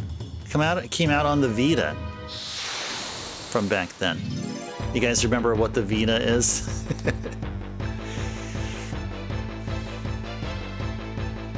It did come out on the Vita, and I think I have a copy of it on the Vita, but I don't think I ever took it for a spin.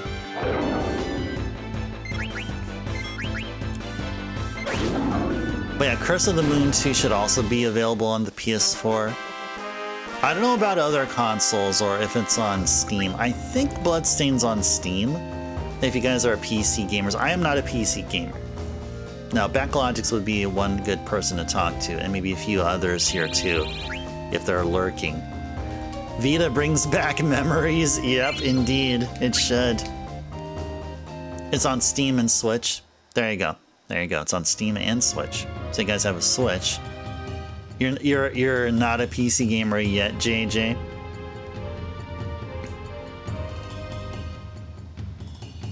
Yeah, I primarily stick to consoles. I mean, if I'm not playing games on retro hardware, then I play it on my PS5 or Switch. So PS5, Switch are fill my modern gaming needs. Switch, of course, for the Marios, all the Nintendo IP, and PS5 for everything else. Never was into Xbox. I do have an Xbox console, but it's the 360, and it's the Japanese version. Solely for the shmups that were coming out at the time. Even though I'm horrible at these bullet hell kind of shmups, but I still like them.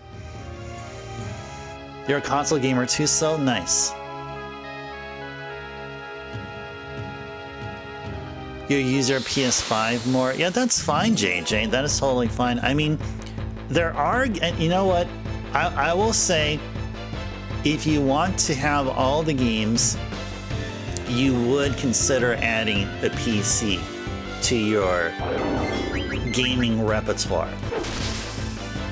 And that is, if that is what you so desire. For me, I tend to stick to franchises and IPs that have been around with Nintendo and Sony, PlayStation. And usually if a game came out for Xbox, it would be multi-plat. It would be for the PlayStation also.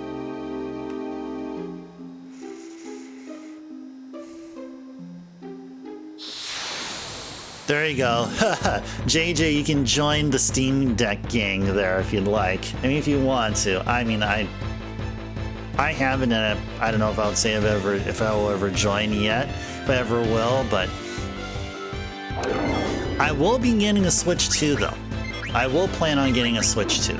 Definitely want to get into Mario Kart World, go Bonanza with Donkey Kong Bonanza. Replay the Zelda games, the wonderful Zelda games I had so much fun with. You totally didn't know about Curse of the Moon 1 and 2, Mock, since you only known about Ritual. Yeah, Curse of the Moon 1 was released probably about a year or so in after. It was like the side game that was being done. It was actually part of the Kickstarter campaign. Like that would be adding a retro game to some sort. But what surprised me is there was a sequel. There was a Curse of the Moon 2. Your Steam Deck and Switch 2 are getting all the attention. Yeah, there you go. See, it's having like a healthy, like if you want to get a healthy dose of gaming, you would have like a bit of one and a bit of from the other. Steam Deck is your baby, lots of variety with Steam emulation and PC ports. Maybe in the future, Mock. Yeah, I'm that way with the Switch 2. I am that way with the Switch 2. I will eventually get a Switch 2 though. I do know that for sure. But I'm in no hurry. I'm in no hurry at all. Because I already have a backlog of games on the PS5. So the next game I'll be playing after 7 Rebirth would probably be one of the Atlas games I didn't get a chance to play. Like Metaphor, Persona 3 Reload. What's another one? Oh, Shin Megami Tensei 5 Vengeance. Like, I gotta give Atlas some love. I gotta give Atlas some love. Oh, and also I have a bunch of... I have a bunch of Falcom games, too. A bunch of those Trails games. So I'm a fan of the early years of Falcom. Huge fan of early Falcom. Metaphor is goated. Nice, JJ. Yeah, I've heard lots of great things about Metaphor, and I'm a huge fan of the Mega 10 series, too. Huge fan of it. We have Atlas April over here, where like every April we basically started Atlas April playing one of the Mega 10 games on the Famicom, and then we last did Shin Megami Tensei 1. We did a translation patch and played the SNES version. Next game we'll play for Atlas April next year will be SMT 2, and just like with SMT 1, it'll be via translation patch. I do own a physical copy of it, but it's in Japanese, but I feel like you guys can't be able to enjoy the game and all the dialogue and the demon negotiations and stuff, and also, to be honest, mine as well, because I don't have perfect fluency in Japanese. I know a little bit of Japanese, but for you guys, which are primarily from the Western side, I mean, not in Japan, you guys would appreciate the game more if it was in a language that you're much familiar with, just like I would too. Oh, you have SMT5, so can't wait to play it. Have you played the one that was released on Switch, like at the very beginning? Because that's the one I played. I played the original version, but I did not play Vengeance, which I do have for the PS5, but it's on my shelf. So really, if I would play SMT5, like I was saying, I'd be playing a part of the story that wasn't on the OG release. You have the OG Trails game, you think so? What is so can you be able to say, like, because like it's usually the name is like Trails in the something or Trails of something. So can you be able to recall what the full name of that title is? So it's Legend of Heroes Trails, and then can you be able to fill out the rest? Is it Trails of Cold Steel? Is it Trails in the Sky? Is it one of those two? Oh, Trails of Cold Steel. Okay, no worries, no worries. No, I'm letting you know because I happen to have knowledge about the Trail series in particular, and that's a Falcom series, of course. Yeah, Cold Steel. That's not one of the first ones. It's probably you probably have Cold Steel Part 1, but that comes after Trails in the Sky. So technically, Trails in the Sky is the first part of the whole Trails series that's going on here. And the only Trails game I played was the first one, Trails in the Sky First Chapter on the PSP. But I love it so much, I consider myself a fan of the Trails series. Because the Trails in the Sky First Chapter left such an impressive, it just left such a great impression. Never played the Cold Steel series yet, JJ. You'll get around to it. You'll get around to it.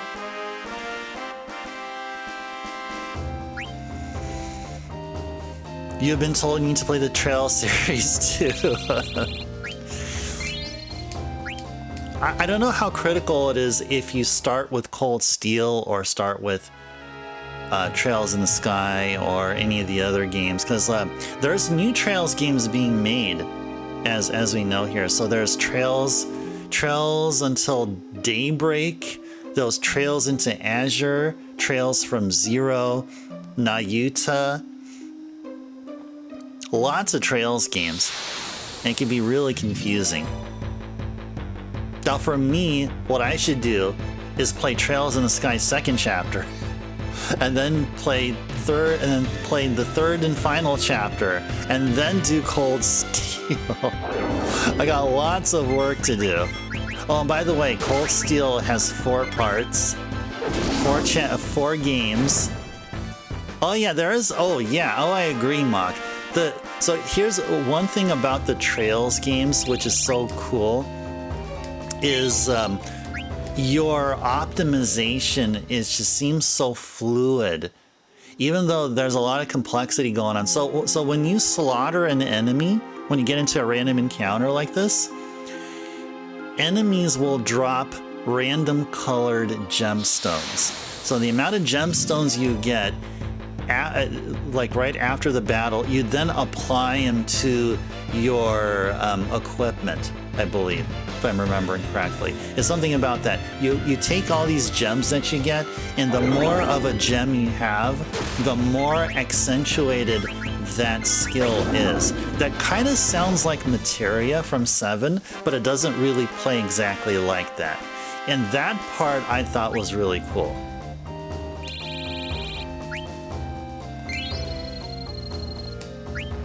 Can't be more confusing than Kingdom Hearts.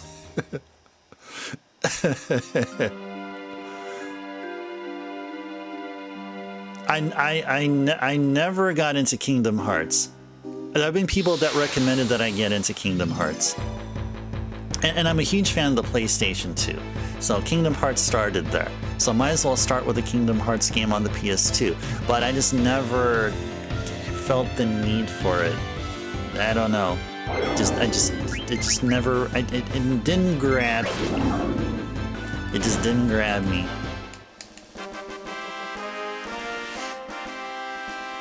Oh, is it? Oh, I'm not familiar with Diablo. Maybe it was inspired by Diablo, or maybe it was the other way around. You know, I don't know. Maybe something like that. Well, I have the actual OG very first Legend of Heroes games, which is what the Trails series is based off of. So before Legend of Heroes had the Trails name added, it was just called Dragon Slayer Legend of Heroes. It was released way back in the day. We're talking like late 80s, early 90s. So I actually have a copy of the first game on the PC Engine CD and on the MSX. And I can say it doesn't play anything like the Trails games that are now. Way better quality of life, lots of features, lots of cool features now, but back then it wasn't the same way. I don't know why I said that, but I did.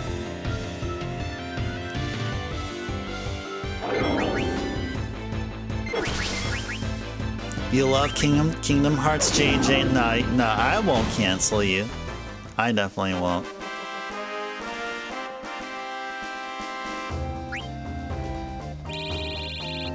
Okay, how are we doing here with levels? Are we doing okay? I guess we're doing okay still. How far are we from the next level? I know that we're already approaching past the 5.5 mark. And let's see how far we are with levels here.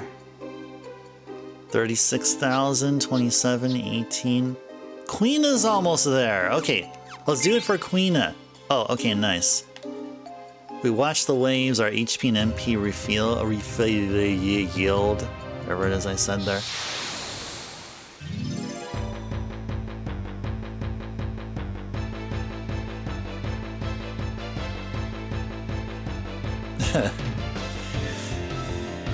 Well, I gotta say this. We're talking about so many games here, especially like the amount of Trails games out there, amount of Falcom games can be really overwhelming. And even games which are not Trails and not Falcom. I mean, Atlas stuff, Nintendo first-party stuff. But I gotta tell you this, isn't that a great problem to have where you have way too many games and just so little time? Isn't that great? Isn't that a great problem to have? I'd say it is.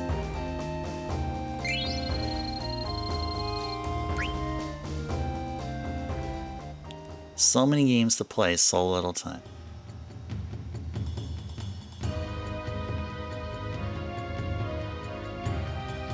Yeah, it's a gamer problem. Exactly, exactly.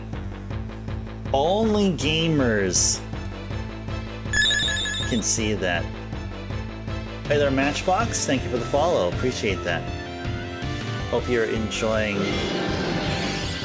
your evening or day here. And by the way, everyone else, Sol and JJ and Mock and everybody else who's here, hope you guys are enjoying your evening or day here. Time to get your sleepies in your crypt. Okay, sounds good, So. Thank you so much. And So, thank you so much for the follow, the follow and the raid and bringing yourself and your awesome community here. Glad to hear you are enjoying Final Fantasy VIII. And, yeah, hope to see you again soon. Have a good night. Best of luck for the remainder of your gameplay.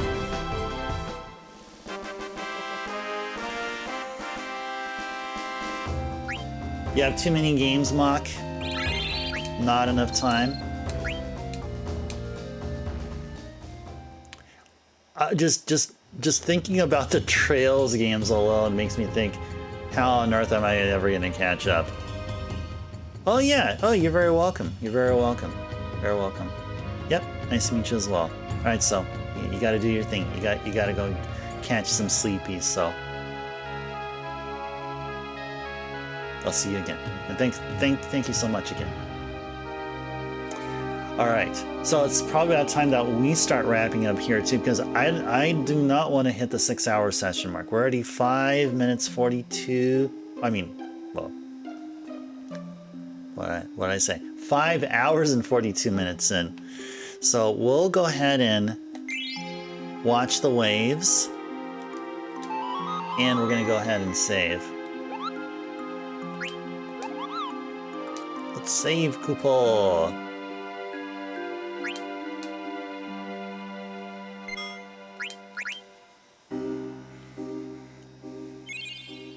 Look at that. We're at level 58. You know what? Instead of listening to this foreboding music playing here, let's listen to some Chocobo music. All right. Alrighties. Well, we did a lot of progress here. We did a lot of progress. We finished up on what should be all except for one side quest here. So we're all done. Chocographs were already finished. We already took care of that, like, I think a couple of streams ago. We finished up on... What else did we finish up on? We finished up on the mail delivery thing. We took care of this beach combing community service thing. What else did we do? We fought all the enemies underneath that one Traino merchant. We got Zidane's ultimate weapon. Oh, that was actually a last stream, so I'm not going to be talking about what we did last stream. So we did a whole bunch of stuff here. And now all that's left is to prepare for the Ozma fight. The key thing that happened here is that we figured out what was the remaining friendly that we were working so hard to try to find last stream. Nice meeting you as well, JJ. Get some sleeps. Okay, sounds good. Sounds good. Because we're going to be doing that in a little bit too. Yeah, we're definitely not gonna extend it past the 6-hour mark here. All right, sounds good. You have a great night as well. All right, I'll see you as well, JJ. See you as well. See you as well. So, just to state again, for those of you that may be new here, so we have a consistent schedule. So Monday through Thursday, we start our stream typically like I don't know, around 7 to 7:15 p.m. Pacific time. So I'm over at the Pacific time zone here in the U.S. And we typically have a 4-hour long stream, but well, we're playing Final Fantasy IX, so we play a little bit longer. And on Thursdays, we do Chill and Cozy Retro Thursday, where we enjoy games other than whatever the main game we play here. So that's a lock in there, Monday through Thursday. And just like the other on the other days, it'll be starting at 7 p.m. or 7:15 p.m. Pacific. On Saturdays, we have random retro Saturdays. So every Saturday, except for the very last Saturday of the month, we have a random retro Saturday, which starts at 3 p.m. Pacific, but ends at the same time that all the other streams end. So 3 p.m. to 11, or maybe 11:30 or 12. But we play at least we do at least an 8-hour long stream on Saturdays. So we are going to have a stream tomorrow, or our next stream will be Chill and Cozy Retro Thursday. And as usual, we start off with a PC Engine game. And I have in mind which PC Engine game to use. It has something to do with Taito, because those are what the games that we've been playing on Saturdays. We've been doing these Taito compilation games that was released only on, well, actually I can't say that. Well, these particular compilation games for Taito that were released in Japan happen to be 4 discs. 4 discs of games. While I think the ones that we got here, I think we got them here I don't remember. North America only got like a chunk of those games, but we're playing through all of those games that were released in Japan. So we have a Japanese PS2. So you see this white thing right here, what I'm pointing to, that is a Japanese PS2. It's a PS2 Fat. And the one right above it is my North America PS2, is the one that's playing this game right here. So we're going to be doing the 4th disc of the 4-disc series, and we're going to be doing a lot of Taito games here. But before we get to Saturday, we got to do our next stream, which will be Chill and Cozy Retro Thursday. We're going to start off with a PC Engine game. We're going to start off with a Taito game, and then you guys can take over with viewer's choice. So make sure to rack all of them ice stars, all the channel points here, so you can make your viewer's choice redeem. Yeah, nice meeting you as well there, Mock. Great talking with you. Awesome talking retro gaming here. That's what we focus on. That's what gives this channel here its strength. It's just this awesome community, this strong bond for and understanding that only comes from our love for the games and consoles of the past. And also we celebrate these same games that we discover here in the here and now, and we talk about new games too. It's not just all strictly old school stuff, but what you see here will be strictly retro. Yeah, definitely we will not see PS5, you'll not see PS4, you'll not see Switch. You will see PS2, you will see Wii games, you will see DS games, GBA, GBC, GB, N64, PS1, of course, GameCube, and everything before that. Well, up to a certain point. Not literally everything. I don't have an Atari system, though. I do not have an Atari. Never grew up playing an Atari, and I don't have any attachment to an Atari system, except for the Lynx. Thought the Lynx was really cool. Really cool handheld. I thought it was a great competition to the Game Boy and the Game Gear at the time. Oh, and also we have Sega consoles too, by the way. Anyway, we'll talk about that more much later here. All right, so give you guys another couple of minutes for any questions, or if you have any thoughts regarding what we've seen here. So I'd say great stuff. I think we accomplished a whole lot here. We completed lots of side quests. We're on top of things here, and all it is now just to level up our characters to the point where we're confident for our first try at Ozma. And Ozma can give us a third robe of lords, by the way. And we can actually get a fourth one via Chocobo Hot and Cold. So we got two. We so far got two Robe of Lords. We can get it. We can get one from Ozma and another one from Chocobo Hot and Cold. So you're very welcome there, Bahamut. Very welcome. We should start FF9 over for the new people. Oh, you know,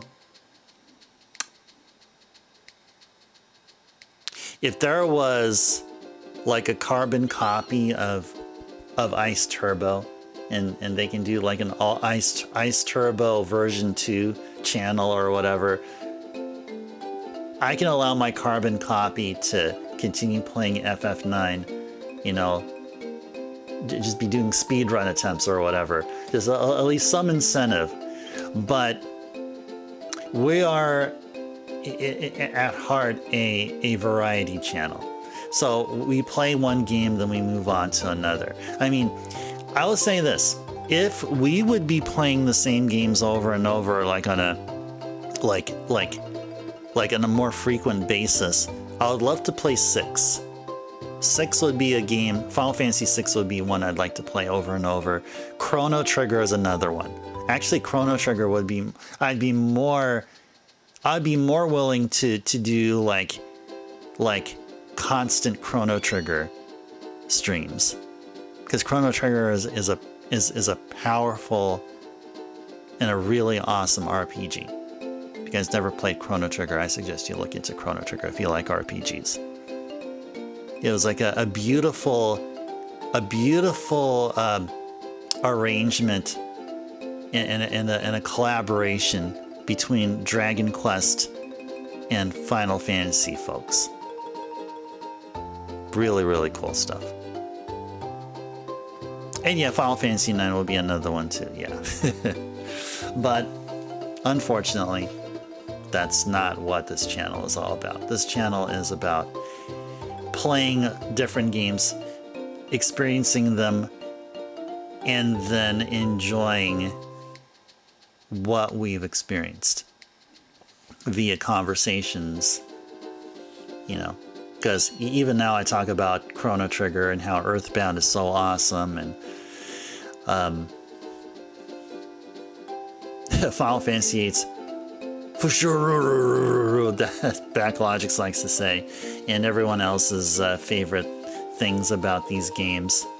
So that's one of the great things about how this channel runs, is that we play a game, we watch a game, we experience it, and then we enjoy what we remember of it. So I'm sure we're going to be talking about Final Fantasy IX for quite a long while after we finish it. I'm sure that's just going to happen. And we're going to do so also for Final Fantasy Tactics. And then we'll also do that for Lunar 2, which will be starting on October. And then we're going to do my very first playthrough of Metroid Prime. That's what's scheduled to be the game for November. And then after that, we'll do our typical December block of I probably need to go to sleep right now. Rondo, Soten, and Snatcher. So that is the plan.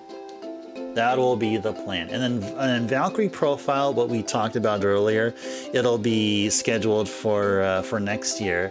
It'll be the game we'll play after Atlas April's game is done for 2026, which is Shin Megami Tensei 2. So that'll be the plan. So yeah, 2026 is shaping out as Dragon Quest V. I'll be playing that via translation patch.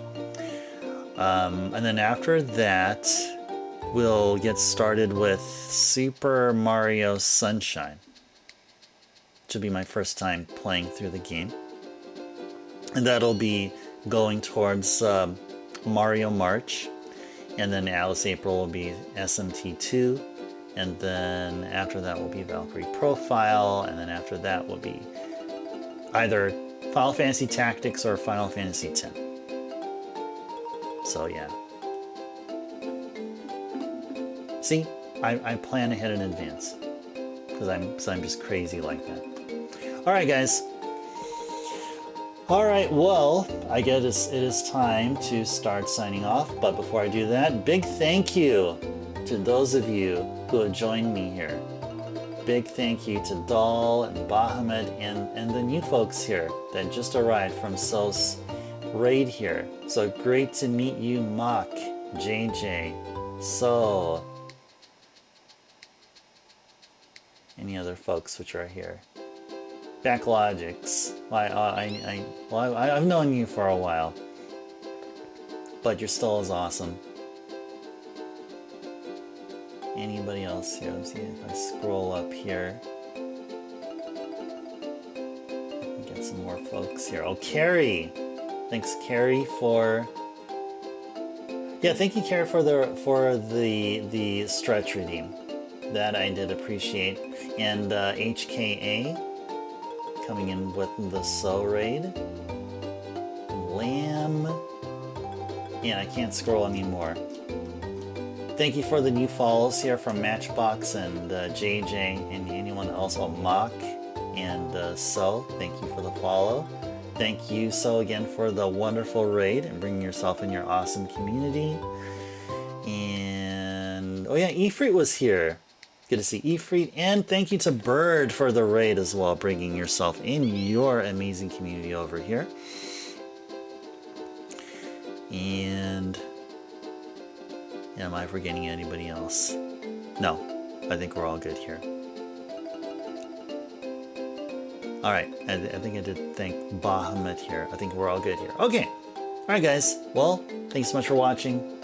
Hope to see you again soon. Hope to see you for Chillin' Cozy Retro Thursday. We're going to start off with a PC Engine game, and then you guys can take over with Viewer's Choice, and I'll be looking forward to it. So, oh wait, hold on. Hold on a second.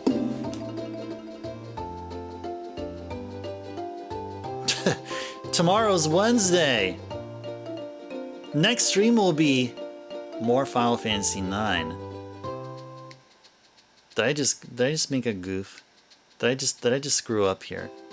I did. We're gonna be playing more Final Fantasy IX. I kept thinking this was Wednesday's stream. Holy moly, do I need some sleep now. Anyway, Final Fantasy IX will be the next stream. We'll just cut it this way. Thanks everyone. See you next time before I say something else which is totally off and wrong. Okay. Bye everyone.